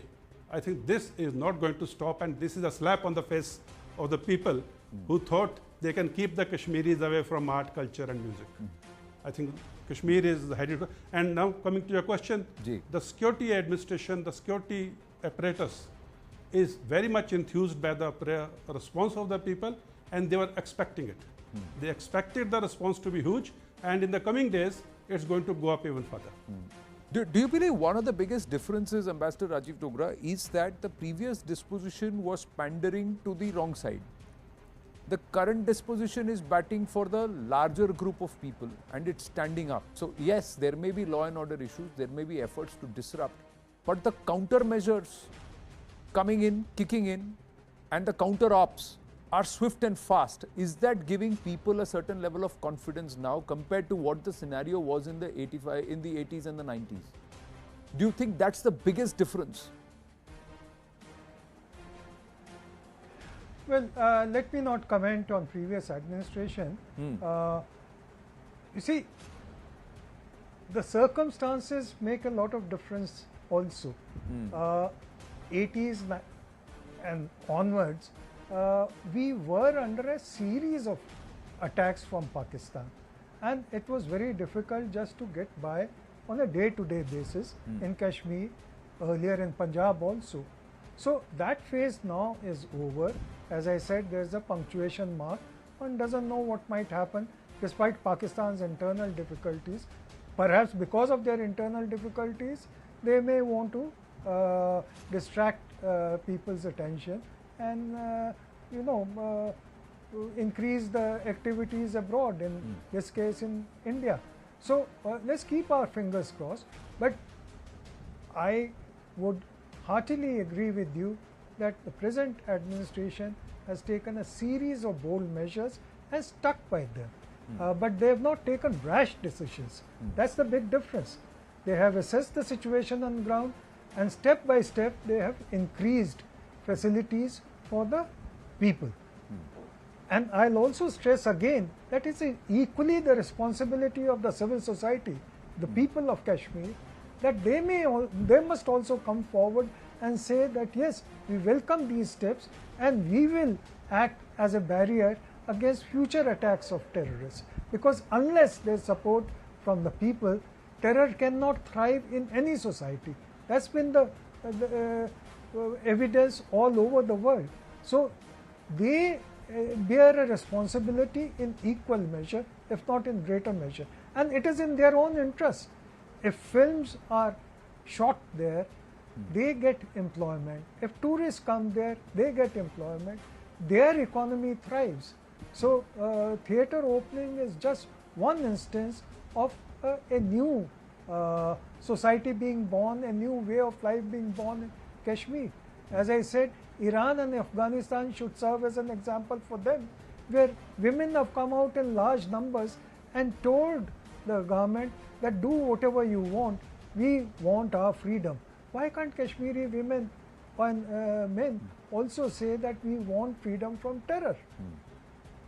Well, they should they should say that very soon. But Ashok Pandit, will the politics matter? Do these politicians and netas matter now, or it's gone beyond them now already? There are some who have a problem with Raghupati Raghava Rajaram. There are others who will say कि आप यहाँ पर अपना agenda चला रहे हैं, यहाँ के कल्चर को चेंज कर रहे हैं. There are also those. So should you discount all of that? Does that not matter anymore? Anand, I'll tell you very honestly, those people have become redundant in Kashmir. They are exposed, with the kind of politics they played, and they kept They saw to it that Kashmir always remains backward and they keep on making money. They were into business of terrorism. They minted money because of terrorism. They become millionaires because of terrorism. So they're slowly getting, especially whatever the new programs which have come up, you see the kind of rush people come in to apply or to be a part of that new journey which they want to start, whether the youth, youngsters, college students, everybody comes forward. The grounds are always full. So there is a positivity definitely there. So the only thing is that you have to really take up those positivity and channelize them to the right thing. What I want to tell you, Anand, is that we here in Mumbai, suppose I had an organization called IFTED as a director's solution. So when I met LG Saab, I told him that we are ready to, what we are trying to do in Kashmir now is, we are ready to organize huge master classes in Kashmir and in Jammu, where directors will go and have master classes, where they will talk to the film lovers there, cinema goers there, and they will be a kind of, they'll share their experiences there. We have this in Mumbai and other places of the country. We do that with all top directors, technicians. We'll have master classes of Mukesh Chabada there, where we can have a casting actors workshop. So there are a lot of things. We can take musicians there, we can take composers there, we can take singers there. So the entire positivity in the valley as far as art is concerned, as the culture is concerned, vis-a-vis cinema is concerned, the industry, the film industry and the television industry is all set to do whatever the government wants us to do. So, this is a very positive thing. The way industry has always been very positive towards, giving in things to the people or to the film lovers and cinema lovers. I have only one request, since you have considerable sphere of influence, Ashok ji, that सिर्फ कश्मीर नहीं, Kashmir is very beautiful. Jammu में भी थोड़ी shooting वूटिंग करवाई है. जम्मू में बहुत सारी वैसी वादियाँ हैं which have not been shown. People need to go and see that. So don't ignore Jammu. Jammu is a larger tract and they're just absolutely phenomenally beautiful. We need to take film crews there so that there is more infrastructure that's built. No, Anand, I'm talking about entire Jammu and Kashmir. I'm not talking only about Kashmir. I'm talking about Jammu. I said Jammu, I said Jakti Camp, I said Jammu and Kashmir both. No, there are not just taking Poonch, coaching and tuition sessions and all of that in terms of orientation sessions to teach them. That you mentioned Jammu. No, but I'm just saying, in terms of shooting locations, you should pick Jammu more. That's what I'm saying. Anand, you'll be surprised to know that the industry has been shooting more in Jammu. Duri was shot in Bhadarwah. So Bhadarwah, Rajouri, Poonch, we all are aware of these locations. We are not restricted to Pahalgam and Gulmarg only. We are talking about interiors of Jammu, interiors of Kashmir, the border areas. They are much beautiful than those known places of Kashmir. Correct. We are going to touch base there. Bhadarwah is a place where if you go into the interiors of Bhadarwah and Rajouri and Poonch and all that, you will not believe that such places exist in the land of ours.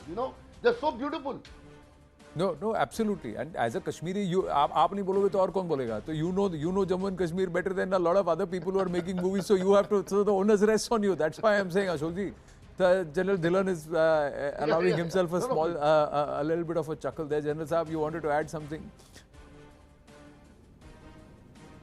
No, I just wanted to add, yes, Jammu and Kashmir and including Leh and Ladakh. They are and Arunachal Pradesh and northeast of our country, which has not been seen by most of us Indians also.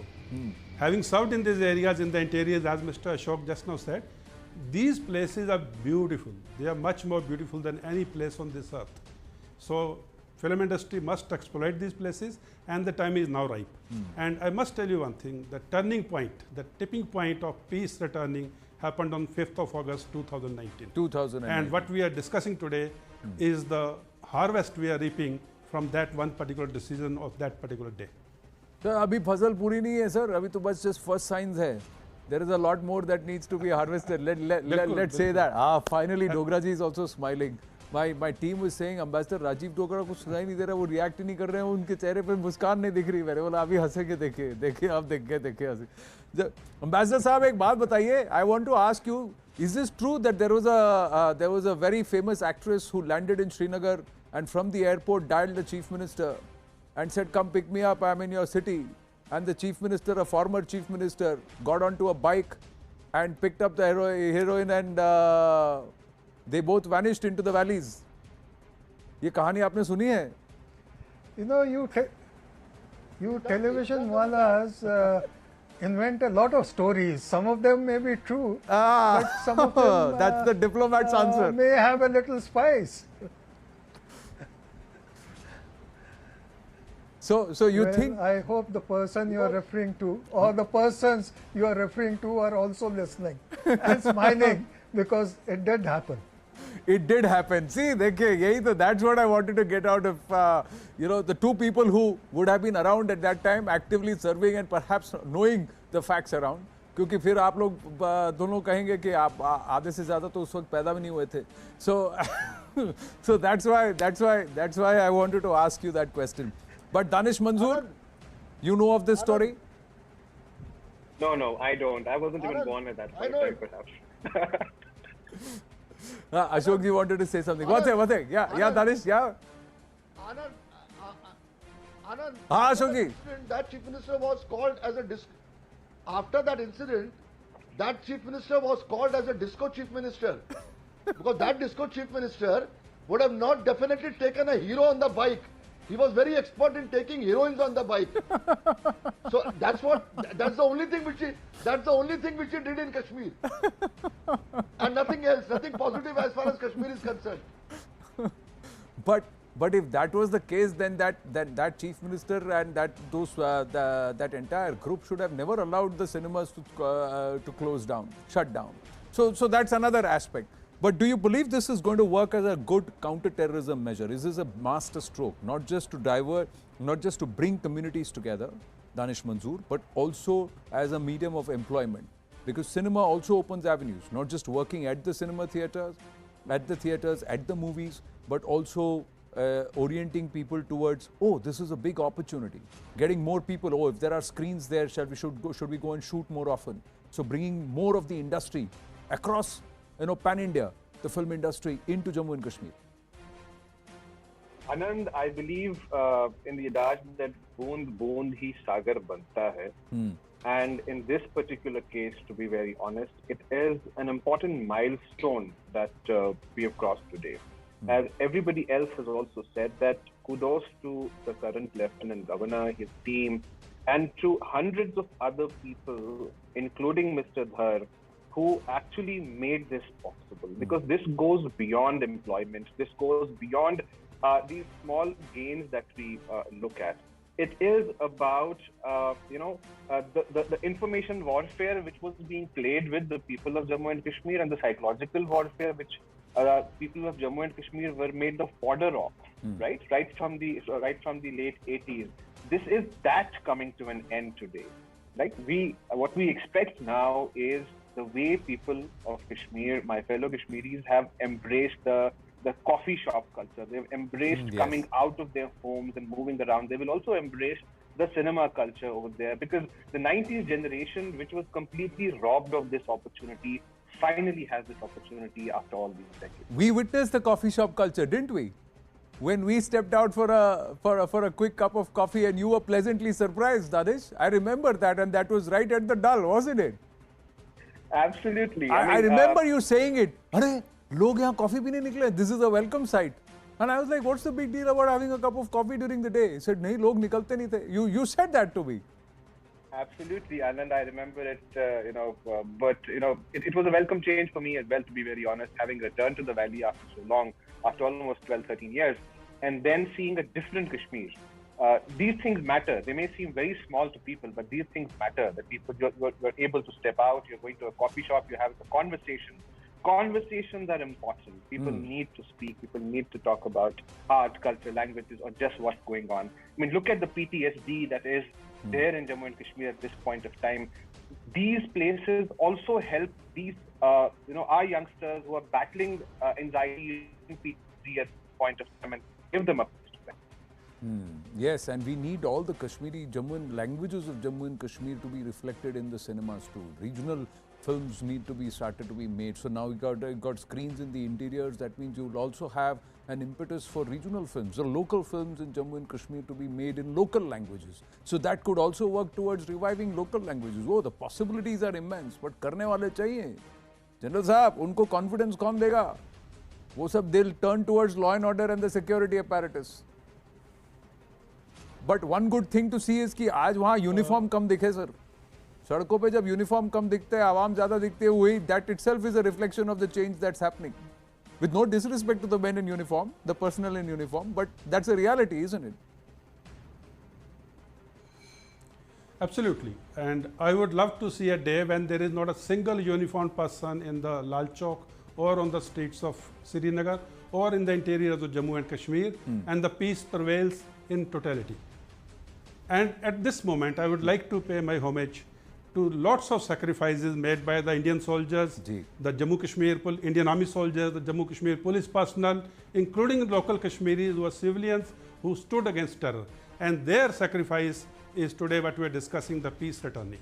So we must remember lot of blood, lot of Indian blood has gone into what we are seeing today. Yes, absolutely. And let's not forget that, and let's respect that. And as a homage to that, make sure that these steps that are being taken, there are no steps taken back.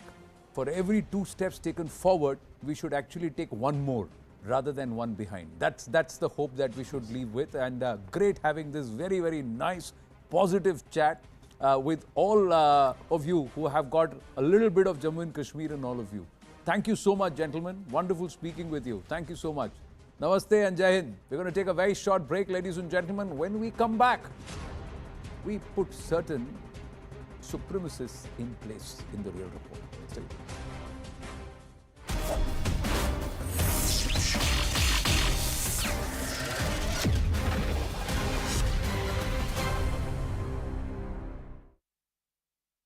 Crossing a swollen drain on foot, but gets carried away by the strong flowing river. Officials say there is no trace of the man so far. There was high drama at the Banaras Hindu University today. BA first-year students protested outside the central office demanding extension of exam dates. They raised slogans and created a ruckus while carrying out their demonstrations on campus. One passenger caused major disruption on a Pakistan International Airlines Peshawar-Dubai flight. The man is seen kicking the window of the aircraft and punching the seats while just wearing a vest. Another video shows him lying on the floor of the plane with his face down. The passenger was detained once the flight landed in Dubai. There is now internet services in Siachen, the world's highest battlefield. Siachen signalers have activated a satellite-based internet service. The internet has been activated on the Siachen Glacier at 19,000 feet. Bharat Broadband Network is providing net connectivity there. The army will also get its own dedicated communication satellite, the GSAT-7B. The satellite will enhance operational preparedness in the highest battlefield on the planet.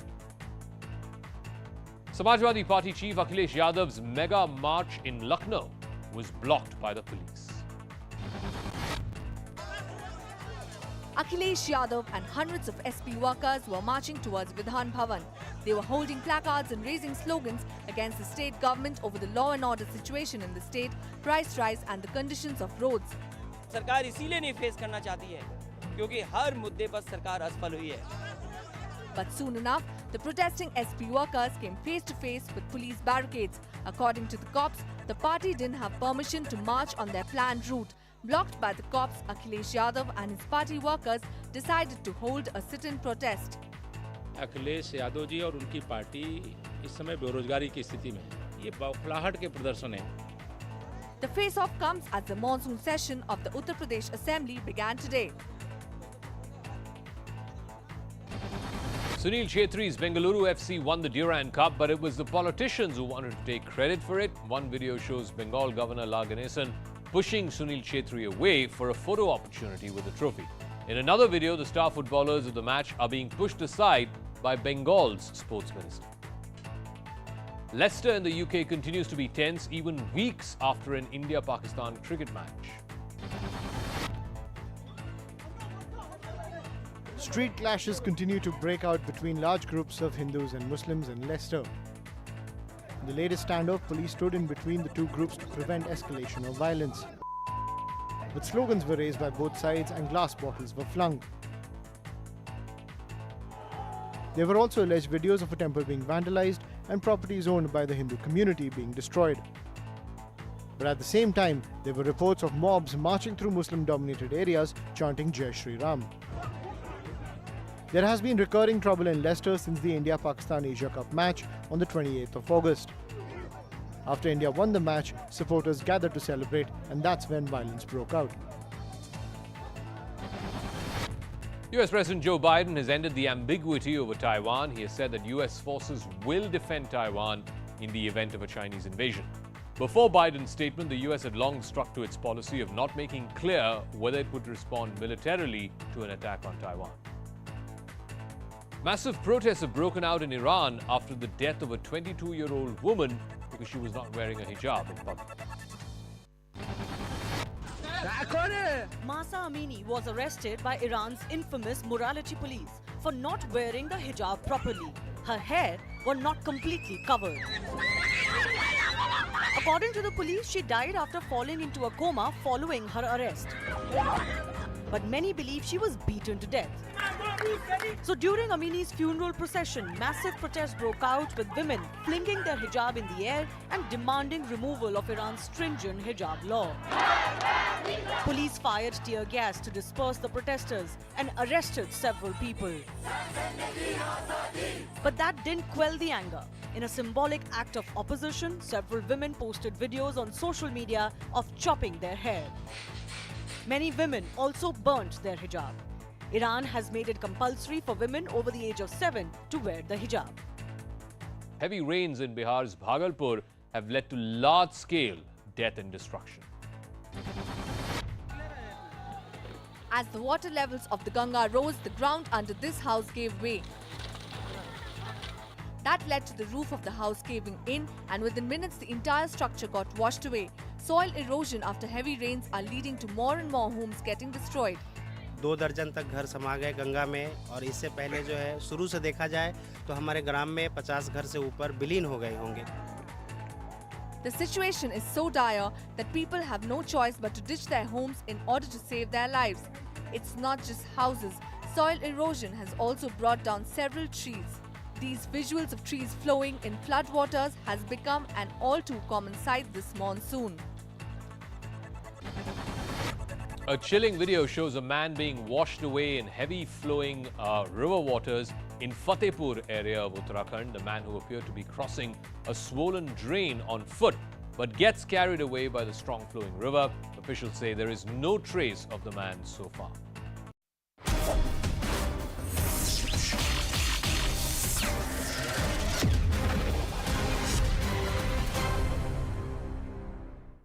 It's time for the real report.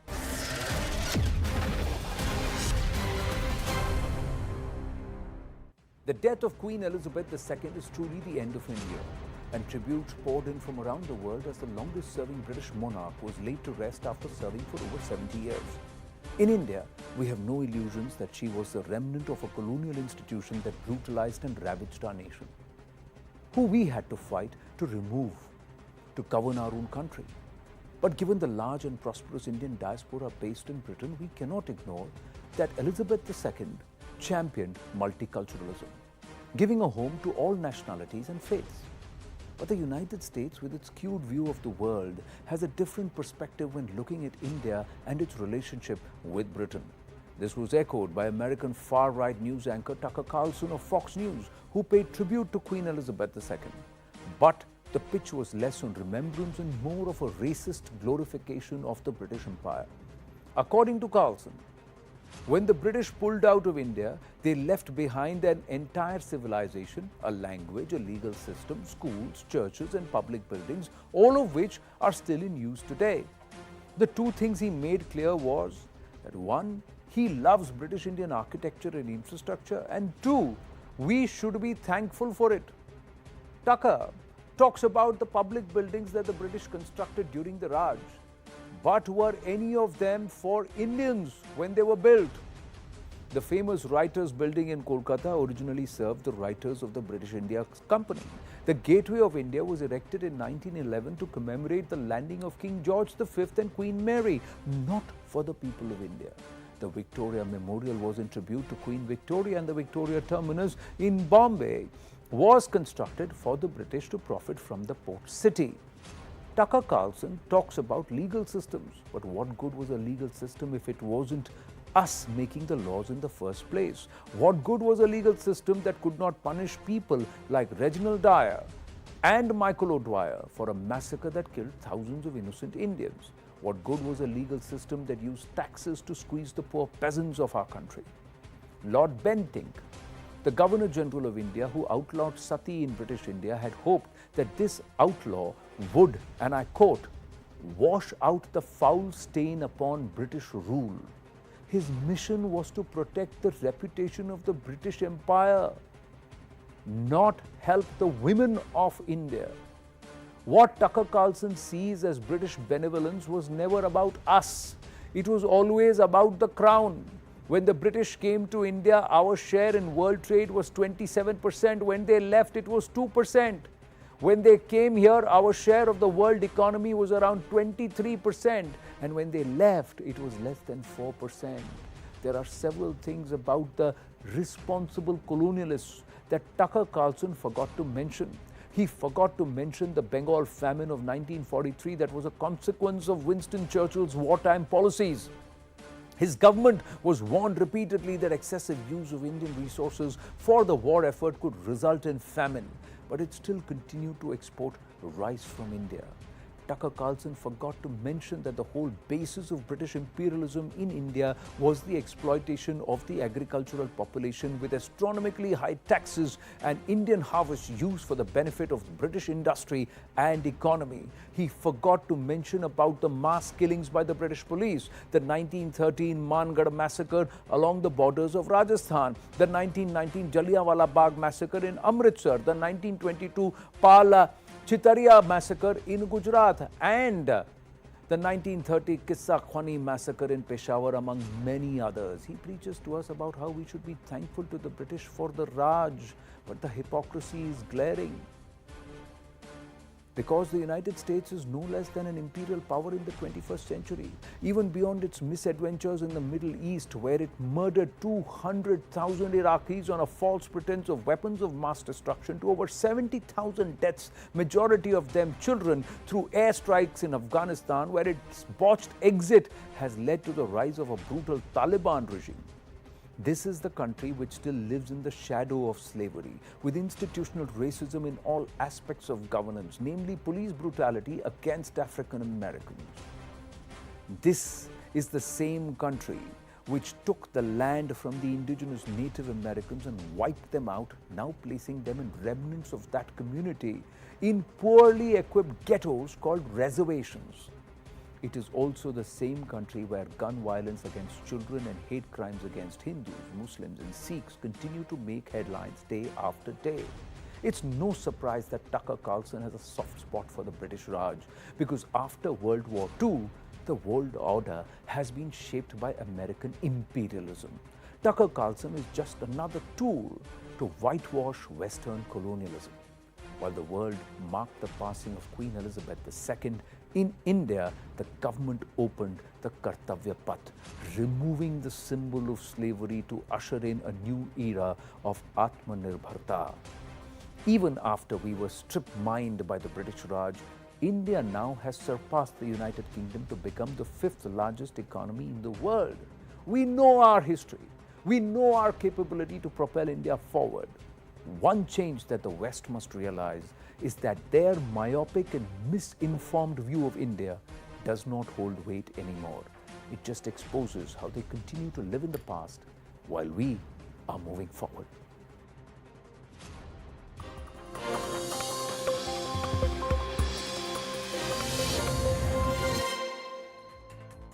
Good evening, this is Brass Taxam Zakir Jacob. The hijab debate, which is happening currently in the Supreme Court, took a major and dramatic turn today.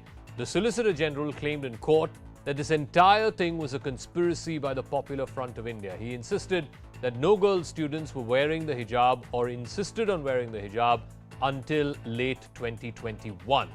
That's when the Campus Front got involved in this. There was also a reference to what's been happening in Iran over the last few days, where women are coming out openly and rejecting the hijab. If this can happen in a theocratic country like Iran, why cannot it happen in democratic India? But first, the story so far.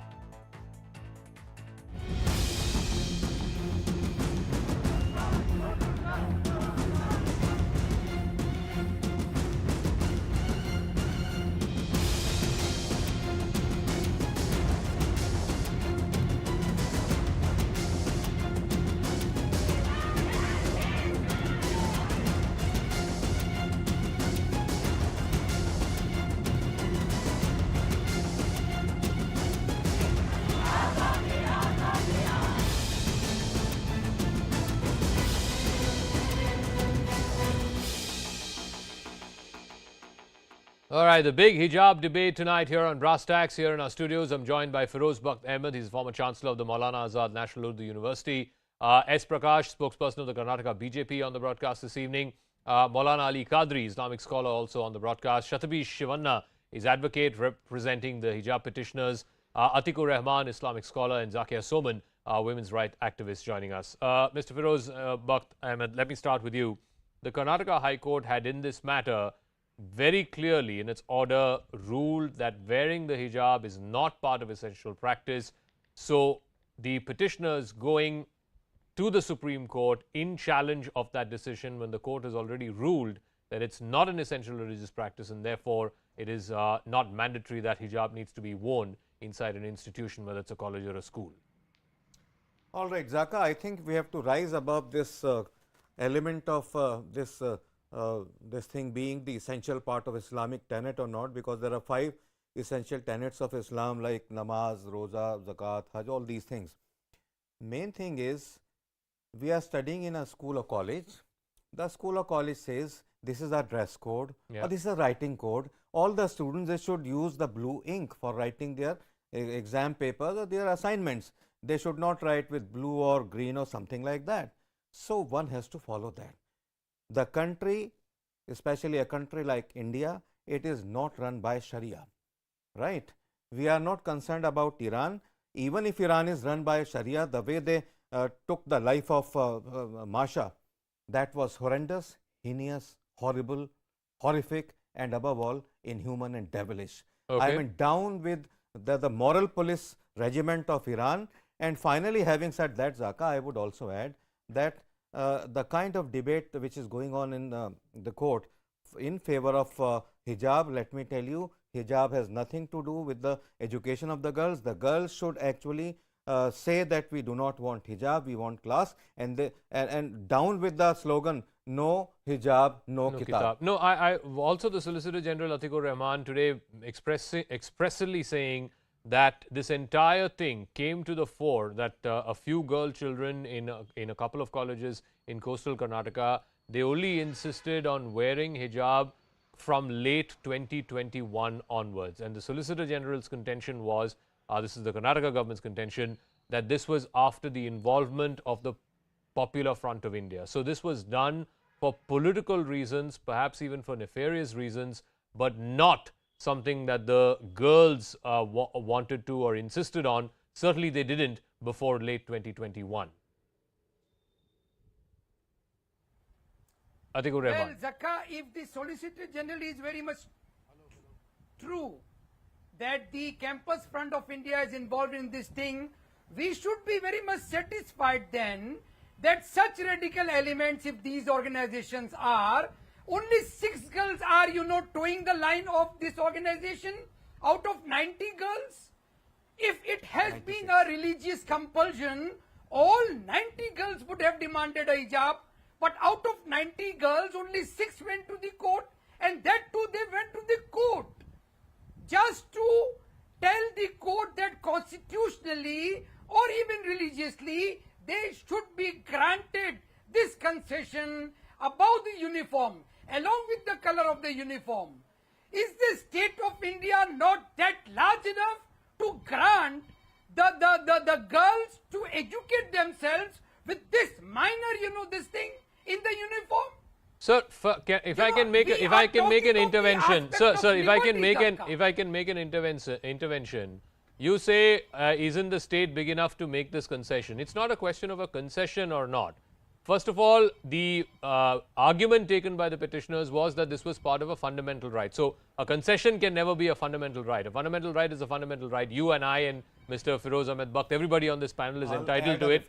Yeah, that is one part. So it's not a concession. Secondly, the most important part is, how does the state then say, okay, we'll make a concession to one section, but we can't make a concession to another section? That is discriminatory practice.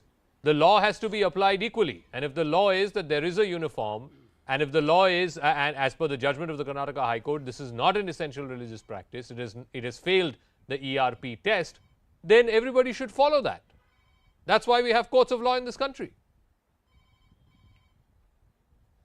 Agreed, Zakka, agreed then what about the law, the education, this thing, Act of Karnataka, which says that no rule should be made irrespective of, any of the religious arguments in it.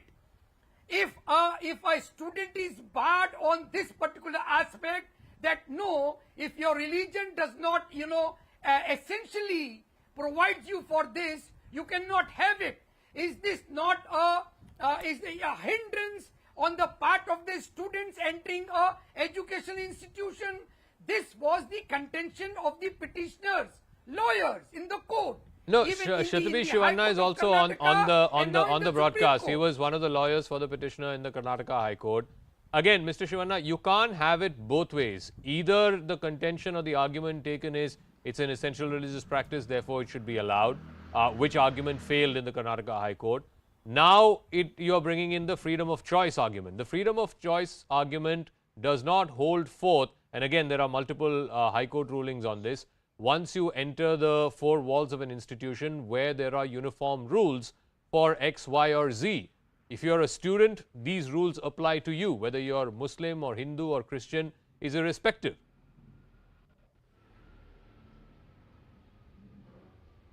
Mr. Shivanna. See, it was our argument that the state passed a government order restricting Muslim girls from wearing a hijab. Now, the burden is on the state to prove that why is this restriction in place. Our contention is it's in violation of Article 19. Now, we have established our right, whether it's essential religious practice or not, we'll get into that later. Now, when there is a right, we have established our right, and the government imposes a restriction on it, it is the burden of proof shifts on the government to establish as to why this restriction is being imposed. Is it against public morality? Is it against public order? These questions were posed to the government order. Our first and primary argument and submission before the Honorable High Court of Karnataka was that the government order is unsubstantiated in law because they cannot impose such a restriction on these Muslim girls. No, now, having said that, Mr. Feroz Ahmed wants to respond to you. But first of all, it was not a restriction that the government order passed. What the government order passed was a certain uniformity which applied to all students. It was a restriction. It was a dress code. It was not a restriction. If you were to appear in school or college, you have to follow this particular dress code. That's not a restriction. Secondly, Feroz Ahmed to respond. No, by actually stating put up your case in a very cogent manner. Let me tell you one thing. So far as you said, you gave the example of Article 25, 19, 29, whatever, right? Let me tell you one thing, that the way you argued this case, you argued it in a manner, like Sikh brethren, their pagadi, their turban, that is the essential tenet of their religion, that is allowed, right? However, except 5 tenets of Islam, this is not an essential tenet. So, I mean, your argument might not work for a long time. No, I wish you best of luck, but this is on dangling a wicket. First thing. Second thing, I'll give you the example of first Muslim judge, Fatima Bibi.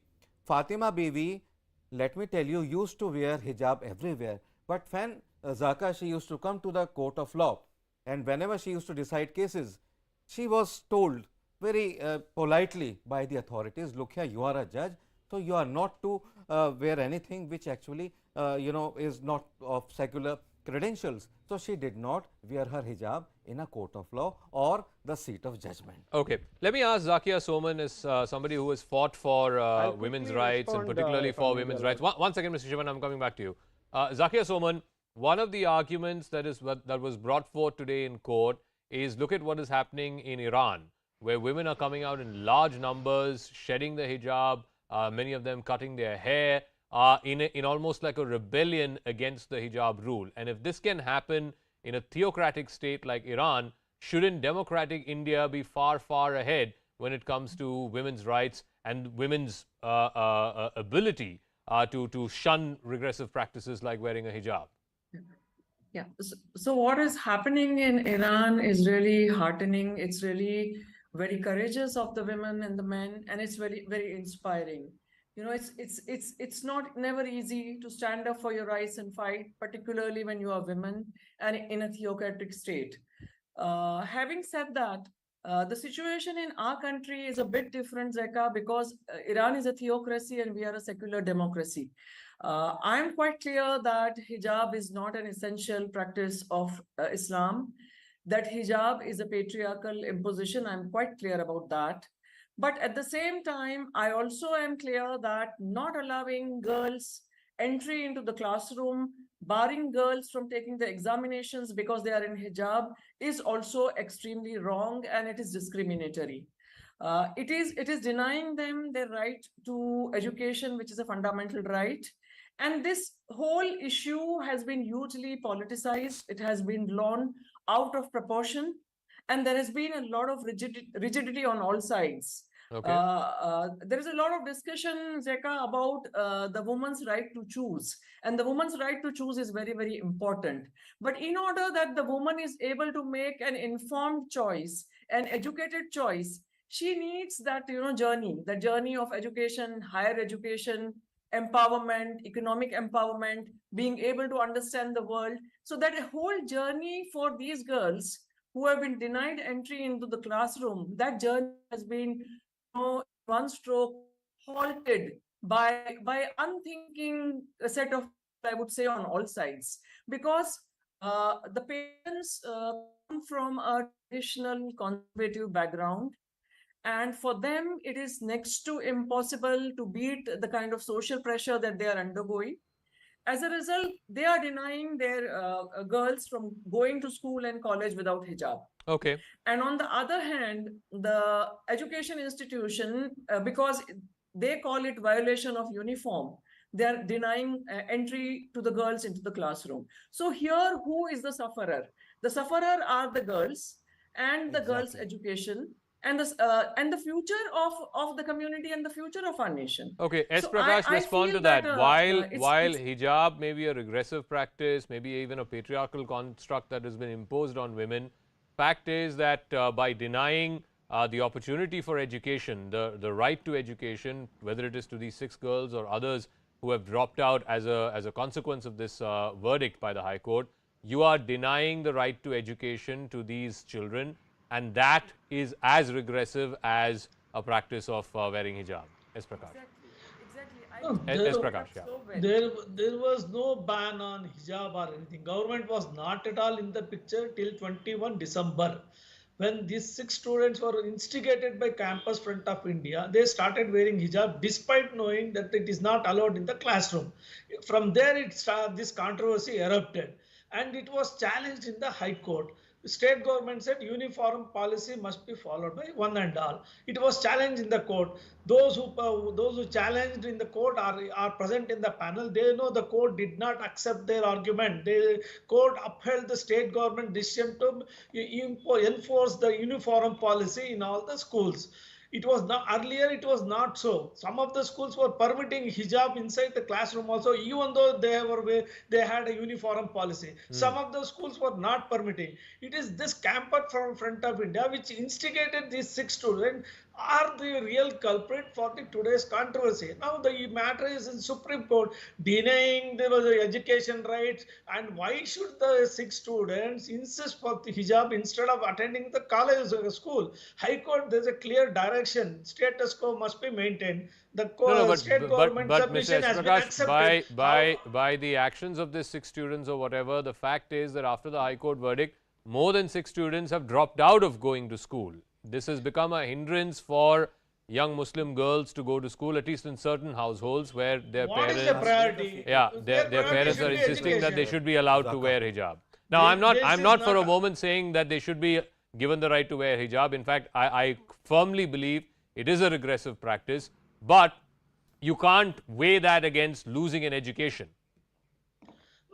That concern should be with the parents and the students. Not they don't have that concern. They believe that being not wearing hijab is discouraging them from taking the class and taking the exam. They are writing their own future. Even Chief Minister, everybody appealed to them. Please think of your future. Hijab is not the issue, but the Muslim fundamentalists are encouraging them to. Okay, I want to ask Maulana Qadri, who's also joining us on the broadcast. Maulana Qadri, again, I keep going back to this. let's be very, very clear about this, that hijab by no means is a progressive practice, it's a regressive practice. As Zakia Soman said, it's a patriarchal construct. In many cases, it is forced upon the woman. So you can't have it in such a way, Maulana Qadri, कि आप एक तरफ ये argument भी ले लें कि ये फ्रीडम ऑफ चॉइस है, एक रिग्रेसिव प्रैक्टिस में भी इंडल्ज करने के लिए हमें फ्रीडम ऑफ चॉइस चाहिए.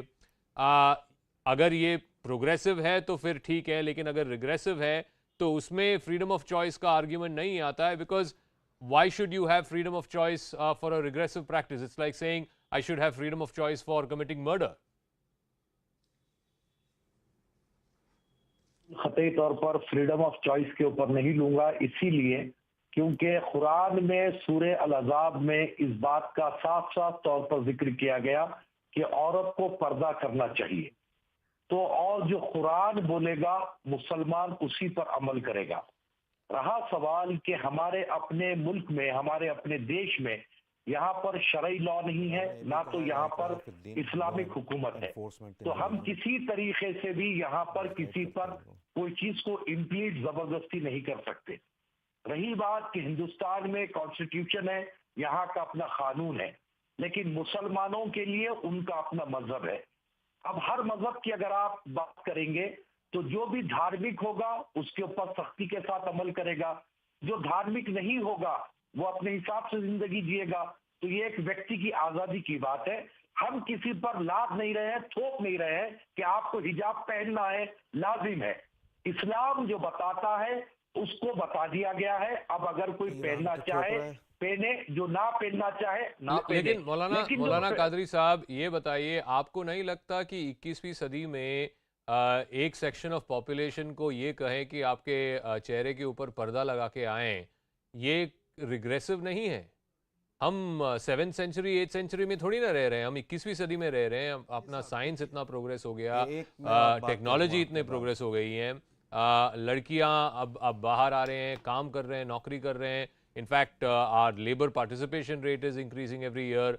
इस जमाने में ये कहना कि जनता का आधा हिस्सा जो फीमेल है वो उनके शक्ल के ऊपर पर्दा लगा के आएंगे पब्लिक प्लेसेस में, ये तो रिग्रेसिव ही है ना. हाँ, जाका एंड कादरी साहब, आपने कुरान की आयत कोट की, बिल्कुल सही कोट की. मैं एक सेकंड, मैं आपको कुरान की एक और आयत बता दूं. आप आलिम दीन हैं, अकाबिर हैं, अमाइद हैं. देखिए कुरान में ये भी लिखा है ला इकराहा फिद्दीन, यानी दीन के मामले में कोई ज़बरदस्ती नहीं. And Zakia has very rightly put it that Iran is a theocratic state, मजहबी मुल्क है, बिल्कुल ठीक है. But I think the murder, I will call it a murder by the moral police of Iran was the last straw on the camel's back as far as women in Iran are concerned. I think women in India, they should lead a movement. It should start from Bengaluru only. वो 6 लड़कियों से मैं मिला था, अब 6 नहीं, जो 96 लड़कियों में 6 जिन्होंने केस डाला था. एक लड़की ने पता है क्या कहा? कहती है कि मैं तो क्लासरूम में बैठना चाहती हूँ मगर मेरे ऊपर ज़बरदस्ती की जा रही है. I can't tell the name of that child, but this is what is happening. ज़बरदस्ती. मौलाना कादरी जी बोलिए. फिरोज भाई, आपको मैं बताना चाहता हूं कि मैंने अपनी गुफ्तगू के इख्तिताम में यह बात कह दी है. अपनी गुफ्तगू के इख्तिताम में मैंने बात आपको बता दी है कि हम किसी पर जोर ज़बरदस्ती नहीं करते हैं. इस्लाम जो रास्ता बतलाता है वो काम हमारा बताना है और सारी दुनिया के उलमा बताए हैं. अब रहा सवाल, हमारे जाका साहब मुझसे सवाल किए तो मैं बताता चलूँ कि जाका साहब, कई ऐसी मुस्लिम लड़कियां हैं जो आज मल्टीनेशनल कंपनीज पे हायर पोस्ट पर है जी, और कई ऐसी लड़कियां हैं जो कॉल सेंटर में काम कर रही हैं, पायलट की ट्रेनिंग ले रही है. तो इसमें कोई शक नहीं है कि मुस्लिम लड़कियां कहीं पीछे हैं, बराबर वो अपना काम कर रही हैं. कई ऐसी बड़ी बड़ी हायर ऑफिशियल्स हैं जो हिजाब पहनकर अपना काम कर रही है. तो इसीलिए हम कह रहे हैं कि आप तालीम के मैदान में पीछे ना रहें, आप अपने हिजाब के साथ काम करें. लॉन टेनिस खेलना चाहिए, उस पे क्या जवाब है? नहीं, हालिया में फिरोज भाई आपको शायद पता होगा कि हमारी जो तेलंगाना की जो लड़की है निखत, जिसने बॉक्सिंग चैंपियनशिप जीती, उस पर भी तनकीद हुई. उसको मैंने कंडेम किया. मैंने कहा कि उसकी वो जाती जिंदगी है. और जो जहां निखत की जब बात हुई तो मैंने कहा कि रिंग में रिंग में जो है वो जाकर बुर्का नहीं पहन सकती।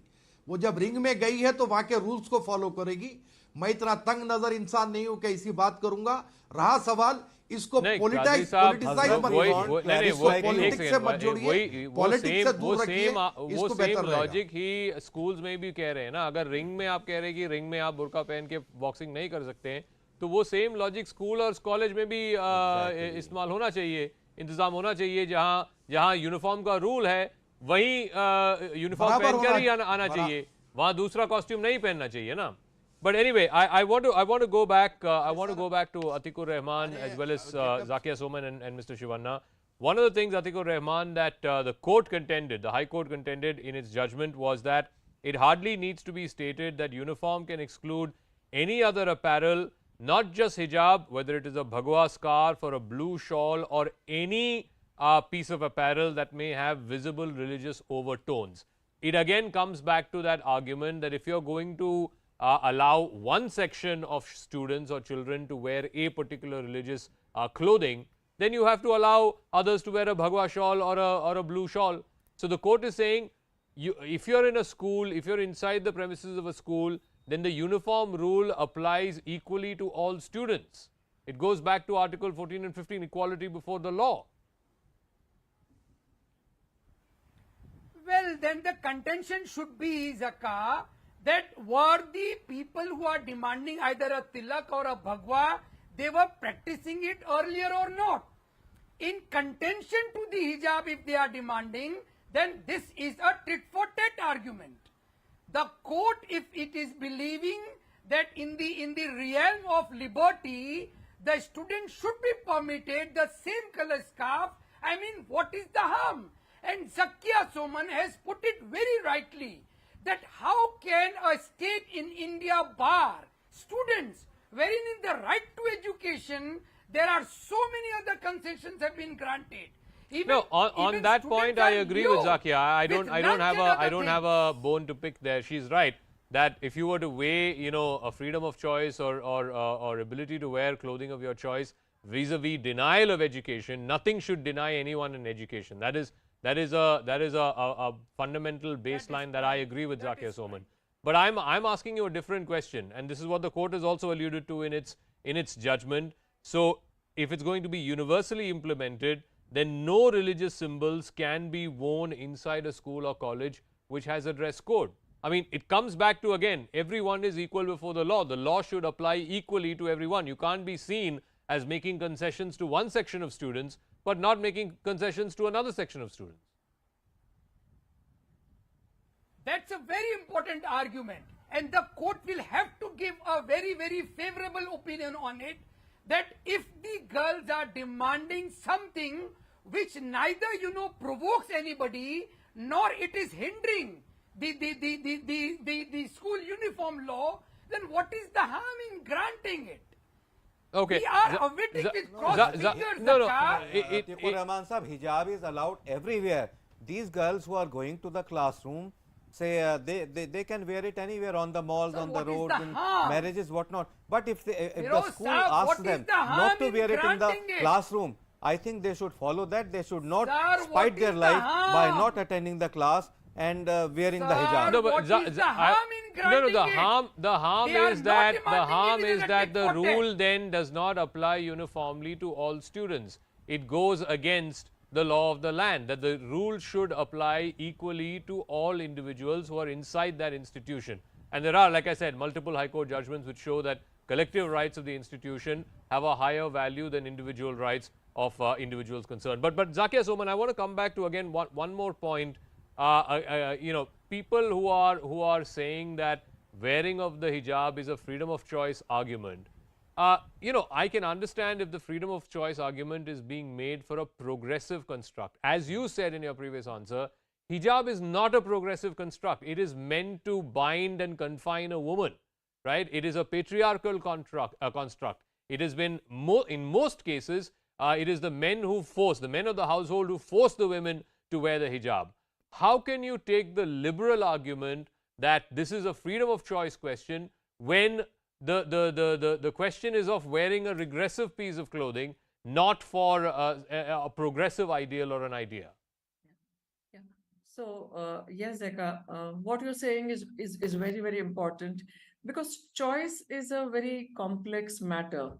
On the face of it, I can turn back and say that because there are, sections where KG going girls going to first standard, second standard are covered in head to toe hijab. So where is the question of choice? That's a little child.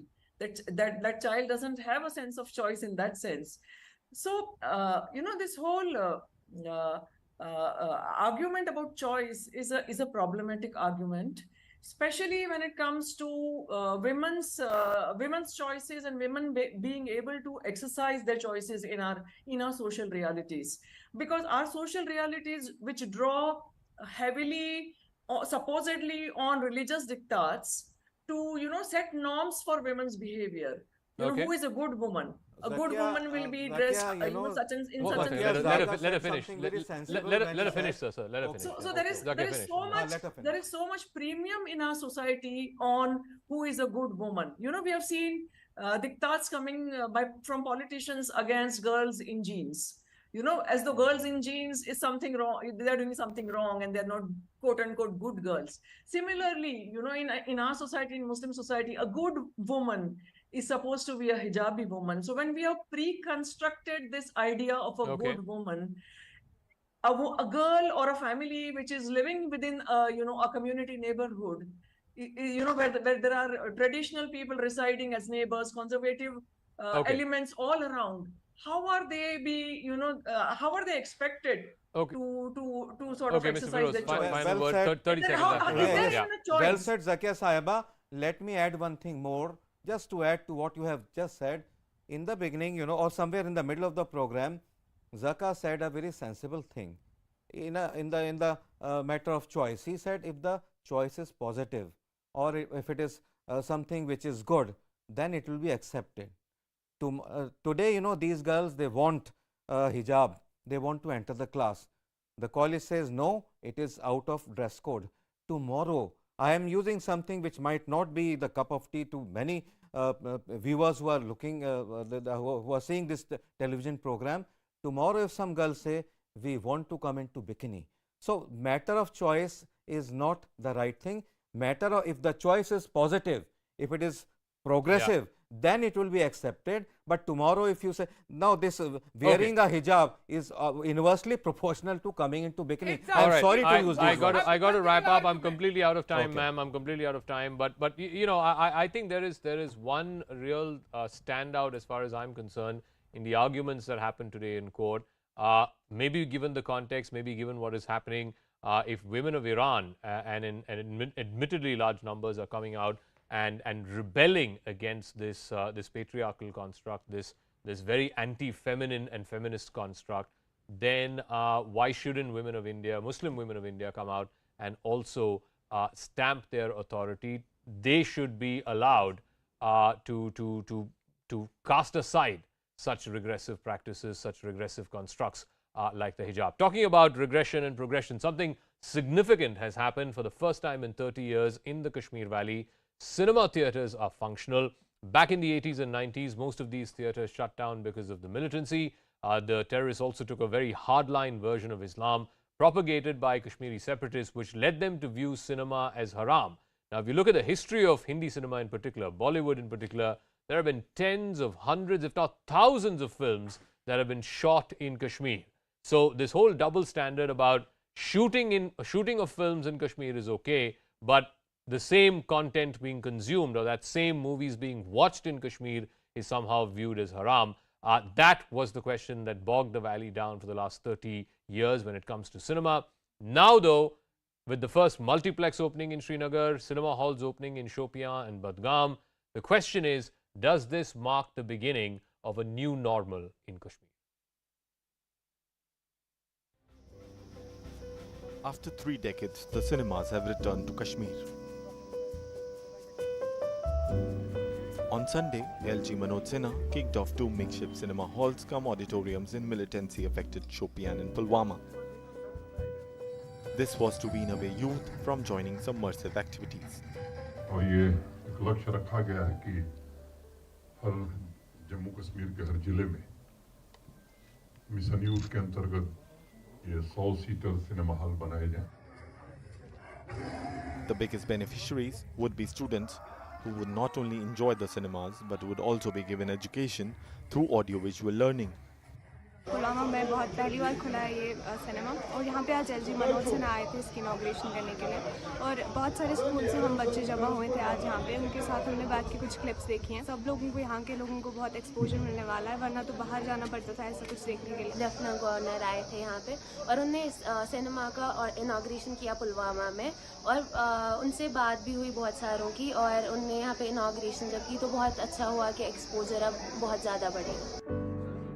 While all the 20 districts across the Union Territory would have mini cinema halls, the biggest and the first multiplex in Kashmir would start today.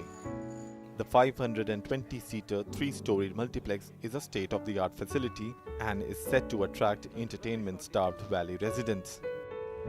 The move will also regain Bollywood's lost connection with Kashmir.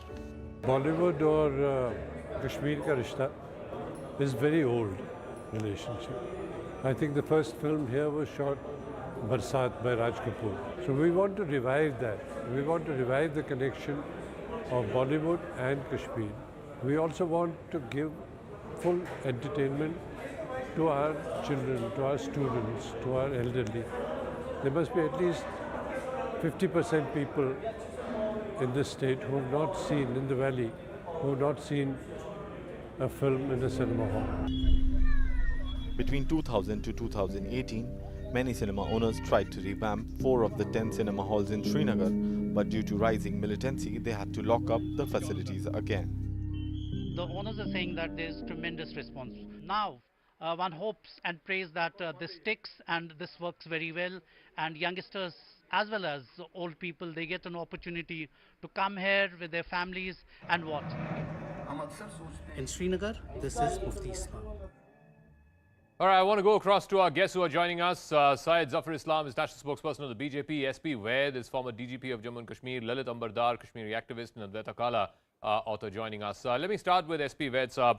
As a former DGP, as a former top cop, for the last 30 years, you've seen how Kashmiri citizens, ordinary Kashmiri citizens, were deprived of basic entertainment in the form of cinema halls. Are you hopeful today, sir, that with the opening of the multiplex in Srinagar, the opening of cinema halls in Shopian, etc., that perhaps this is a cautious but a necessary first step towards some form of normalcy back in the valley?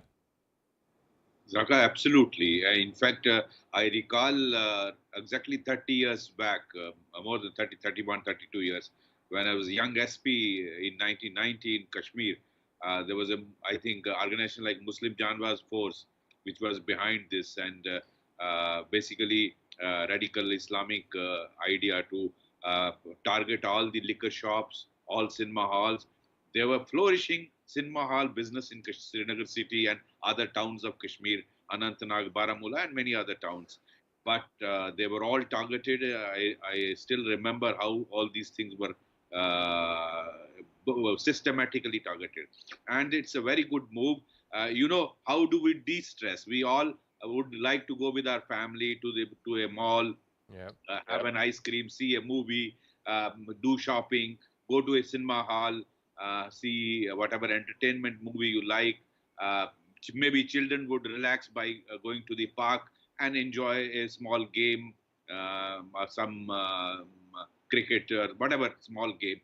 And I was watching for last 30 years Kashmiri boys coming to Jammu or Delhi to relax. And in fact, favorite scene in Jammu, there is a Wave Mall. Most of the Kashmiri boys and families will throng.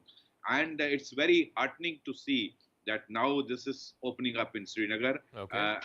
That too in South Kashmir, a place like Shopian and Pulwama, which were hotbeds of terrorism. And one thing I would advise is ensure sufficient security there so that no harm is done to the people who go to enjoy there.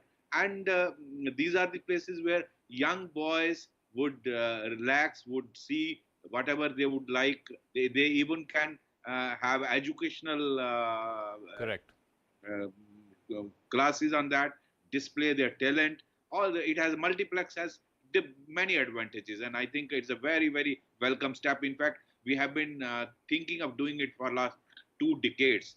Fortunately, it has materialized now. Okay, I want to ask Zafar Islam, and I'll take forward one of the points that Ved Saab made.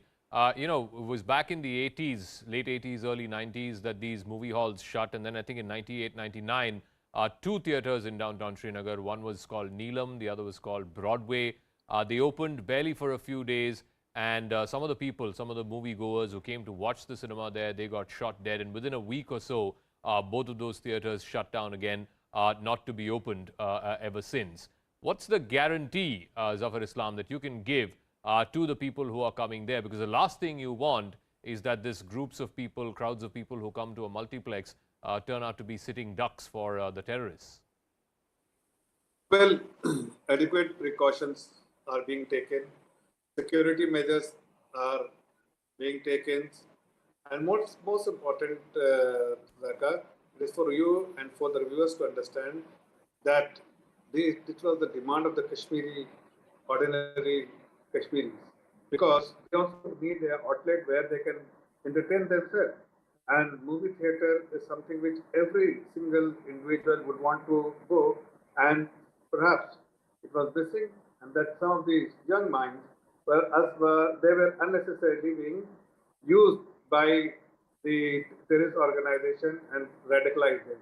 So it's a welcome beginning that the movie theater is being opened now, and also this is also a testimony that normalcy is getting back in the valley, because people will start demanding for things like movie theater and all when they feel that yes, there is a normalcy around them and they can comfortably go to theater to watch movies.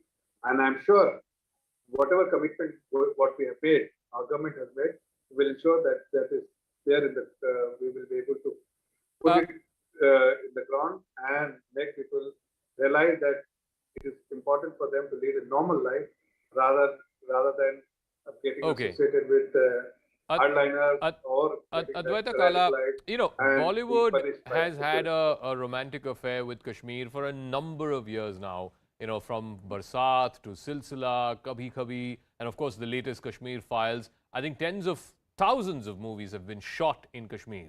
But somehow watching those movies was always considered haram. This dichotomy in what the terrorists were trying to do to the people of Kashmir. That it's okay to come there and shoot films, but it's not okay to watch them. Well, you know, I mean, this was, of course, like you mentioned earlier, you know, the hardline Islamist terror line that was taken, which really impinged on people's freedoms. Remember Shami Kapoor and that iconic song Jangli, that was shot in Kashmir. So the romance, the Shikara rides, the romance of Dal Lake, all of that has been an integral part of our movies going back to the 1960s. So it was really tragic that we weren't able to even show films there because of this hardline Islamist rhetoric that was prevalent.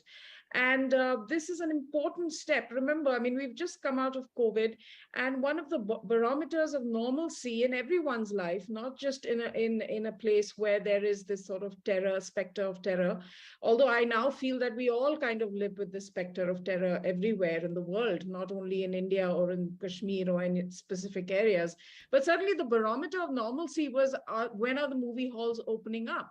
Because there is something to do with doing well as human beings in this present state of modern existence that we associate with being able to do simple things like having the choice to a movie hall and what we with a bunch of people we don't know, just engaging in social life and life. That makes this so much more significant on a human level as opposed to all the other things that people want to talk about. Lalit Ambadar, you know, you were again growing up. I'm sure that there was the specter of movies, the simple joys of life, as Advaita said. But over the last 30 years, because of this militancy which has engulfed Kashmir and the almost terrorist nature of what these guys were trying to do there, it was deprived. The people of Kashmir were deprived of it. Do you think that what is happening today is a significant marker, especially after the abrogation of Article 370? The process of normalization has been going on there for the last couple of years. And the jury, I guess, is still out whether Kashmir has come back to full normalcy. But do you see this as one significant step moving in that direction? Zaka, with your permission, I would like to take 10 seconds because your presentation brings me that into a state of nostalgia. You talked about my college, my school days. Let me tell you, there's Kashmir. It wasn't only that. There would be hardly any Hindi movie which wouldn't have at least one song that was shot in Kashmir. That is number one. Number two, we had a very rich cinema culture in Kashmir. I recall we used to have a concession for the students, and on Friday, first show, you would only see boys and girls queuing up outside the cinema hall across the Srinagar city. I come from Srinagar. Across the Srinagar city, that was it. And you would not see even a girl in a burqa. Let me also emphasize on that. This was a kind of culture where not that Islamism, pan-Islamism inspired Shivpora was not there, but it wasn't militant. They hadn't taken to weapons. They were not targeting Hindu women. But what happened? So it's nostalgic recall. And by the way, one of the definitions, one of the agendas of genocide is also to erase the memories of the survivors of genocide. Let me, through you, remind the nation and remind our perpetrators of genocide, we carry that memory, those memories with us, and Kashmir is us, and we'll come back to Kashmir and avenge what all we have lost there, and the genocide through using all the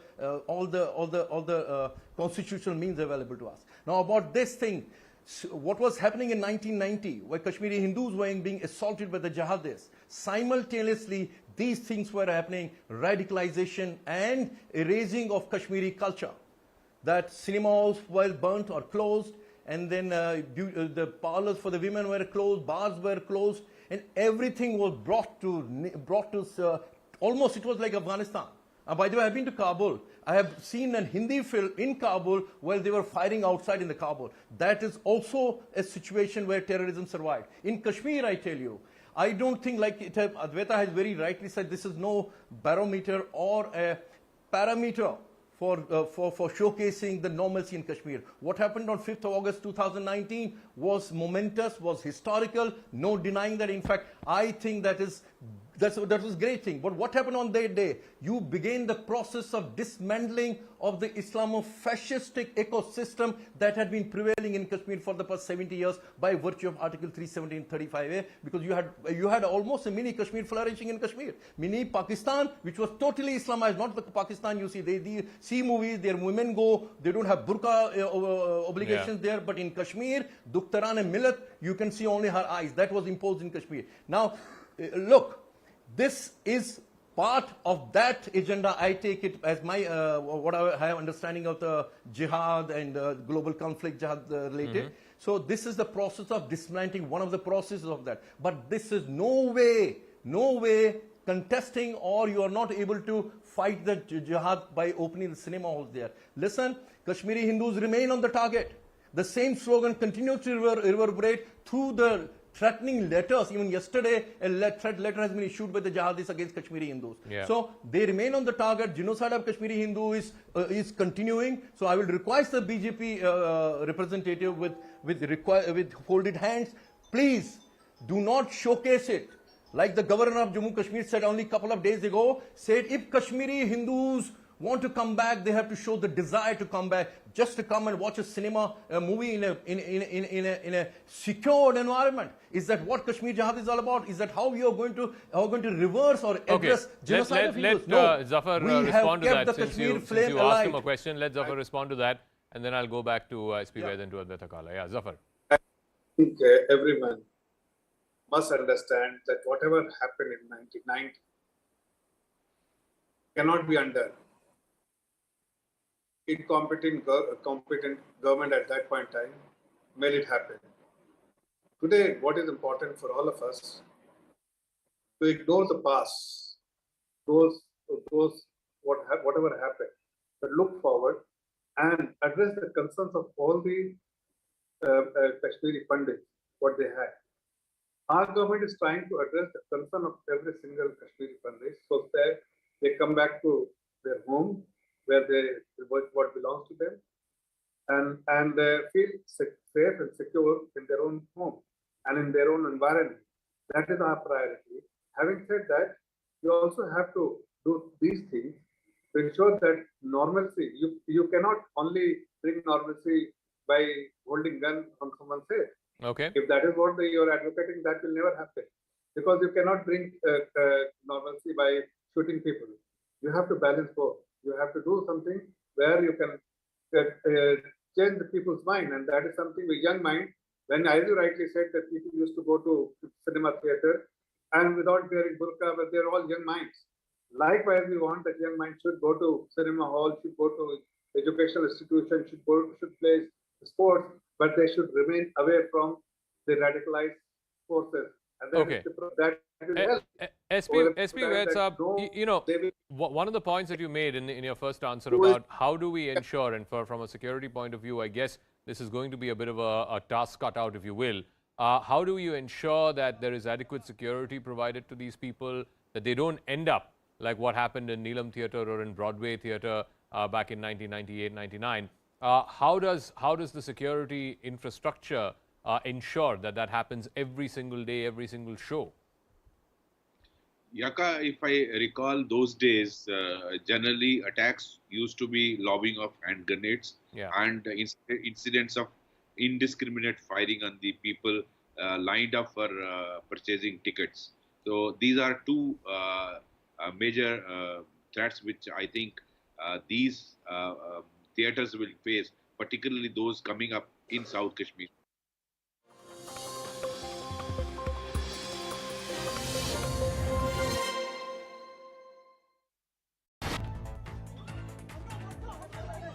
Street clashes continue to break out between large groups of Hindus and Muslims in Leicester.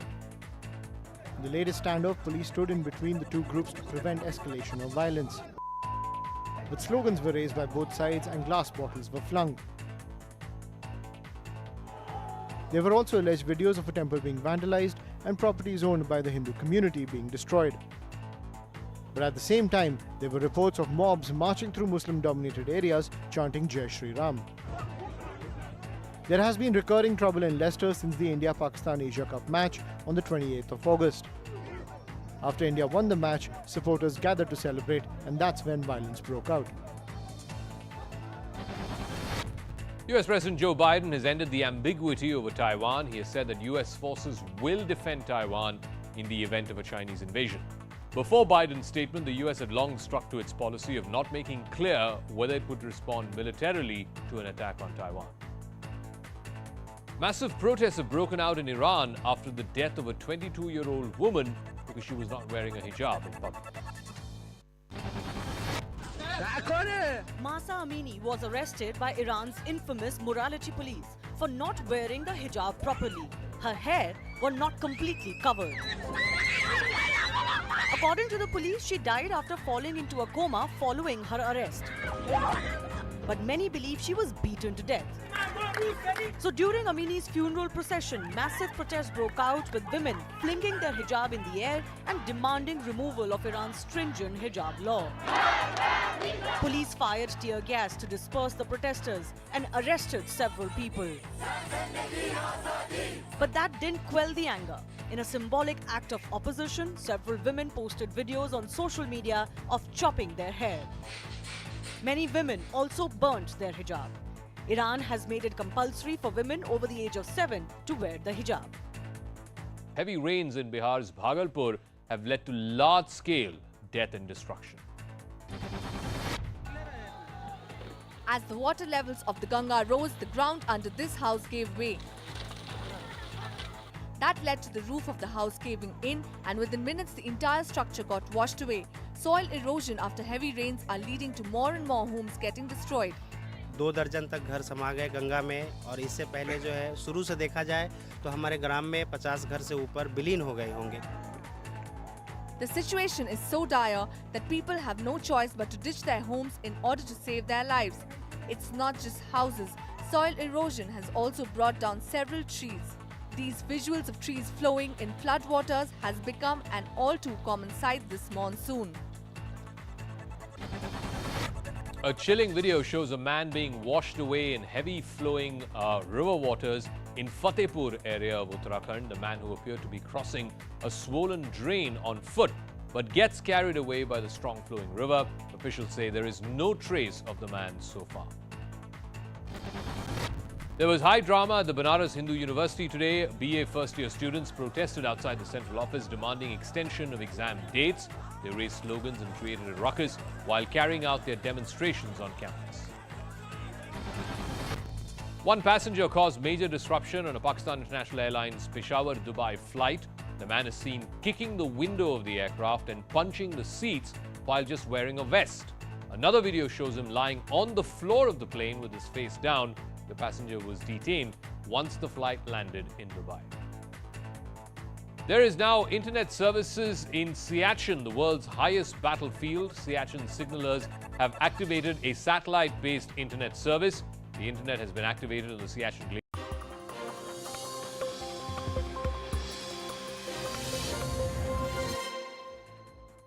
Welcome back. A shocking video has emerged of a group of women mercilessly thrashing a man outside the airport in Raipur. The angry woman kept slapping the man, punching him and even thrashing him with a belt. They even tore the man's shirt when he tried to flee from them. The entire incident was allegedly over a monetary dispute. The man, who claims to be a taxi driver for a travel company, alleges that he didn't get paid for the months of May and June. When he went to the travel agency's office at the airport, he claims that the employees started misbehaving with him. The taxi driver alleges that when he asked for the manager's number, the female employees started thrashing him. There were massive protests in Jaipur today over the lumpy virus, which has left more than 50,000 cattle dead in Rajasthan. Hundreds of BJP workers hit the streets protesting against the alleged government inaction over lumpy virus. The protesters raised slogans while marching towards the state assembly. But they were soon stopped by the police, who had put up dozens of barricades. But that didn't deter the protesters. They clashed with the cops, jumped barricades and unleashed mayhem on the streets of Jaipur. कार्यकर्ता नीचे सतीश पुनिया आना नहीं चाहते, लेकिन police कोशिश कर रही है कि उनको किसी तरीके से नीचे उतारा जाए। और यहाँ देखिए कि ये कोशिश की जा रही है, सतीश पुनिया को बिल्कुल नीचे उतार दिया गया। Lumpy disease has killed over 57,000 cattle in Rajasthan and affected another 11 lakh. Chief Minister Ashok Gehlot has urged the centre to declare lumpy disease as a national calamity.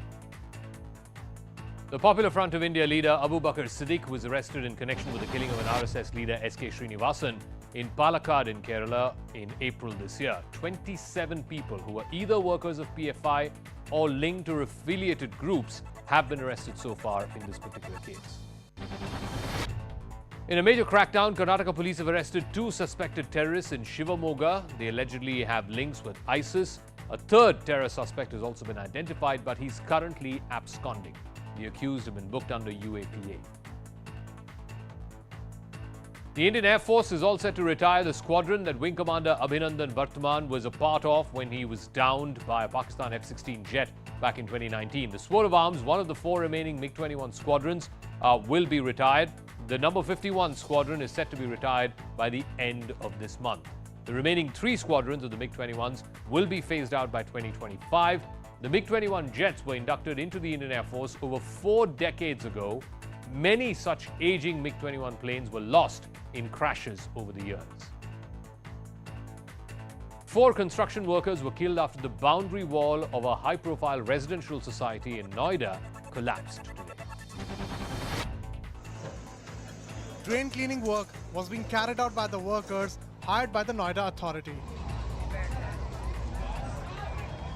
That's when the boundary wall of a residential township came crashing down. 4 construction workers were crushed to death. Bulldozers were passed into service to pull out the other workers trapped under the debris.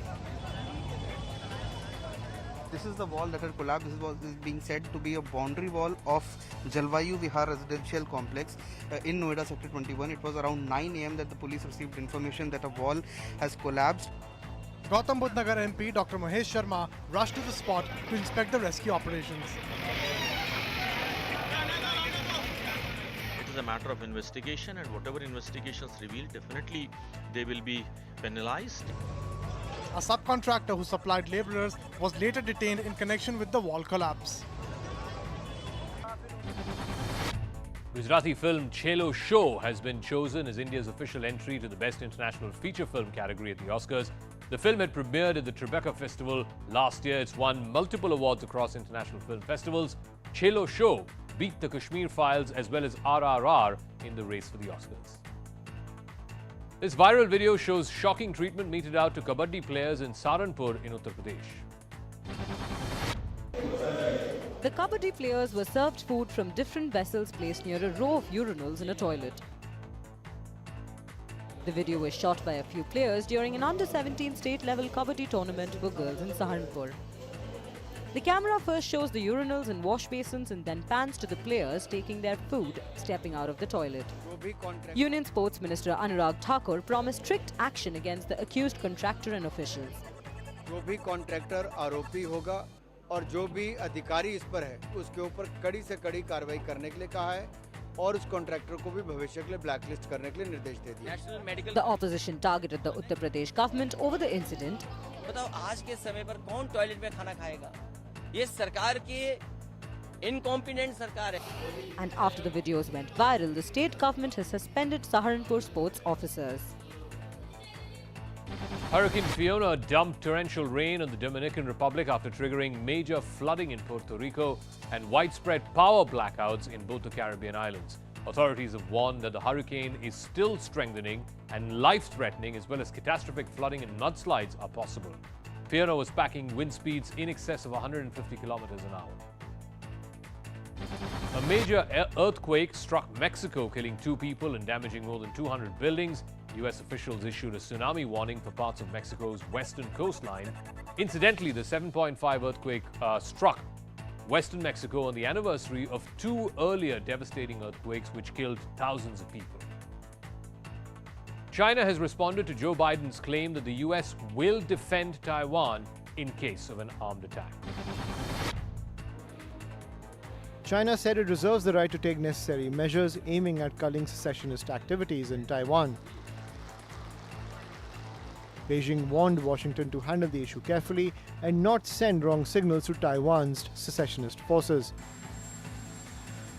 China's stern comments are a response to US President Joe Biden confirming that his forces will defend Taiwan in the event of a Chinese invasion. But at the same time, Biden reiterated his commitment to the One China policy that the US has been following for years. The recent visit to Taiwan by US House Speaker Nancy Pelosi put the One China policy on test. China responded by carrying out unprecedented military exercises near Taiwan, which included launching ballistic missiles, air sorties, and live fire drills. Now, the United States will arm Taiwan with cutting-edge weapons to fend off China. This is to better delay, degrade, and deny the PLA's advances. Taiwan will get long-range precision strike capabilities. The United States will give tactical ballistic missiles as well as HIMARS, the rocket launchers which the US used to provide integrated air and missile defense systems. Anti-ship, land attack cruise missiles will also be provided to Taiwan. Canadian Prime Minister Justin Trudeau has sparked fury among Britishers for singing the Queen's famous song Bohemian Rhapsody in a London hotel lobby 2 days ahead of Queen Elizabeth's funeral. We'll leave you with this.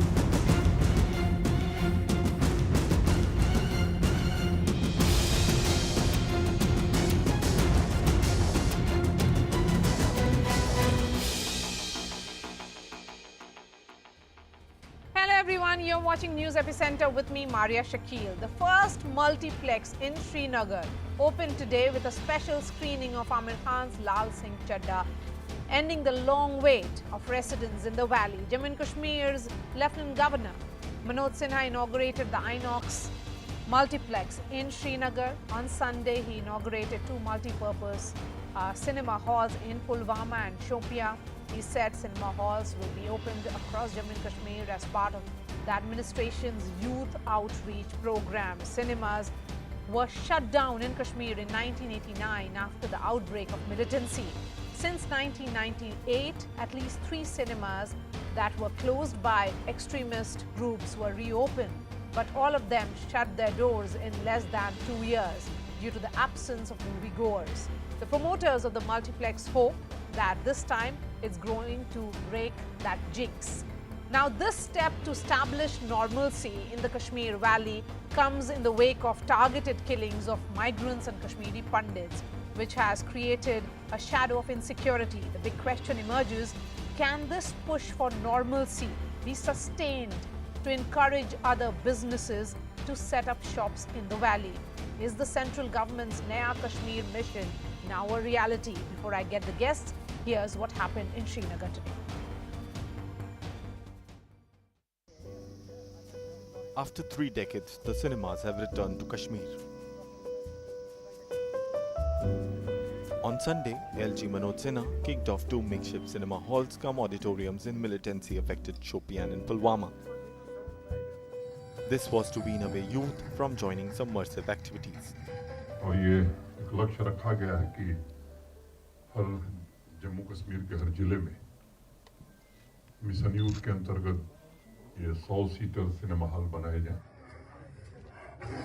The biggest beneficiaries would be students who would not only enjoy the cinemas but would also be given education through audiovisual learning. Pulwama में बहुत पहली बार खुला है ये cinema और यहाँ पे आज एलजी मनोज सिन्हा आए थे इसकी इनॉग्रेशन करने के लिए और बहुत सारे स्कूल से हम बच्चे जमा हुए थे आज यहाँ पे। उनके साथ हमने बैठ के कुछ क्लिप्स देखी हैं। सब लोगों को यहाँ के लोगों को बहुत एक्सपोजर मिलने वाला है, वरना तो बाहर जाना पड़ता था ऐसा कुछ देखने के लिए। लेफ्टिनेंट गवर्नर आए थे यहाँ पे और उन्होंने सिनेमा का और इनॉग्रेशन किया पुलवामा में और उनसे बात भी हुई बहुत सारों की और उनने यहाँ पे इनॉग्रेशन जब की तो बहुत अच्छा हुआ कि एक्सपोजर अब बहुत ज़्यादा बढ़ेगा। While all the 20 districts across the Union Territory would have mini cinema halls, the biggest and the first multiplex in Kashmir would start today. The 520-seater, 3-storied multiplex is a state-of-the-art facility and is set to attract entertainment-starved valley residents. The move will also regain Bollywood's lost connection with Kashmir. Bollywood और Kashmir का रिश्ता is very old relationship. I think the first film here was shot Barsat by Raj Kapoor. So we want to revive that. We want to revive the connection of Bollywood and Kashmir. We also want to give full entertainment to our children, to our students, to our elderly. There must be at least 50% people in this state who have not seen, in the valley, who have not seen a film in a cinema hall. Between 2000 to 2018, many cinema owners tried to revamp 4 of the 10 cinema halls in Srinagar, but due to rising militancy, they had to lock up the facilities again.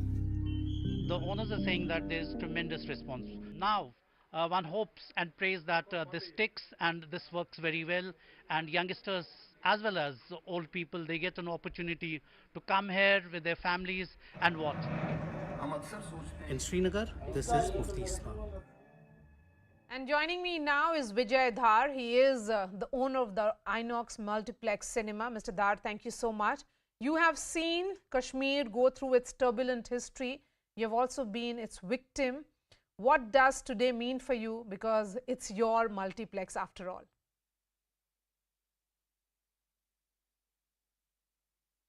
I must tell you that today it's a very joyful day for me because I have had association with the cinema much before the turbulence started here.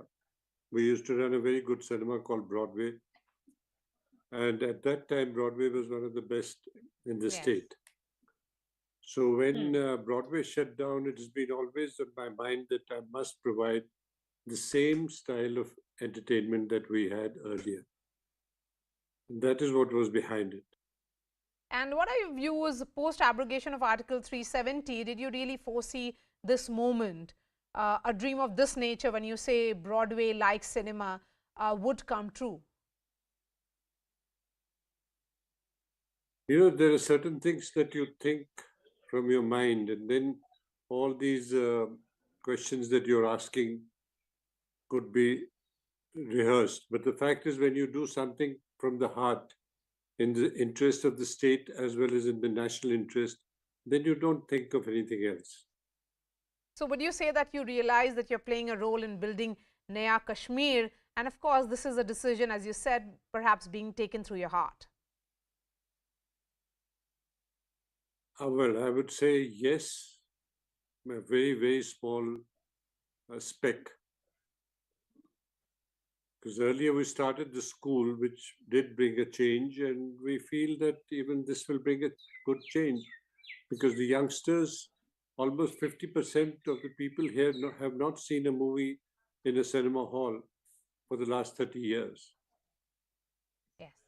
Rest could, for example, I would go to Jammu to see a movie, or to Delhi. The moment you landed there, you say, which film is running? Let's go and see it.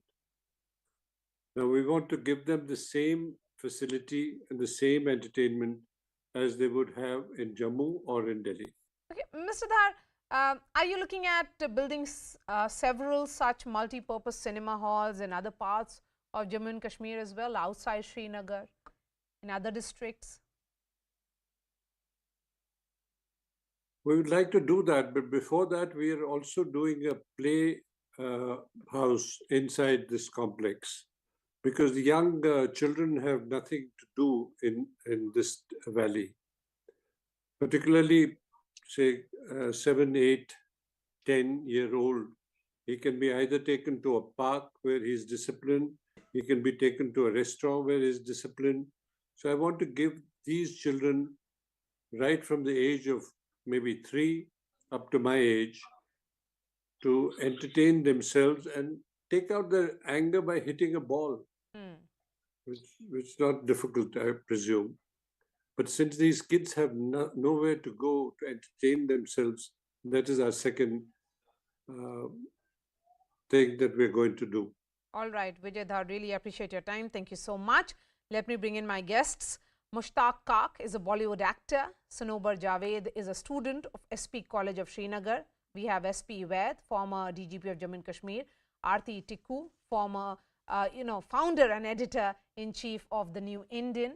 Amit Raina, spokesperson of Roots in Kashmir and a Kashmiri activist. We also have Majid Haidari, senior journalist. Sanobar, I'm going to begin with you. There's a generation in Kashmir which has grown up without cinemas. What does the opening of this multiplex mean to you and your friends? First of all, I would like to thank you for sharing my thoughts and opinions regarding this multiplex cinemas, the inauguration of multiplex cinemas in Kashmir. Firstly, it is a very major initiative taken by the government, taken by the UT administration, and I would like to thank the administration, and my big thanks goes to LT Manoj Sinha, who had taken a major step in Jammu and Kashmir. It's really an historic day for all of us, for all Kashmiris. We would have get a chance, and there are various क्या आपने ticket लिया है अगले 2-3 दिन के बीच में आपको जाकर वहाँ पे सिनेमा देखेंगी? हम तो अभी excited very much enthusiasm, हम feel and इंतजार कर रहे हैं कब से हम यहाँ पे जो है सिनेमास देखेंगे. सिनेमास जो कि अगर हम पिछले साल की बात करें, अबाउट 1990s की अगर हम बात करें, तो सिनेमास जो है due to the onset of militancy जो है सिनेमास यहाँ पे बंद हो चुके थे, and government has taken a lot of efforts on it for the revival of these. SP Vaid, you heard from a young girl who is excited and thanking the administration. You have seen Law and Order before the abrogation of Article 370. Does this move show the government has been able to gain public support which was lacking in previous years? Maria, you are absolutely right. I must compliment the administration headed by Lieutenant Governor Manoj Sinha and my friend Vijay Dhar, who has credit of having this first multiplex in Srinagar. I wish more such entrepreneurs in Srinagar and other parts of the valley and rest of the Union Territory come forward. You know, one of the basic requirement of human being is entertainment, de-stressing himself. Anybody would like to once in a while go with the family to a mall, give family an opportunity to shop, have an ice cream, go to a multiplex, see a movie, have popcorn. It is a kind of entertainment which everyone requires. Yes. And I had observed that people in Kashmir were deprived of it in last 3 decades. They used to come to Wave Mall in Jammu or to Delhi. And generally Wave Mall in Jammu was crowded with the people from Valley and enjoying the movie. A good thing. We all had tried in the past, but unfortunately the conditions were not very conducive. It is a big step forward. Yes, but it's a big step, and a step which perhaps Mr. Ved also shows that people in general, because the first day, first show was a hit, it shows that people are continuing to have that faith that they can step out of their homes. Aarti Tikku, we have seen the horror of targeted killings of, that has happened against migrants and Kashmiri Pandits. How essential is this push for normalcy under the shadow of insecurity? Well, Maria, let me first say that finally, after 32 years, it seems that somebody in the government has been paying attention and listening to voices like mine. And I'm grateful that finally they are doing what needed to be done for youth in Kashmir earlier, but it's never late. Second issue which you raised about Kashmiri Pandits. Well, I would say that, apart from having a blueprint for the return and rehabilitation of Kashmiri Pandits, they need to create a conducive atmosphere for minorities in Kashmir. And mind you that Kashmiri Pandits are the Aborigines. They have a recorded history of 5,000 years. But at the same time, I would say that the government hasn't done enough for the return and rehabilitation of Kashmirites at this point of time, with cinemas opening up, with a lot of tourists going back in Kashmir, with things becoming or seeming normal. Kashmiri Pandits are going to ask, what about them? What about their return and rehabilitation? And what about the acknowledgement of their genocide by Islamic terrorists? So that question is not going away. It is a great step. It's a progressive step for secular, plural democracy of India. And this so-called Hindu right-wing government, in fact, is showing that it is as progressive as any other government in the country. India fundamentally is a progressive, plural nation, and it is going in that direction in Kashmir as well. Yes, so that rehabilitation point, Aarti, that you raised, particularly in the backdrop of the targeted killings, what should the government do to ensure that Kashmiri Pandits have faith? I'm going to take that question to Amit Rana, but before that, Majid Haidari. The Jammu region has been enjoying movie theatres for decades, even with Kashmiri parties running the government for decades. Why was Kashmir denied these cinemas for so many years? Well, Maria Saiba, firstly, ideological differences apart, Vijay Dhar Saab's contribution towards Kashmir has been immense, priceless, matchless, I would say. But then we have to look at this cinema reopening through the perspective that we don't have elected government in place, we don't have statehood in place, and we don't have the return of Kashmiri Pandits in place. So when you talk of entertainment at this moment, I think it's like entertainment at gunpoint. Entertainment at gunpoint reminds me of Sholay, where we had that famous dialogue, "Jab tak tere paun chalenge, इसकी सांसें चलेंगी. So at the moment we Kashmiris have been pushed to that Basanti moment there where we have entertainment at gunpoint just to glamorize and for the perception management that everything is hunky-dory in Kashmir, whereas the reality is Honorable Home Minister himself said that statehood will be restored only when you have normalcy in place. So you don't have normalcy in place. That is what we need to believe. And once we don't have normalcy in place, what is the fun of reopening cinema?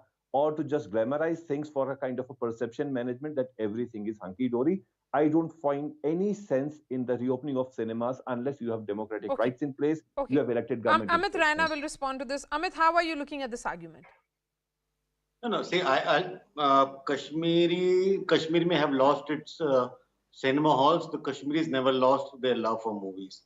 And I've seen hundreds of Kashmiri Muslim families, whenever they come to Jammu, Delhi, Mumbai, they go to cinema hall with their families and enjoy the movies. I have seen many Hurriyat leaders, including relatives of Majid Haidari, who come to Delhi, Jammu and enjoy movies. So linking entertainment with political issues are two different things. If Majid Haidari is so concerned about cinema halls being constructed and other things not being done, I would request him to ask his masjid committees also to stop constructing masjids and focus on something else which he wants to do. So let's not club things unnecessarily, because he knows he would have used the Islamic route today, saying that Islam doesn't allow all this. But he knows with Saudi having cinema halls, Iran having cinema halls, he can't use that route. So he has chosen. I don't know what connection Sholay had. I don't think Majid Haidari was shown a gun and asked him to go and see a movie. Vijayadhar is nice because he runs a school and probably Majid will need his influence to get someone admitted. He runs the most influential school in this. So let me complete. Let me come. Yes, you made that argument. Basanti and all that. I did not make that. So I don't remember anyone forcing a gun to you and going to see a movie. Now coming back to the Pandit issue, the Kashmiri Pandit issue, one needs to understand that it will never be resolved, and the normalcy in Kashmir will be declared only the day Kashmiri Pandits go back to home. And you cannot have Kashmiri Pandits going back home unless and until you do not acknowledge what has happened to them. The state has the responsibility, the civil society of Jammu and Kashmir has the responsibility, the Kashmir has the responsibility. And unless and until you do not acknowledge the genocide that has happened, unless and until you do not investigate and try to address the concerns that led to the exodus of a community, you are not going to solve that problem. So great, you have opened cinema halls. I myself remember Kashmir had almost, Srinagar alone had more than 10 cinema halls. Once upon a time. You had cinema halls. Yes, so you had cinema halls across all district centers, and people used to throng. The Friday shows, especially the English movie shows, you had queues in kilometers. You can't have Kashmiri Pandits. Yes, you are. आप CD देख सकते हो, तब कोई तकलीफ नहीं है. आप पाकिस्तानी ड्रामा देख सकते हो, कोई तकलीफ नहीं है. But if we open a cinema hall, that is a problem. God help with such thought process. You don't like to see movies, don't go. That's all. Okay, Mushtaq Kak is also joining us.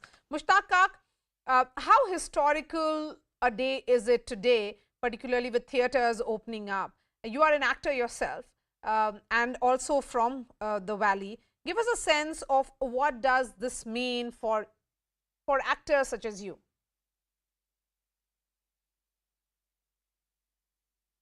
सबसे पहले ये कि हम अपने जम्मू कश्मीर सरकार का और केंद्रीय सरकार का बहुत वेलकम करते हैं कि इस तरीके का इनिशिएटिव लिया गया है और एक अच्छी शुरुआत कश्मीर के हवाले से, क्योंकि काफ़ी देर से 30-35 साल से कश्मीर में थिएटर बिल्कुल बंद हो गया था, एक एंटरटेनमेंट का साधन बंद हो गया था.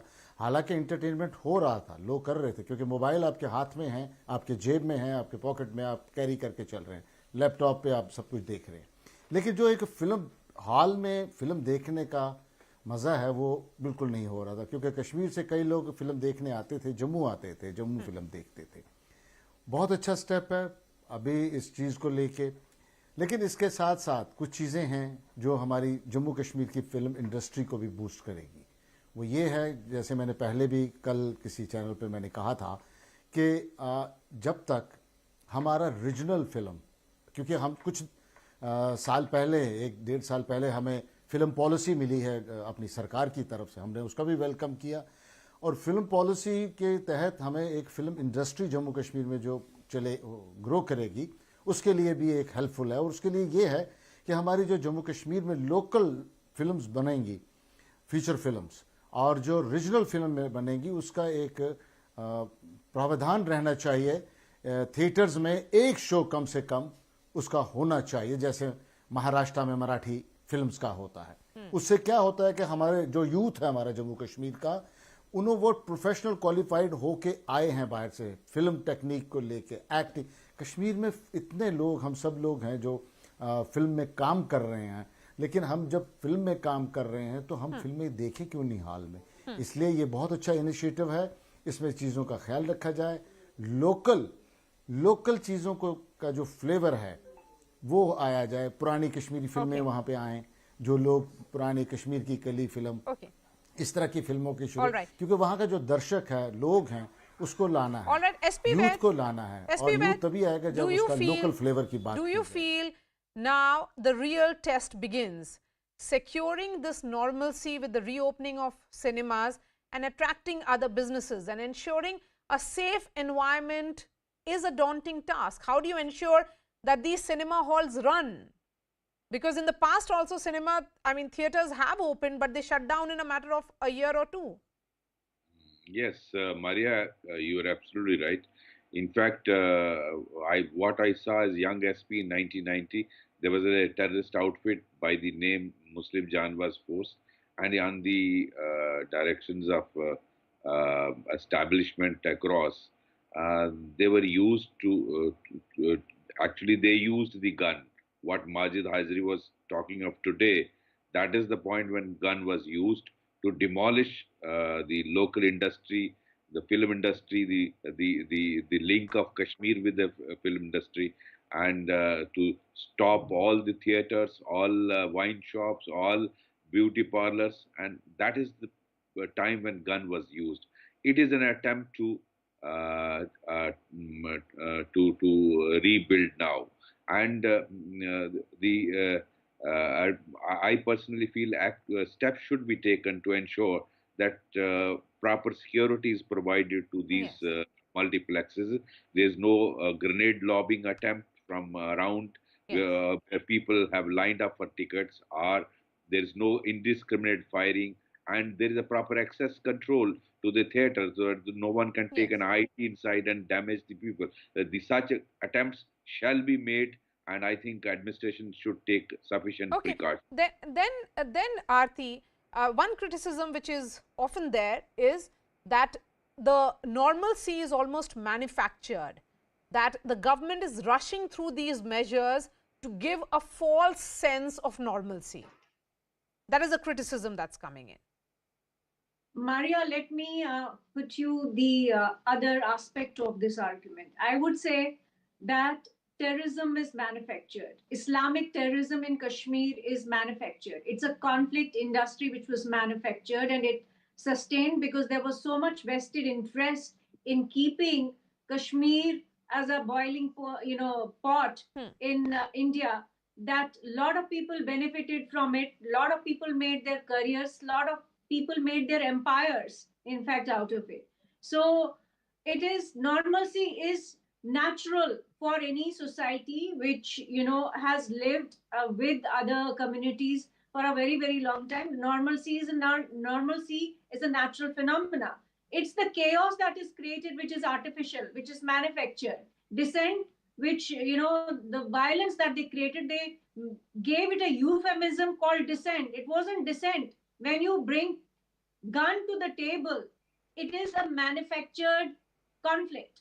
So first of all, the security has to be ensured, intelligence has to be ensured, and the government has to ensure that the conflict industry which was manufactured and which perpetuated all these 3 decades, that needs to be dismantled. The government has done a lot, but I think there is still a lot which needs to be done to dismantle that conflict industry. A lot of people I see are still powerful. There are a lot of people who still, come on television channels and they use the same nonsensical, rhetorical Majid Hadri, respond to this. Create trouble in the valley. Well, Maria Saiba, before responding to this question, I want to highlight one issue, that the oldest cinema hall in Kashmir, Palladium, belonged to a Sikh family. And for the last 30 years, their cinema hall was gutted. And for the last 30 years, they have been demanding the reconstruction of the cinema, which the successive regimes didn't allow them. So I hope Modi ji intervenes and they get justice. See, coming to this point, Kashmir is safe for entertainment, Kashmir is safe for cinema, but Kashmir is not safe for Kashmiri Pandits, Kashmir is not safe for statehood, Kashmir is not safe for restoration of democratic rights through elections. I mean, what kind of hypocrisy is this on the part of government? If this is about perception management, okay, but this is not the reality. Reality will be when Kashmiri Pandits will return, we'll have elections, we'll have statehood, then only we will be enjoying this. Otherwise, till then, it will be a state of mourning, and I won't be watching any movies in that cinema when the Kashmiri continues to bleed. Why does he want to keep telling lies to his people? When are you going to tell the truth? When are you going to stand up for your own people? No, Aarti Sahiba, have you returned to Kashmir? Has Amit Raina returned to Kashmir? Very simple. Aap Kangan ko Arsi kya, Padhe Likhe ko Farsi kya? Tell me, has the statehood been restored? Have elections been held? I mean, I am giving you facts. I don't want to argue. I am giving you the facts. No argument from my side. When are you going to tell your community to acknowledge and to confess the wrongs that they were committed in 1990? When are you going to acknowledge that there was a genocide committed against Kashmiri Hindus? When are you going to tell the truth? Why have you failed to convince the Honorable Supreme Court? Why have you failed before Honorable Supreme Court? Why has BJP government not done anything for you? Please be honest on the show. BJP has not done anything for you people. To be honest. I am honest and I am saying BJP is not doing anything for the return of Kashmiri Pandits, for justice to Kashmiri Pandits. For entire Kashmir, but you constantly keep peddling the same narrative which destroyed Kashmir. I am peddling the narrative that BJP is not doing anything for your return, neither for your justice. Okay, I'll give the final words to Amit Raina. Amit Raina, the point being made here by Majid Hydari is that normalcy or the real Naya Kashmir will be when people like you return to Kashmir. See, Maria, there are many steps to normalcy. One needs to understand that Kashmir, Jammu Kashmir is not a normal state. It is a state which has been infested with terrorism for past 30 years. And I think the first and the foremost step is giving people the freedom of choice, freedom of choice, and the choice that has legally available to everyone in this country. So I think that's for 30 years, these mullahs and these hardliners have denied people the right to exercise their choice. And I think that's the first step government has taken to bring back normalcy. Let them live the life the way rest of the people in this country live. And I think it's a welcome step. Yes, there are issues. There are issues which need to be tackled. There are issues on radicalization. There are issues on justice to Kashmiri Pandits. There are issues on unemployment. Yes, but it doesn't mean that you have to give up one to do something else. Each and every step has to be taken, and I think the freedom to exercise the choice is the foremost thing that has to be done, and the government is doing that right now. So opening up liquor policy, opening up entertainment zones, opening up for tourism, so Majid Hydari may laugh at it because he's the one who's rattled today. You are the one who's rattled today. Yes, I am making mockery of it because you are rattled today. You shows how people like you who have made people prison of certain ideology are getting worried today that people are moving out of that prison. So I understand your pain. The freedom of choice includes the freedom to eat what they want to eat, freedom to drink what they want to drink. All right. Okay, thank you so much for joining us. Amit Raina, Aarti Tikku, Majid Hydari, SP Vaid, Sanobar Javed and Mushtaq Kaq. Shifting focus to our second debate. This is a hijab debate which is raging in the top court of the nation and also found a mention of what happened in Iran.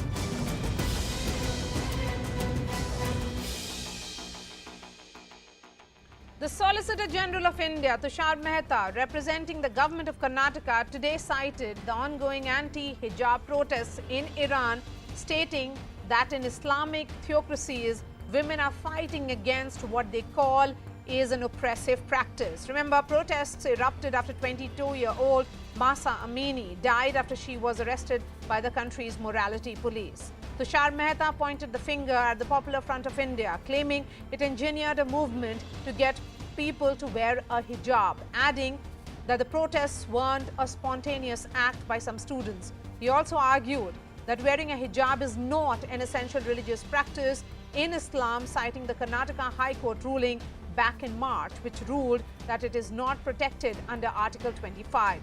On the other hand, senior advocate Dushyant Dave, representing the petitioners, argued that a hijab is connected to the dignity of a Muslim woman, just like a Hindu woman who covers her head. Dave argued that girls wearing hijabs in school do not violate anybody's peace and safety. The debate will continue in the court tomorrow because the hearing is on, but it rests on a few fundamental questions. Is the hijab a symbol of dignity? Is it a tool of oppression? Is wearing a hijab a choice? And most importantly, which is bigger, the rules of an institution or the individual right to express faith. Joining me on the show, Shatabdi Shivanna is an advocate who appeared for the hijab petitioners. Advocate Nilofer Masood is a social activist. We also have Zeenat Shaukat Ali, director of Wisdom Foundation, Laura Hart, director at the European-based human rights NGO Safeguards Defenders. Joining me from Rome, we also have Mursal Nurzai. She's an activist. Joining me from Munich. I'm going to come to you, Laura Hart, first. What's happening in Iran is almost a moment which is being seen as similar to Arab Spring, which will change the entire direction in which women will be seen in Iran from here onwards. Shouldn't there be more mobilization, particularly among other countries? Women in other countries should also stand in solidarity with the fight that has been undertaken by women of Iran. Well, we've seen this kind of movements springing up in Iran quite regularly over the past years. This is obviously an issue that has been going on for a very long time, since the late 70s. And it's inspiring, I think, to a lot of women to see them standing up time and time again, regardless of the severe repression they are facing. And I think, yes, as women, you are right, we should be standing up with them, standing for their rights, for religious freedom, for expression of religious freedom, as they see fit. Unfortunately, we do not see that happening too often, obviously, and this is an issue that happens with a lot of dictatorships around the world. You know, the willingness of good people, of people willing to stand up for human rights, to stand up when this also happens under the worst regimes, such as in Iran. I do think, and I just want to add a quick note, so we need to stand with the women of Iran. We need to make sure their voices are heard. We've seen the efforts, as we see every single time that protests erupt in Iran. Because, Laura, it takes the authorities' a lot of courage to block to stand up and put up a fight of this nature in an Islamic republic. That's what is happening in Iran. And I think women there need support from all of us in different countries, and particularly who are seen as progressive voices in the Muslim world. Dr. Zeenat Shaukat Ali, let me look at the Supreme Court and what is being seen as turning point in the arguments playing out in the apex court. Hijab being linked to dignity and dignity of women in 21st century. Isn't that really ironical? How is it really dignity? I think it is, it is the last lap of the argument. And I'm quite surprised that it was brought up in this particular fashion. Yes, women's dress is dignified. Every kind of dress a woman chooses to wear is dignified, and as is the hijab, and to make a particular reference only to one kind of dress, because after all, when we define dignity, what do you call it? It's a personal quality of working, of being worthy of honor. It is a mark of self-respect, a quality which in which there is poise, there is decorum, and there is a grandeur, there is an authority, there is a rank, there is a self-respect, and there is a high repute. And it is a manner of speech, it is a dignity with which you conduct yourself, it is an etiquette. Now, how are all these can be fitted into Mr. Dushyant, Mr. Dave's description of only one form of a dress that a lady wears is, yes, and yes, and is more a so, enigma to me. Shatabdi, we are looking at a time when women are fighting against an Islamic regime in Iran, saying that hijab is not a symbol of choice. For them, a 7-year-old is forced to wear a hijab, and then only she can study, then only she can step out of her home. That's regressive practice which is almost imposed on her.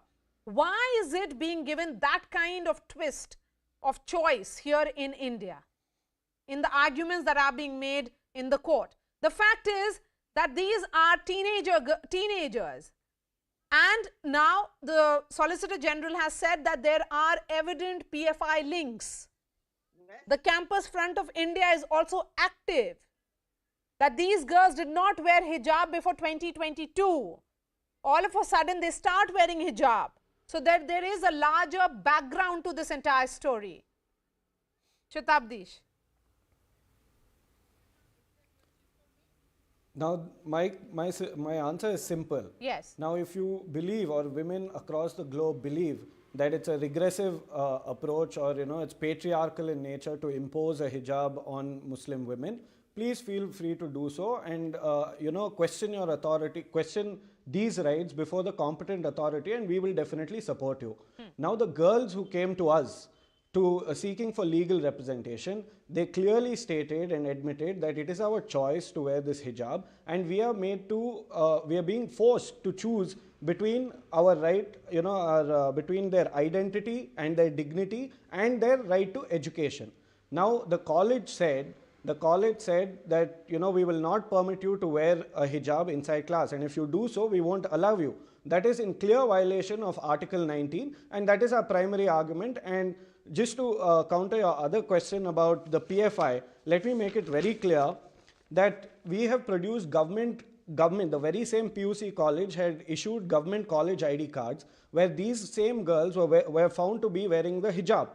Now, and in Kundapur, they have been wearing the hijab since time immemorial. What is being highlighted now, the state of Karnataka is not new to hijab. Let me just finish. That this is not a spontaneous act of few individual children that we want to wear a hijab, that there was a larger conspiracy and the children were acting as advised.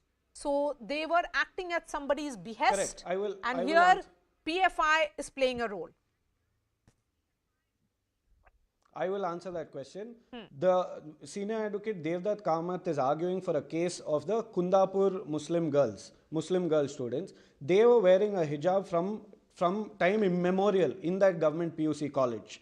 Okay, and it's very inaccurate to say that there's a political conspiracy behind this, because many organizations have come in forward to support this cause. Let me make it very clear that when the PFI organization made ghastly remarks against the High Court judges, I was the one on your channel to dismiss and reject those ghastly remarks on this very same channel. And secondly, nobody, I was representing most of the petitioner girls, and nobody from the PFI or the CFI have tried to contact me. It is an attempt to, it's a political conspiracy to derail the court. I am seeing something problematic. In a society such as Afghanistan, women were seen to be interacting with men studying in Kabul University and other universities. After the Taliban regime, women and men are separated. They are also been told to stay at home, no education for girls. That's the new Taliban. The Taliban regime has done that to women. We are also seeing very regressive practice which has led to almost a rebellion which is happening, a movement which is playing out in Iran. And here, why should hijab then be linked to education at all? Because the purpose of uniform here is uniformity, that all girls, irrespective of religion, caste, creed, should be seen as entering a school's building, and they are all part of the same education system. So, Niloufar, why are we even going in that direction?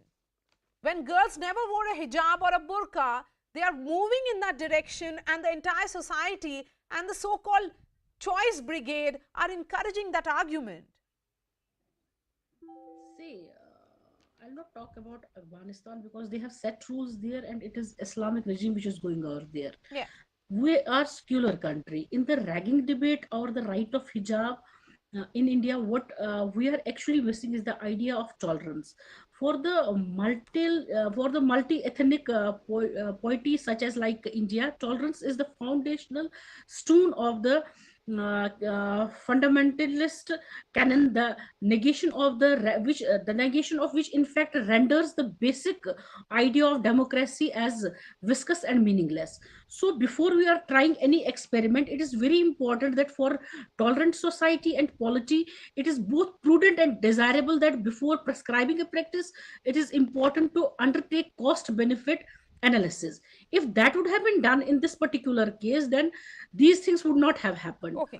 See, we have Mursal and own, Laura, and I'm going to go back to them. I'm going to come to you in just a bit. Yes, Niloufar, quickly, 30 seconds. We have set fundamental rights which have been provided by our own constitution.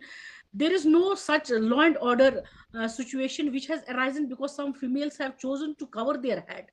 So if they intend to have the right to education, if they intend and choose to cover their heads, no, but the problem here is that the girls are making the argument that that education, they are ready to give up their education, but they believe in wearing hijab. So that's where the problem is.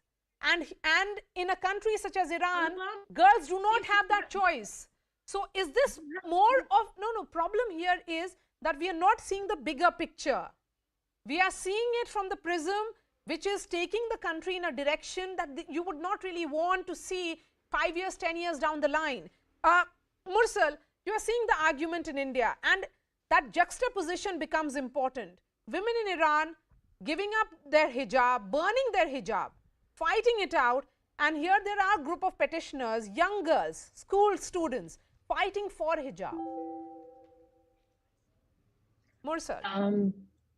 Thank you for having me. I think in what happened in Iran was once again shocking, but not unfamiliar. We are all familiar with such scenarios taking place in Iran. Similar case happened a couple of years ago in Afghanistan. I think the name of the girl was Farhanda. Now, Iran is a population, the female population of Iran is around 42.12 million, which is around half of the population of the country. Yes. And why I'm saying this is because, and you cannot force the 42.12 million people population of your country to do certain things.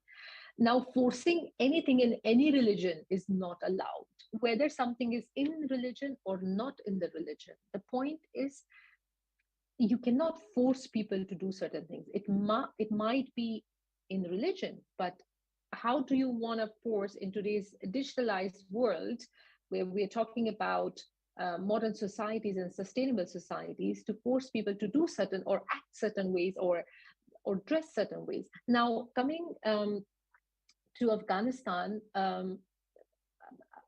it's very unfortunate that Afghanistan is going through a phase where burqa, hijab, no burqa, that's not the case. The case is the women are not given any rights to do anything, whether it's wearing certain clothes or going out to get education, get treatments, or going out to earn money, right? Now, what is happening in India, I might not be the right person to comment on that.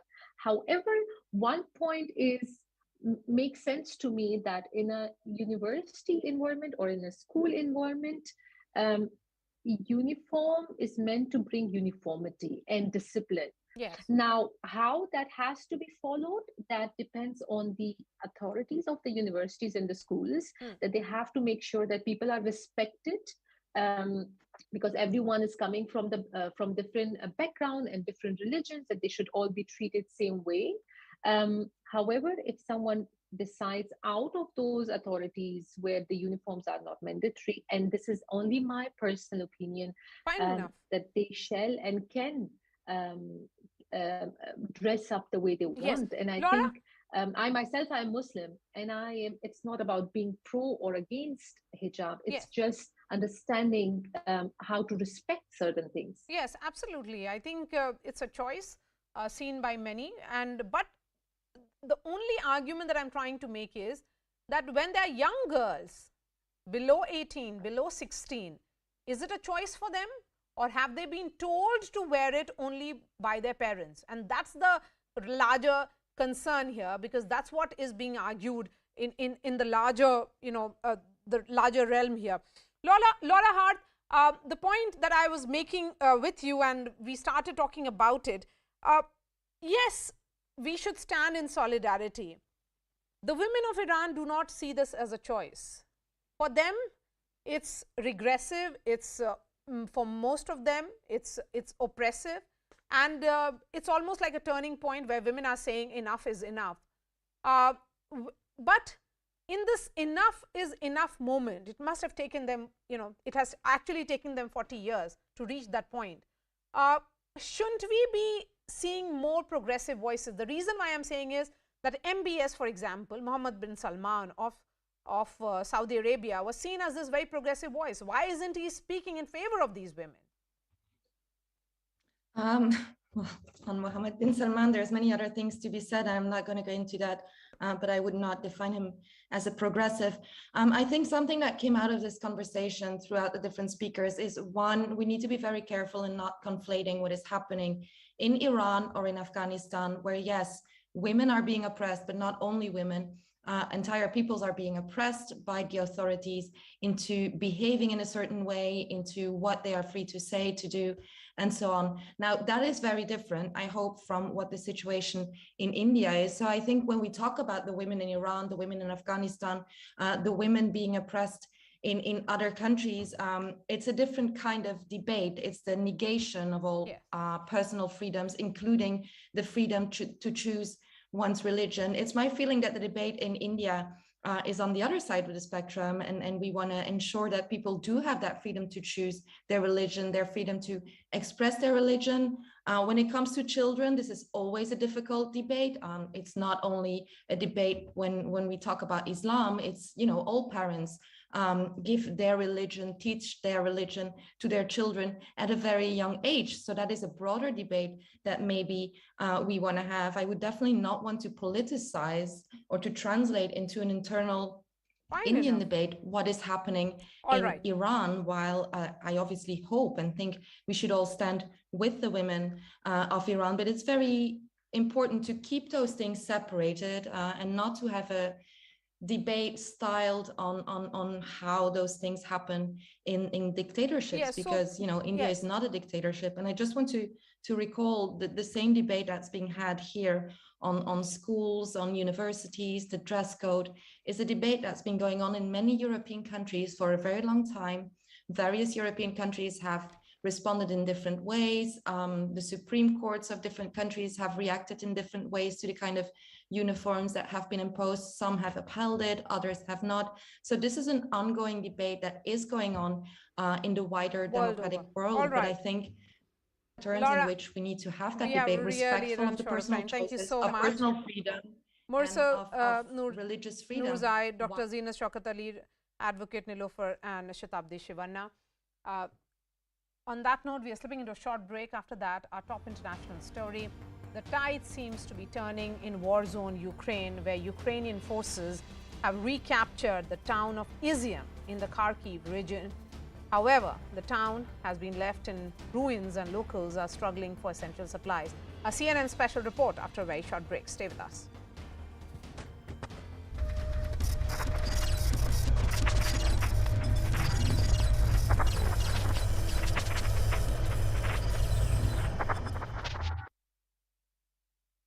By the Hindu community being destroyed.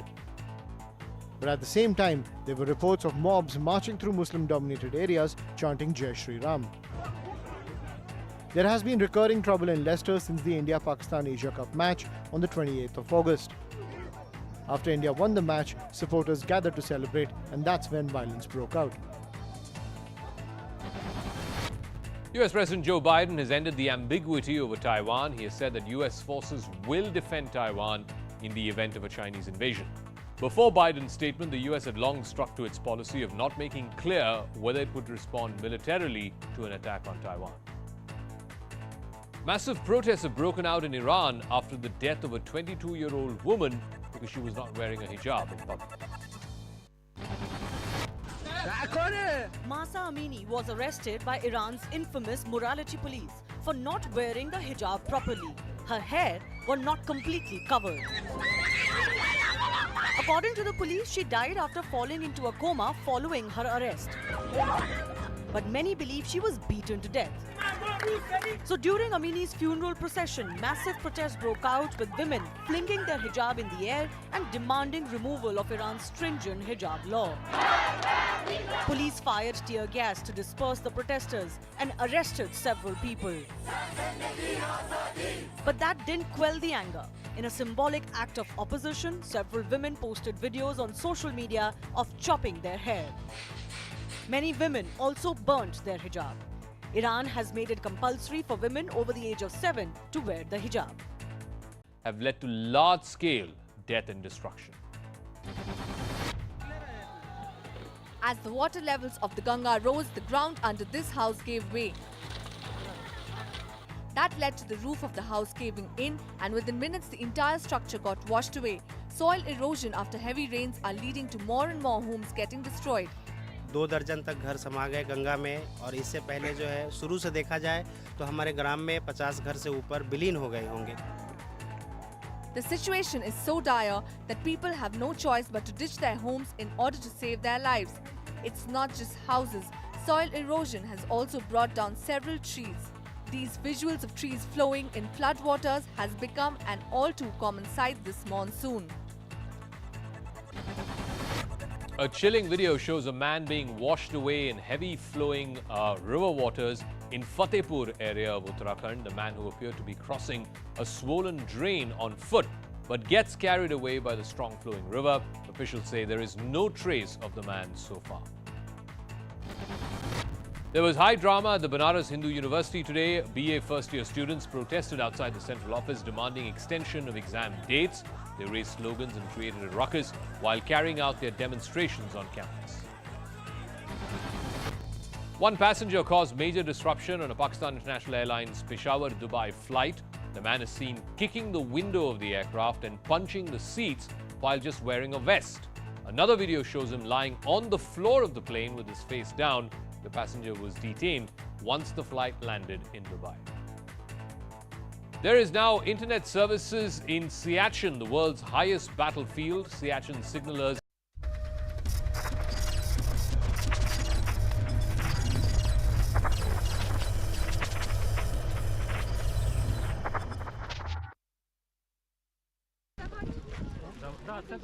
Help arrives in Izium, bags of barley meal, tins of food. Waiting her turn, Inessa shrugs off the tribulations of late. She's seen worse. We survived World War II when I was little, she tells me. Surgeon Oksana Karpetian hands out medicine. Sedatives are in high demand. They've got half of a year, 6 months, without any help. You can understand what do they just imagine what do they feel. Liberation from Russia isn't the end of Izium's troubles. Much of the city was severely bombarded before falling in spring to the Russians. There's no running water, no electricity, no heat. Crowds gather to charge cell phones off an army generator and make calls, 10 minutes per person, using internet provided by a satellite connection. Lubov and her daughter Angela are calling relatives. They want to leave. Winter is coming. People will freeze, Angela warns. Older people won't survive. They also fear the Russians could return. Nearby, the signs of their hasty retreat. Helmets strewn outside a house Russian soldiers commandeered. Breadcrumbs still on the table. Insects make a meal of fruit half-eaten. On the edge of town, the remains of Russia's once vaunted army before a monument harking back to a different time, which now seems like the distant past. Natasha shows me a newspaper distributed during the occupation. What does she think of him? I haven't thought anything good about him since 2000, she says. He destroyed everything in Russia. The paper does, however, come in handy.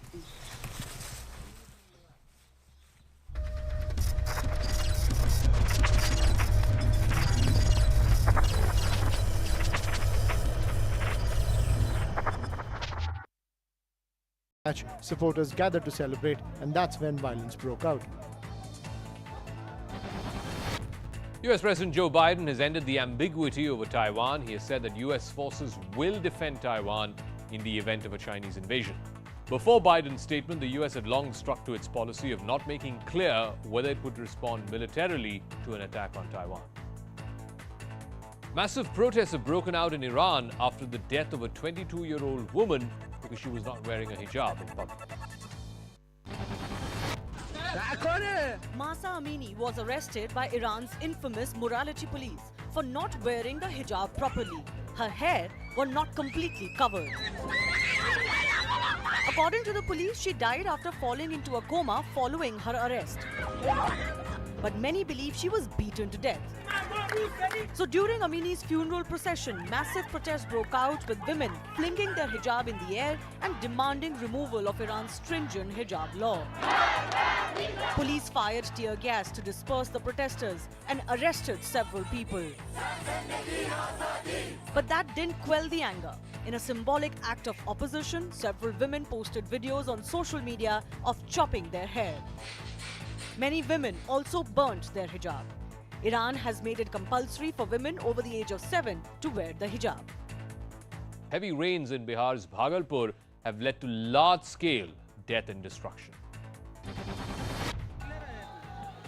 As the water levels of the Ganga rose, the ground under this house gave way. That led to the roof of the house caving in, and within minutes the entire structure got washed away. Soil erosion after heavy rains are leading to more and more homes getting destroyed. 2 दर्जन तक घर समा गए गंगा में, और इससे पहले जो है शुरू से देखा जाए तो हमारे ग्राम में 50 घर से ऊपर विलीन हो गए होंगे.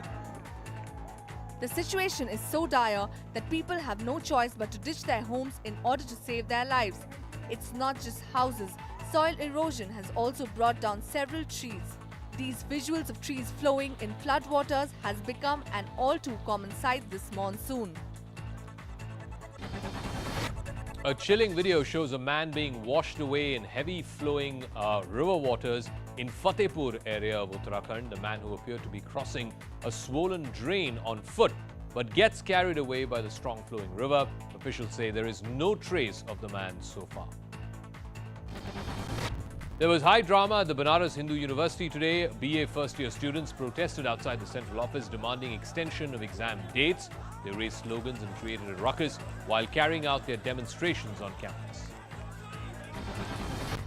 One passenger caused major disruption on a Pakistan International Airlines Peshawar-Dubai flight. The man is seen kicking the window of the aircraft and punching the seats while just wearing a vest. Another video shows him lying on the floor of the plane with his face down. The passenger was detained once the flight landed in Dubai. There is now internet services in Siachen, the world's highest battlefield. Siachen signalers have activated a satellite-based internet service. The internet has been activated on the Siachen Glacier at 19,000 feet. Bharat Broadband Network is providing net connectivity there. The army will also get its own dedicated communications satellite.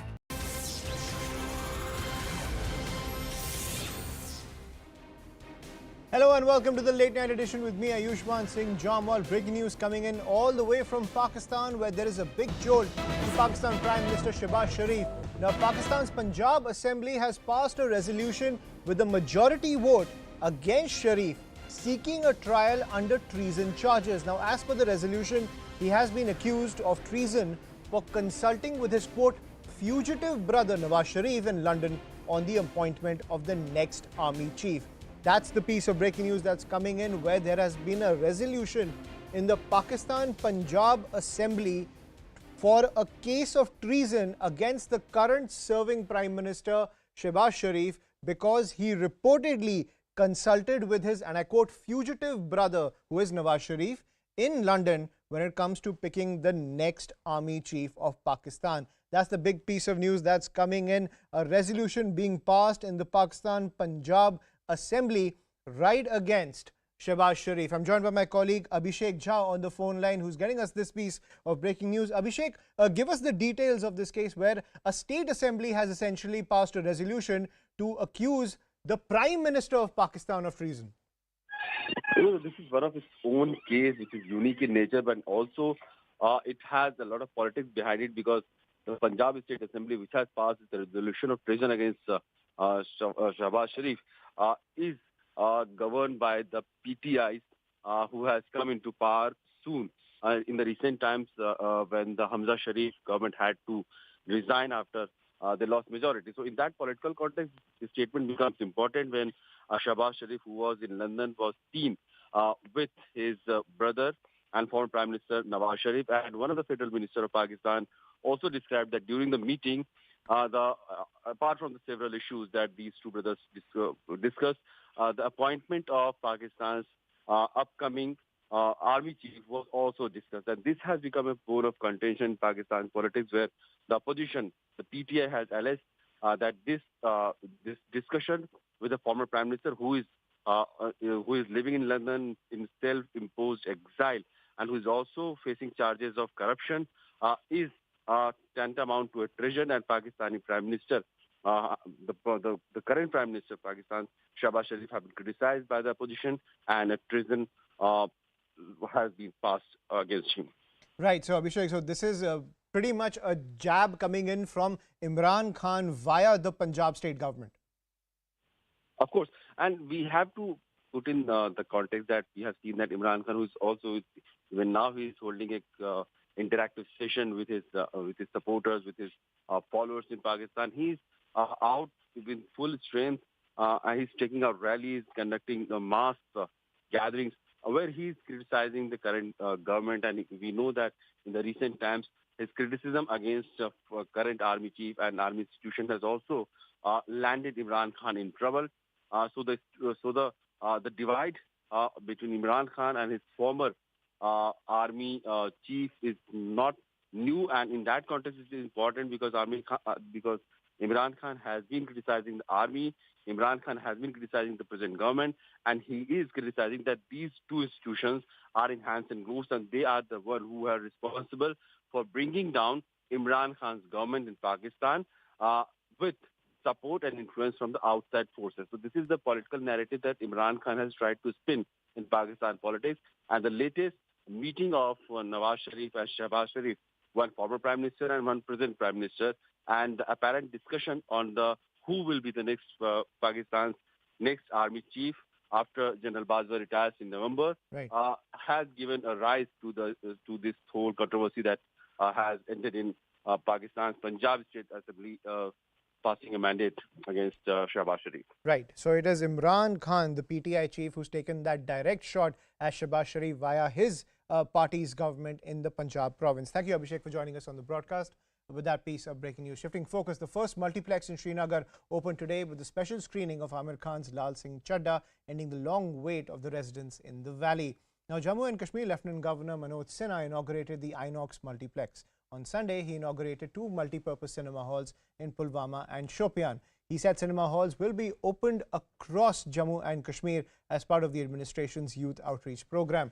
Now, cinemas were shut down in Kashmir in 1989 after the outbreak of militancy. Since 1998, at least 3 cinemas that were closed by extremist groups were reopened, but all of them shut their doors in less than 2 years due to the absence of moviegoers. Now, the promoters of the multiplex hope that this time it's going to break the jinx.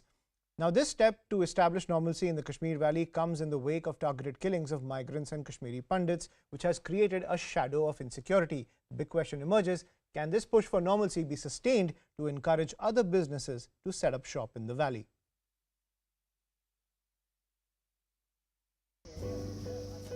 After 3 decades, the cinemas have returned to Kashmir. On Sunday, LG Manoj Sinha kicked off 2 makeshift cinema halls cum auditoriums in militancy-affected Shopian and Pulwama.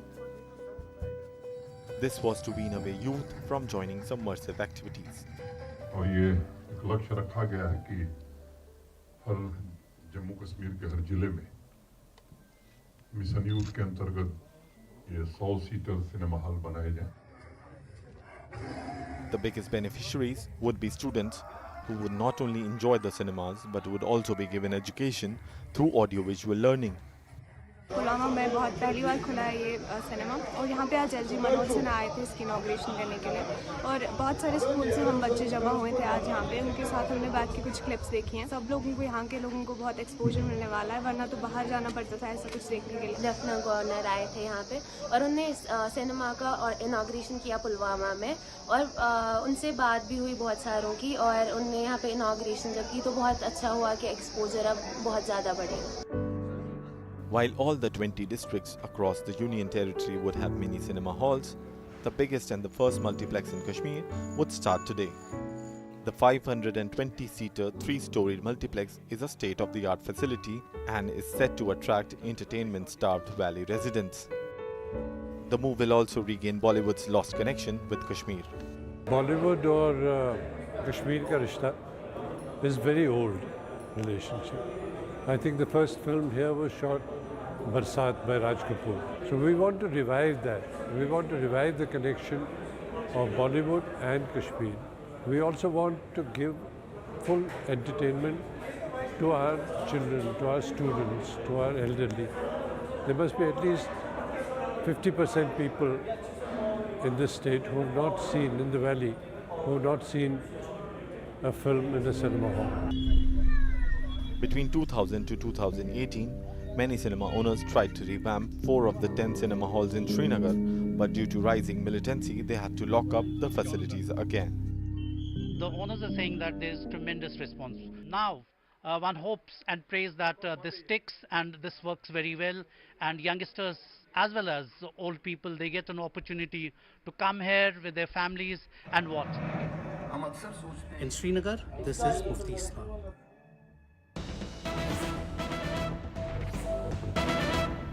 And more breaking news coming in. Union Home Minister Amit Shah reviewed the implementation of the brew agreement with the Chief Minister of Tripura along with top officials. Talks focused on the resettlement of the brew people displaced from Mizoram. Remember, the January 2020 agreement provides a comprehensive package for each brew family. So far, over 3,600 families have been resettled. That's the piece of breaking news that's coming in. Home Minister Amit Shah having that high-level meeting with top officials as well as the Chief Minister of Tripura. I'm joined by my colleague Arunima, who's getting us this piece of breaking news. Arunima, give us the details.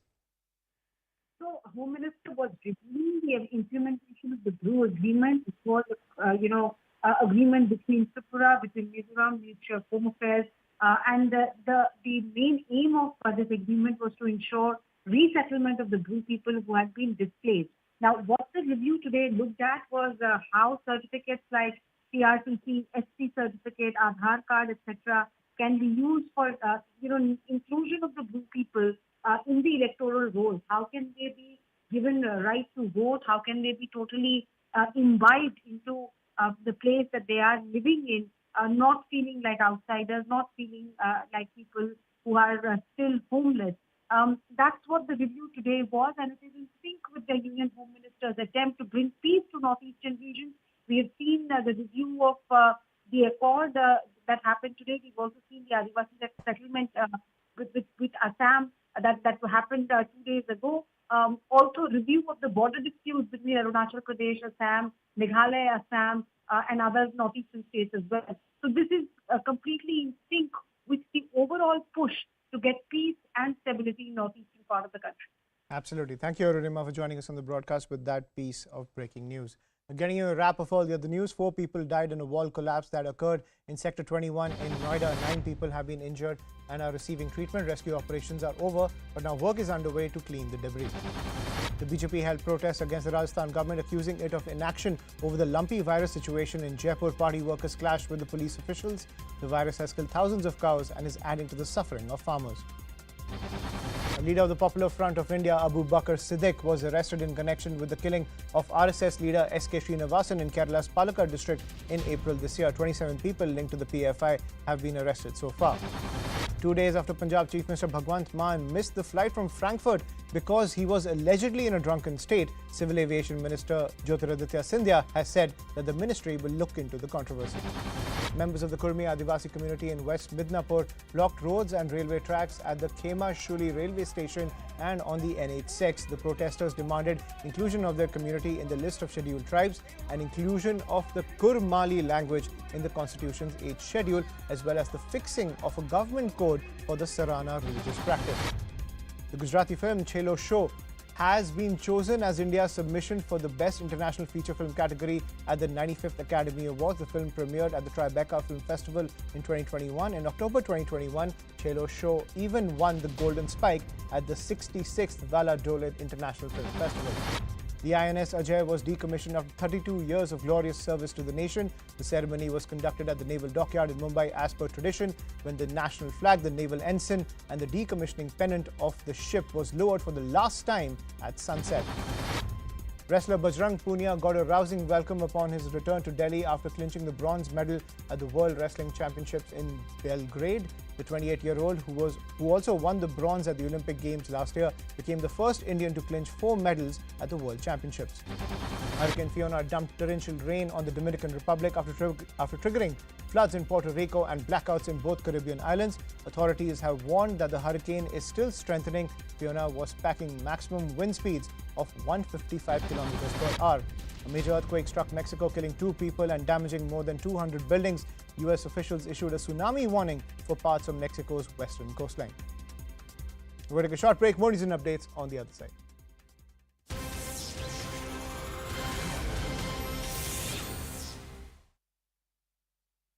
Politicians who wanted to take credit for it. One video shows Bengal Governor La Ganesan pushing Sunil Chhetri away for a photo opportunity with the trophy. In another video, the star footballers of the match are being pushed aside by Bengal's sports minister. Leicester in the UK continues to be tense even weeks after an India-Pakistan cricket match. Street clashes continue to break out between large groups of Hindus and Muslims in Leicester. In the latest standoff, police stood in between the two groups to prevent escalation of violence. But slogans were raised by both sides and glass bottles were flung. There were also alleged videos of a temple being vandalized and properties owned by the Hindu community being destroyed. But at the same time, there were reports of mobs marching through Muslim-dominated areas chanting Jai Shri Ram. There has been recurring trouble in Leicester since the India-Pakistan Asia Cup match on the 28th of August.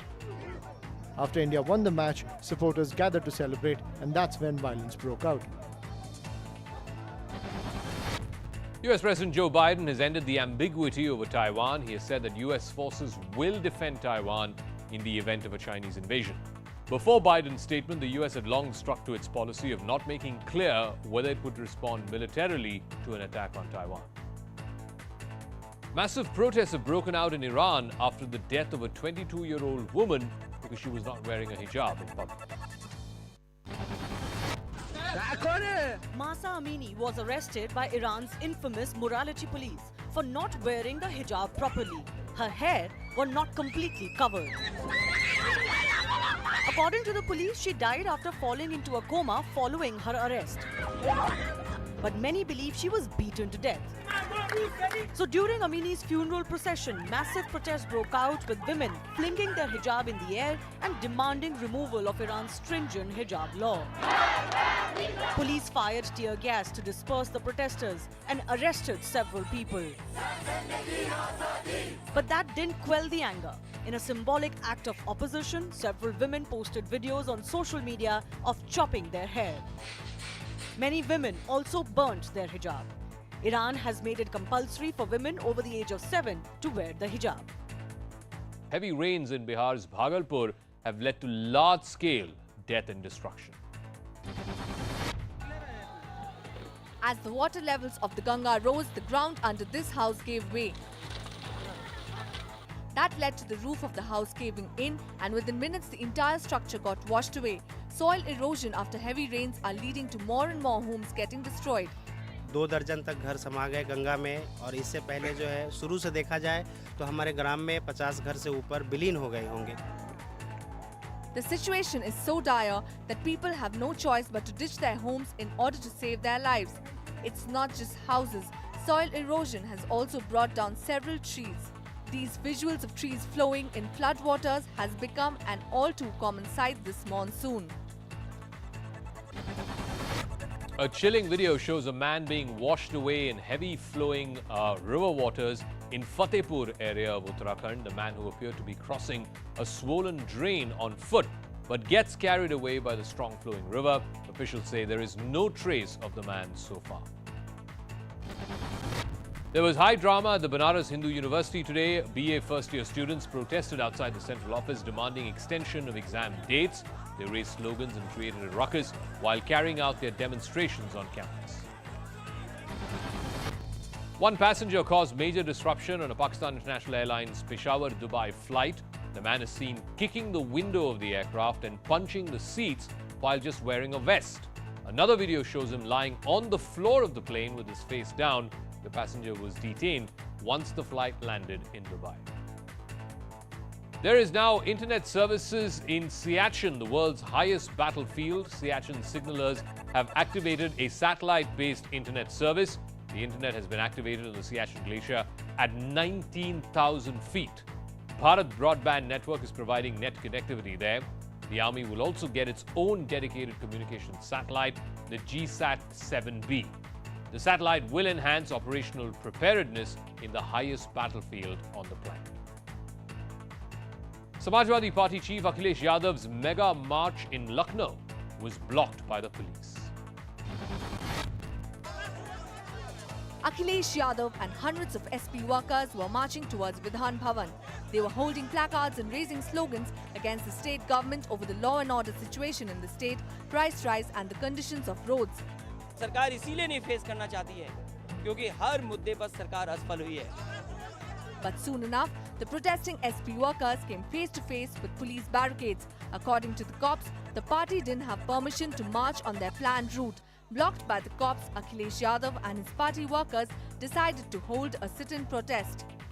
Akhilesh Yadav ji और उनकी party इस समय बेरोजगारी की स्थिति में है. ये बौखलाहट के प्रदर्शन है.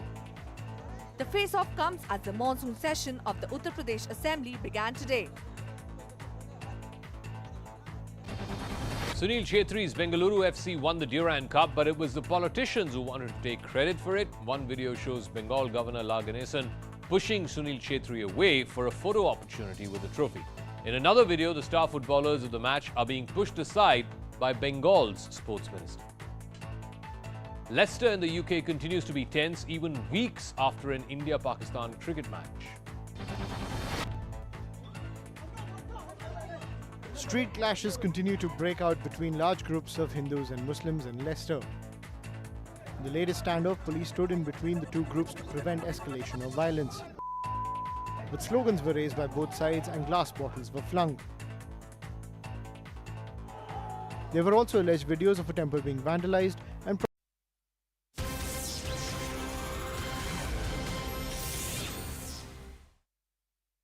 Welcome back. An intervention centre for the children of armed forces personnel was inaugurated in Jammu today. The centre has been built inside the military hospital in Jammu's Nagrota and aims to provide welfare for differently abled children. The centre has a team of doctors who will guide parents. Mrs. Barinderjeet Kaur, President of the Army Wives Welfare Association, was the chief guest at the ribbon cutting ceremony.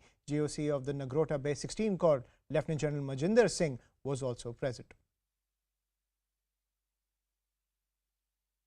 जैसा कि आप समझ पा रही होंगी इस समय कि कितना अहम है ये अर्ली इंटरवेंशन सेंटर यहाँ जम्मू में कार्यरत सैन्य कर्मियों और उनके परिवारों के लिए। और आपको ज़रूर बताना चाहेंगे यहाँ कि यहाँ पर ना केवल विशेषज्ञ बाहर से लाए जाएंगे बल्कि यहाँ सैन्य कर्मियों के जो विशेषज्ञ हमारे पास डॉक्टर्स उपलब्ध हैं, मिलिट्री डॉक्टर्स उपलब्ध हैं, वो भी इन परिवारों के साथ चाना पशाना काम करेंगे। कितनी हद तक मदद मिल पाएगी सैन्य कर्मियों की माओं को, खास तौर पर इन बच्चों को संभालने में?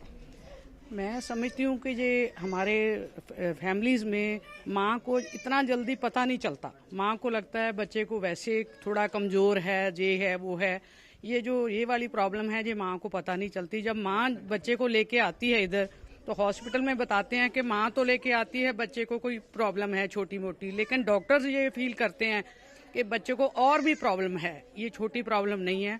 तो इससे अर्ली इंटरवेंशन से माँ को सबसे ज़्यादा फायदा होएगा इस इलाज से।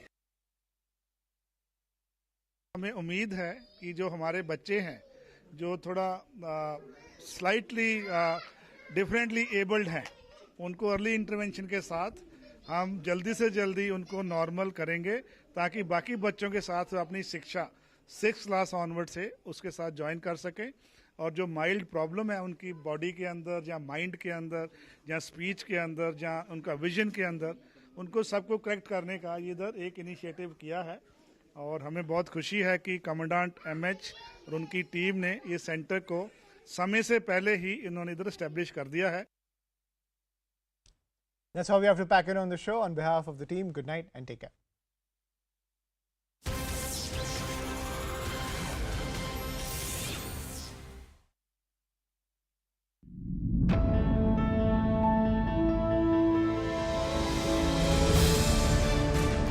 In case of a pandemic, you cannot differentiate. If you have people, you cannot weaponize anything and everything. This wolf warriorism cannot work. Senior JDS leader is also on camera to say that why do you learn or celebrate Hindi? Eventually these people go and sell pani puri. That doesn't sound like a principled opposition to Hindi divas. That sounds like pure hatred.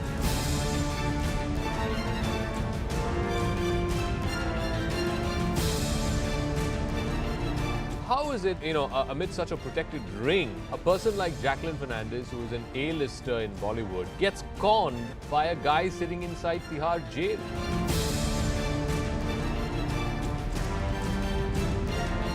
It's a bipolar contest. Gujarat, Himachal, it's direct Congress versus BJP in both the states. But Bharat Jodo Yatra, which starts in Tamil Nadu and is now in Kerala, these are states which go to polls only in 2024.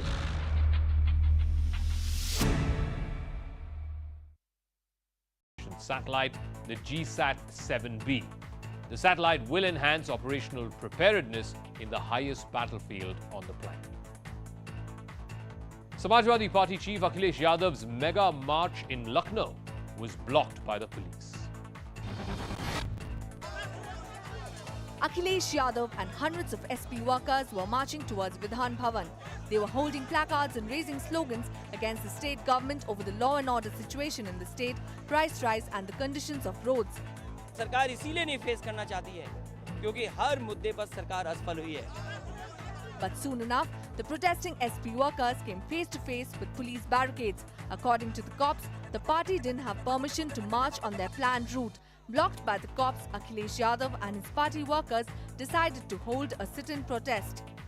Akhilesh Yadav ji और उनकी party इस समय बेरोजगारी की स्थिति में ये बौखलाहट के प्रदर्शन है. The face-off comes as the monsoon session of the Uttar Pradesh Assembly began today. Sunil Chhetri's Bengaluru FC won the Durand Cup, but it was the politicians who wanted to take credit for it. One video shows Bengal Governor La Ganesan pushing Sunil Chhetri away for a photo opportunity with the trophy. In another video, the star footballers of the match are being pushed aside by Bengal's sports minister. Leicester in the UK continues to be tense even weeks after an India-Pakistan cricket match. Street clashes continue to break out between large groups of Hindus and Muslims in Leicester. In the latest standoff, police stood in between the two groups to prevent escalation of violence. But slogans were raised by both sides and glass bottles were flung. There were also alleged videos of a temple being vandalized and properties owned by the Hindu community being destroyed. But at the same time, there were reports of mobs marching through Muslim-dominated areas chanting Jai Shri Ram. There has been recurring trouble in Leicester since the India-Pakistan Asia Cup match on the 28th of August. After India won the match, supporters gathered to celebrate, and that's when violence broke out.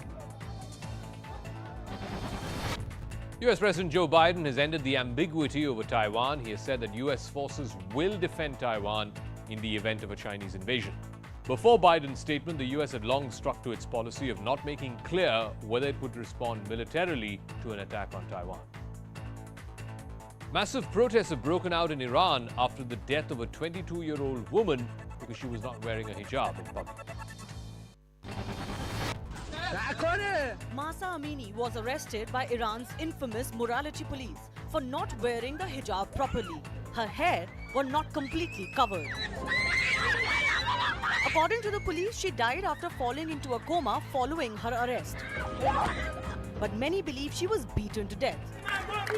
So during Amini's funeral procession, massive protests broke out with women flinging their hijab in the air and demanding removal of Iran's stringent hijab law. Police fired tear gas to disperse the protesters and arrested several people. But that didn't quell the anger. In a symbolic act of opposition, several women posted videos on social media of chopping their hair. Many women also burnt their hijab. Iran has made it compulsory for women over the age of 7 to wear the hijab. Heavy rains in Bihar's Bhagalpur have led to large-scale death and destruction. As the water levels of the Ganga rose, the ground under this house gave way. That led to the roof of the house caving in, and within minutes the entire structure got washed away. Soil erosion after heavy rains are leading to more and more homes getting destroyed. 2 दर्जन तक घर समा गए गंगा में, और इससे पहले जो है शुरू से देखा जाए तो हमारे ग्राम में 50 घर से ऊपर विलीन हो गए होंगे. The situation is so dire that people have no choice but to ditch their homes in order to save their lives. It's not just houses. Soil erosion has also brought down several trees. These visuals of trees flowing in floodwaters has become an all too common sight this monsoon. A chilling video shows a man being washed away in heavy flowing river waters in Fatehpur area of Uttarakhand. The man who appeared to be crossing a swollen drain on foot but gets carried away by the strong flowing river. Officials say there is no trace of the man so far. There was high drama at the Banaras Hindu University today. BA first-year students protested outside the central office demanding extension of exam dates. They raised slogans and created a ruckus while carrying out their demonstrations on campus.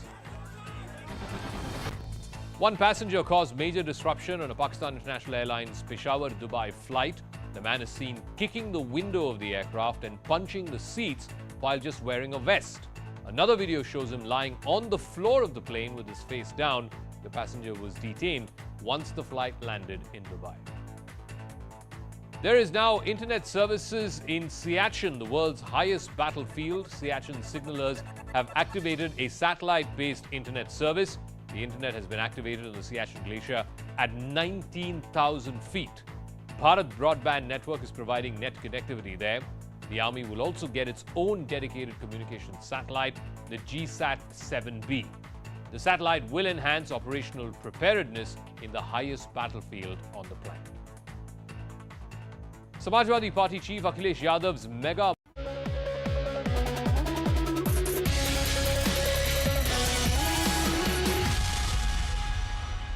Good evening, this is Viewpoint. I'm Zaka Jacob. For the first time in 30 years, cinema halls are functional once again in Kashmir. Back in the 80s and 90s, Most of the theatres shut down because of the militancy. It was also a very hardline version of Islam that was propagated by the Kashmiri separatists, which led them to view cinema as haram and therefore shut down all movie halls. The question is, after almost 30 years, finally we're seeing a multiplex open up in Srinagar. Just a few days back, we had cinema halls opening up in Shopian as well. Does this mark the beginning of a new normal in Kashmir? After 3 decades, the cinemas have returned to Kashmir. On Sunday, LG Manoj Sinha kicked off 2 makeshift cinema halls cum auditoriums in militancy-affected Shopian and Pulwama. This was to wean away youth from joining subversive activities. और ये एक लक्ष्य रखा गया है कि हर जम्मू कश्मीर के हर जिले में मिशन यूथ के अंतर्गत ये 100 सीटर सिनेमा हॉल बनाए जाएं. The biggest beneficiaries would be students who would not only enjoy the cinemas but would also be given education through audiovisual learning. Pulwama में बहुत पहली बार खुला है ये सिनेमा और यहाँ पे आज एलजी मनोज सिन्हा आए थे इसकी इनॉग्रेशन करने के लिए और बहुत सारे स्कूल से हम बच्चे जमा हुए थे आज यहाँ पे. उनके साथ हमने बैठ के कुछ क्लिप्स देखी हैं. सब लोगों को, यहाँ के लोगों को बहुत एक्सपोजर मिलने वाला है, वरना तो बाहर जाना पड़ता था ऐसा कुछ देखने के लिए. लेफ्टिनेंट गवर्नर आए थे यहाँ पे और उन्होंने सिनेमा का और इनाग्रेशन किया पुलवामा में और उनसे बात भी हुई बहुत सारों की और उनने यहाँ पे इनाग्रेशन जब की तो बहुत अच्छा हुआ कि एक्सपोजर अब बहुत ज़्यादा बढ़ेगा. While all the 20 districts across the Union Territory would have mini cinema halls, the biggest and the first multiplex in Kashmir would start today. The 520-seater, 3-storied multiplex is a state-of-the-art facility and is set to attract entertainment-starved valley residents. The move will also regain Bollywood's lost connection with Kashmir.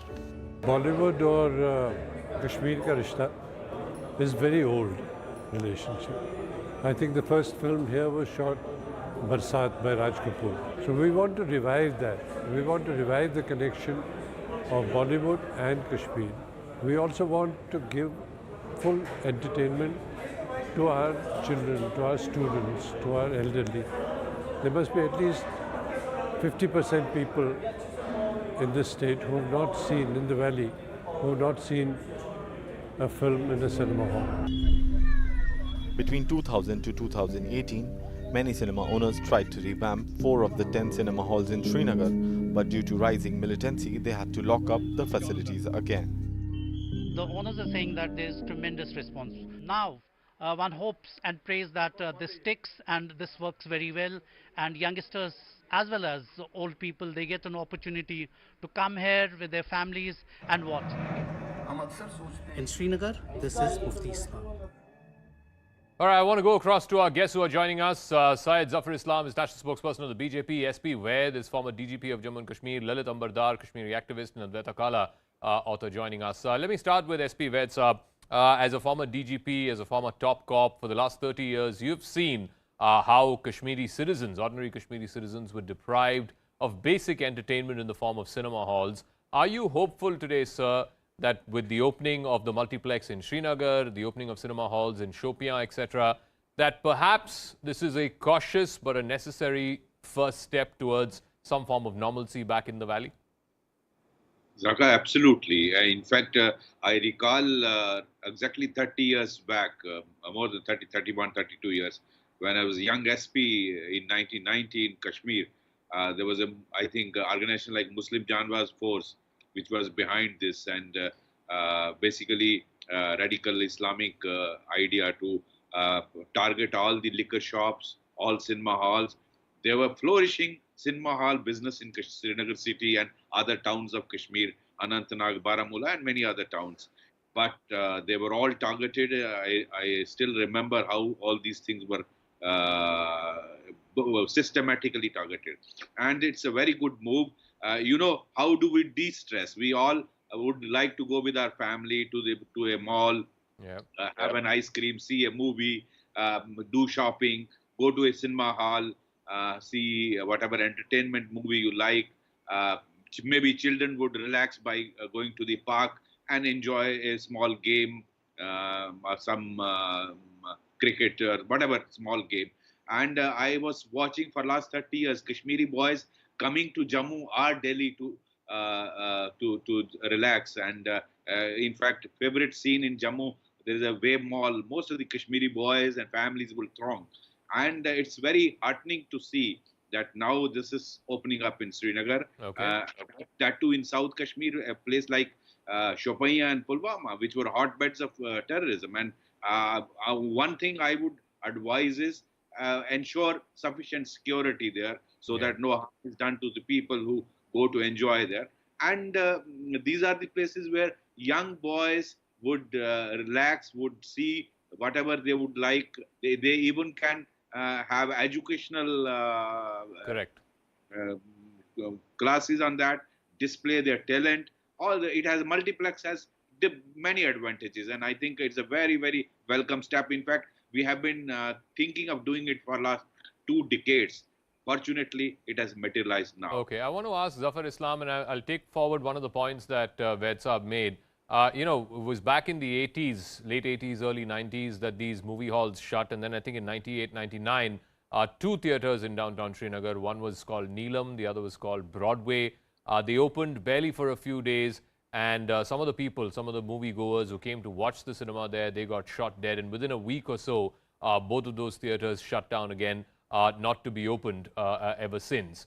What's the guarantee, Zafar Islam, that you can give to the people who are coming there? Because the last thing you want is that this groups of people, crowds of people who come to a multiplex turn out to be sitting ducks for the terrorists. Well, adequate precautions are being taken. Security measures are being taken.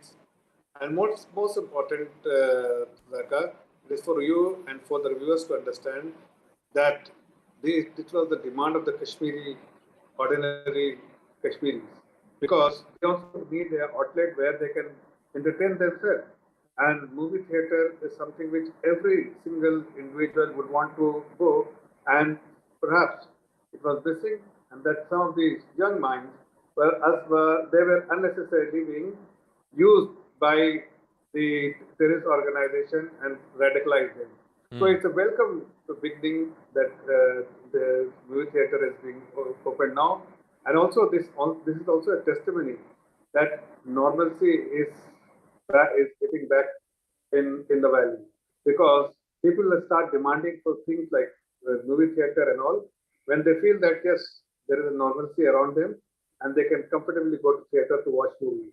And I'm sure whatever commitment what we have made, our government has made, will ensure that that is there in the we will be able to put it in the ground and make people realize that it is important for them to lead a normal life rather than getting associated with hardliners or Advaita Kala, you know, Bollywood has had a romantic affair with Kashmir for a number of years now. You know, from Barsat to Silsila, Kabhi Kabhi, and of course the latest Kashmir Files. I think tens of thousands of movies have been shot in Kashmir. But somehow watching those movies was always considered haram. This dichotomy in what the terrorists were trying to do to the people of Kashmir. That it's okay to come there and shoot films, but it's not okay to watch them. Well, you know, I mean, this was, of course, like you mentioned earlier, you know, the hardline Islamist terror line that was taken, which really impinged on people's freedoms. Remember Shami Kapoor and that iconic song Jangli, that was shot in Kashmir.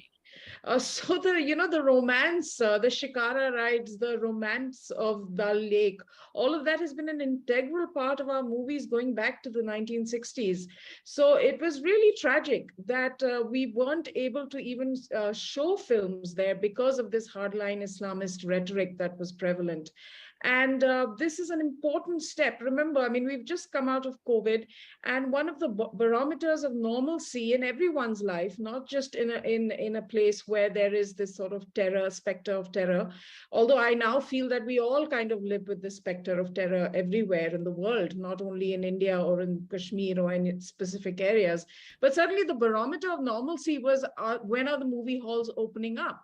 Because there is something to do with doing well as human beings in this present state of modern existence that we associate with being able to do simple things like having the choice to a movie hall and watch a movie with a bunch of people we don't know, just engaging in social life and life. That makes this so much more significant on a human level as opposed to all the other things that people want to talk about.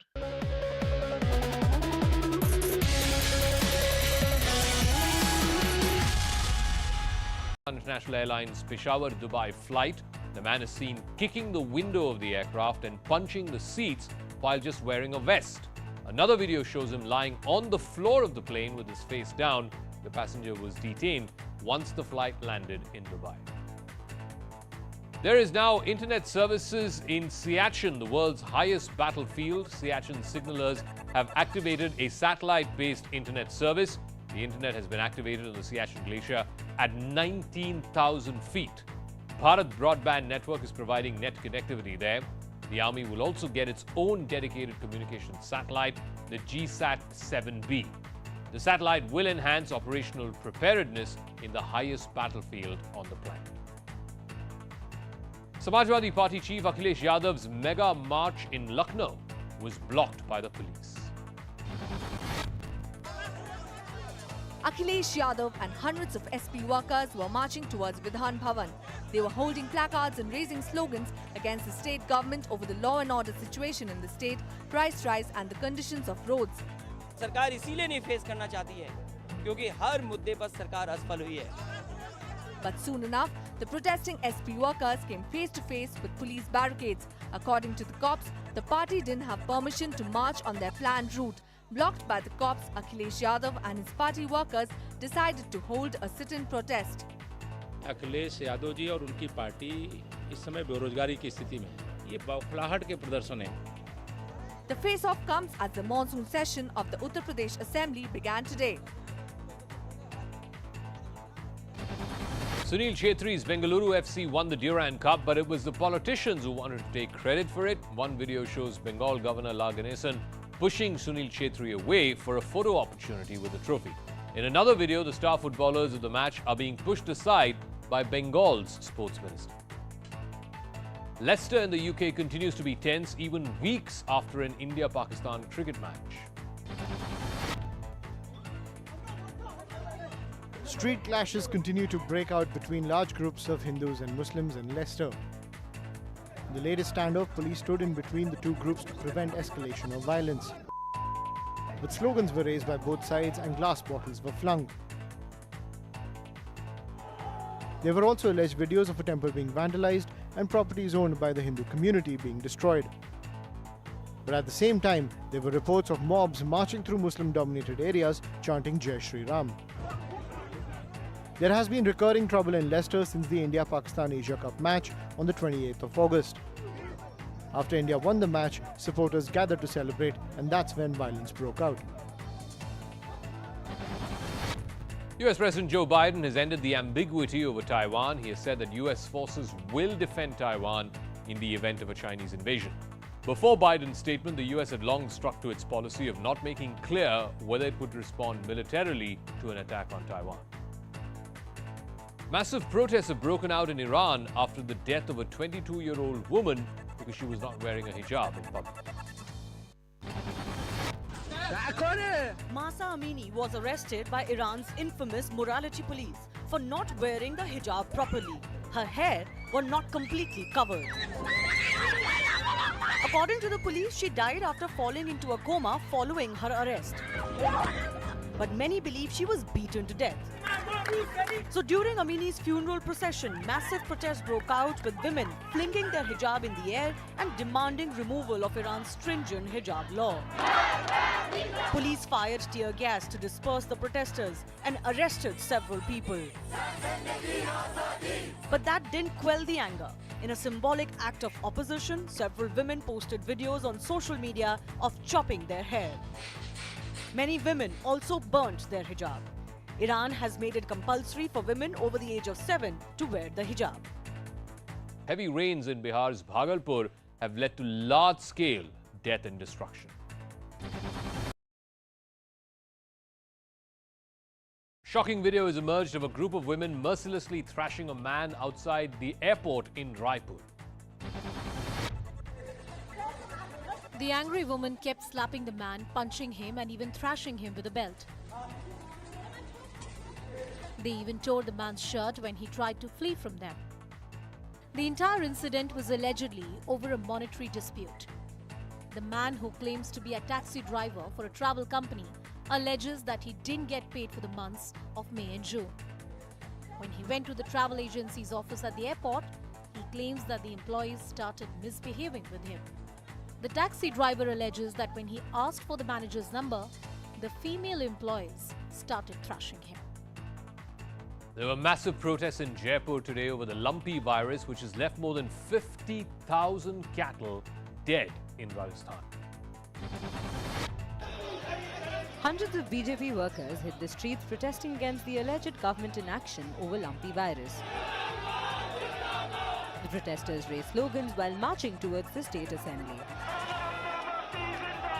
But they were soon stopped by the police, who had put up dozens of barricades.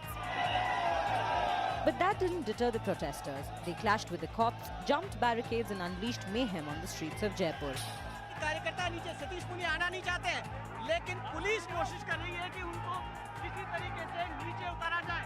और यहाँ देखिए कि ये कोशिश की जा रही है, सतीश पुनिया को बिल्कुल नीचे उतार दिया गया।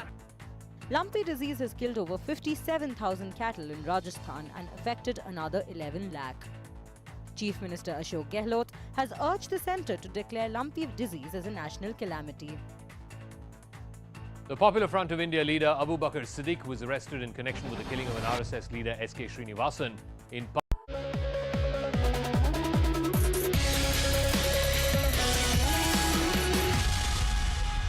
Lalit Ambadar, you were again growing up. I'm sure that there was the spectre of movies, the simple joys of life, as Advaita said. But over the last 30 years, because of this militancy which has engulfed Kashmir and the almost terrorist nature of what these guys were trying to do there, it was deprived. The people of Kashmir were deprived of it.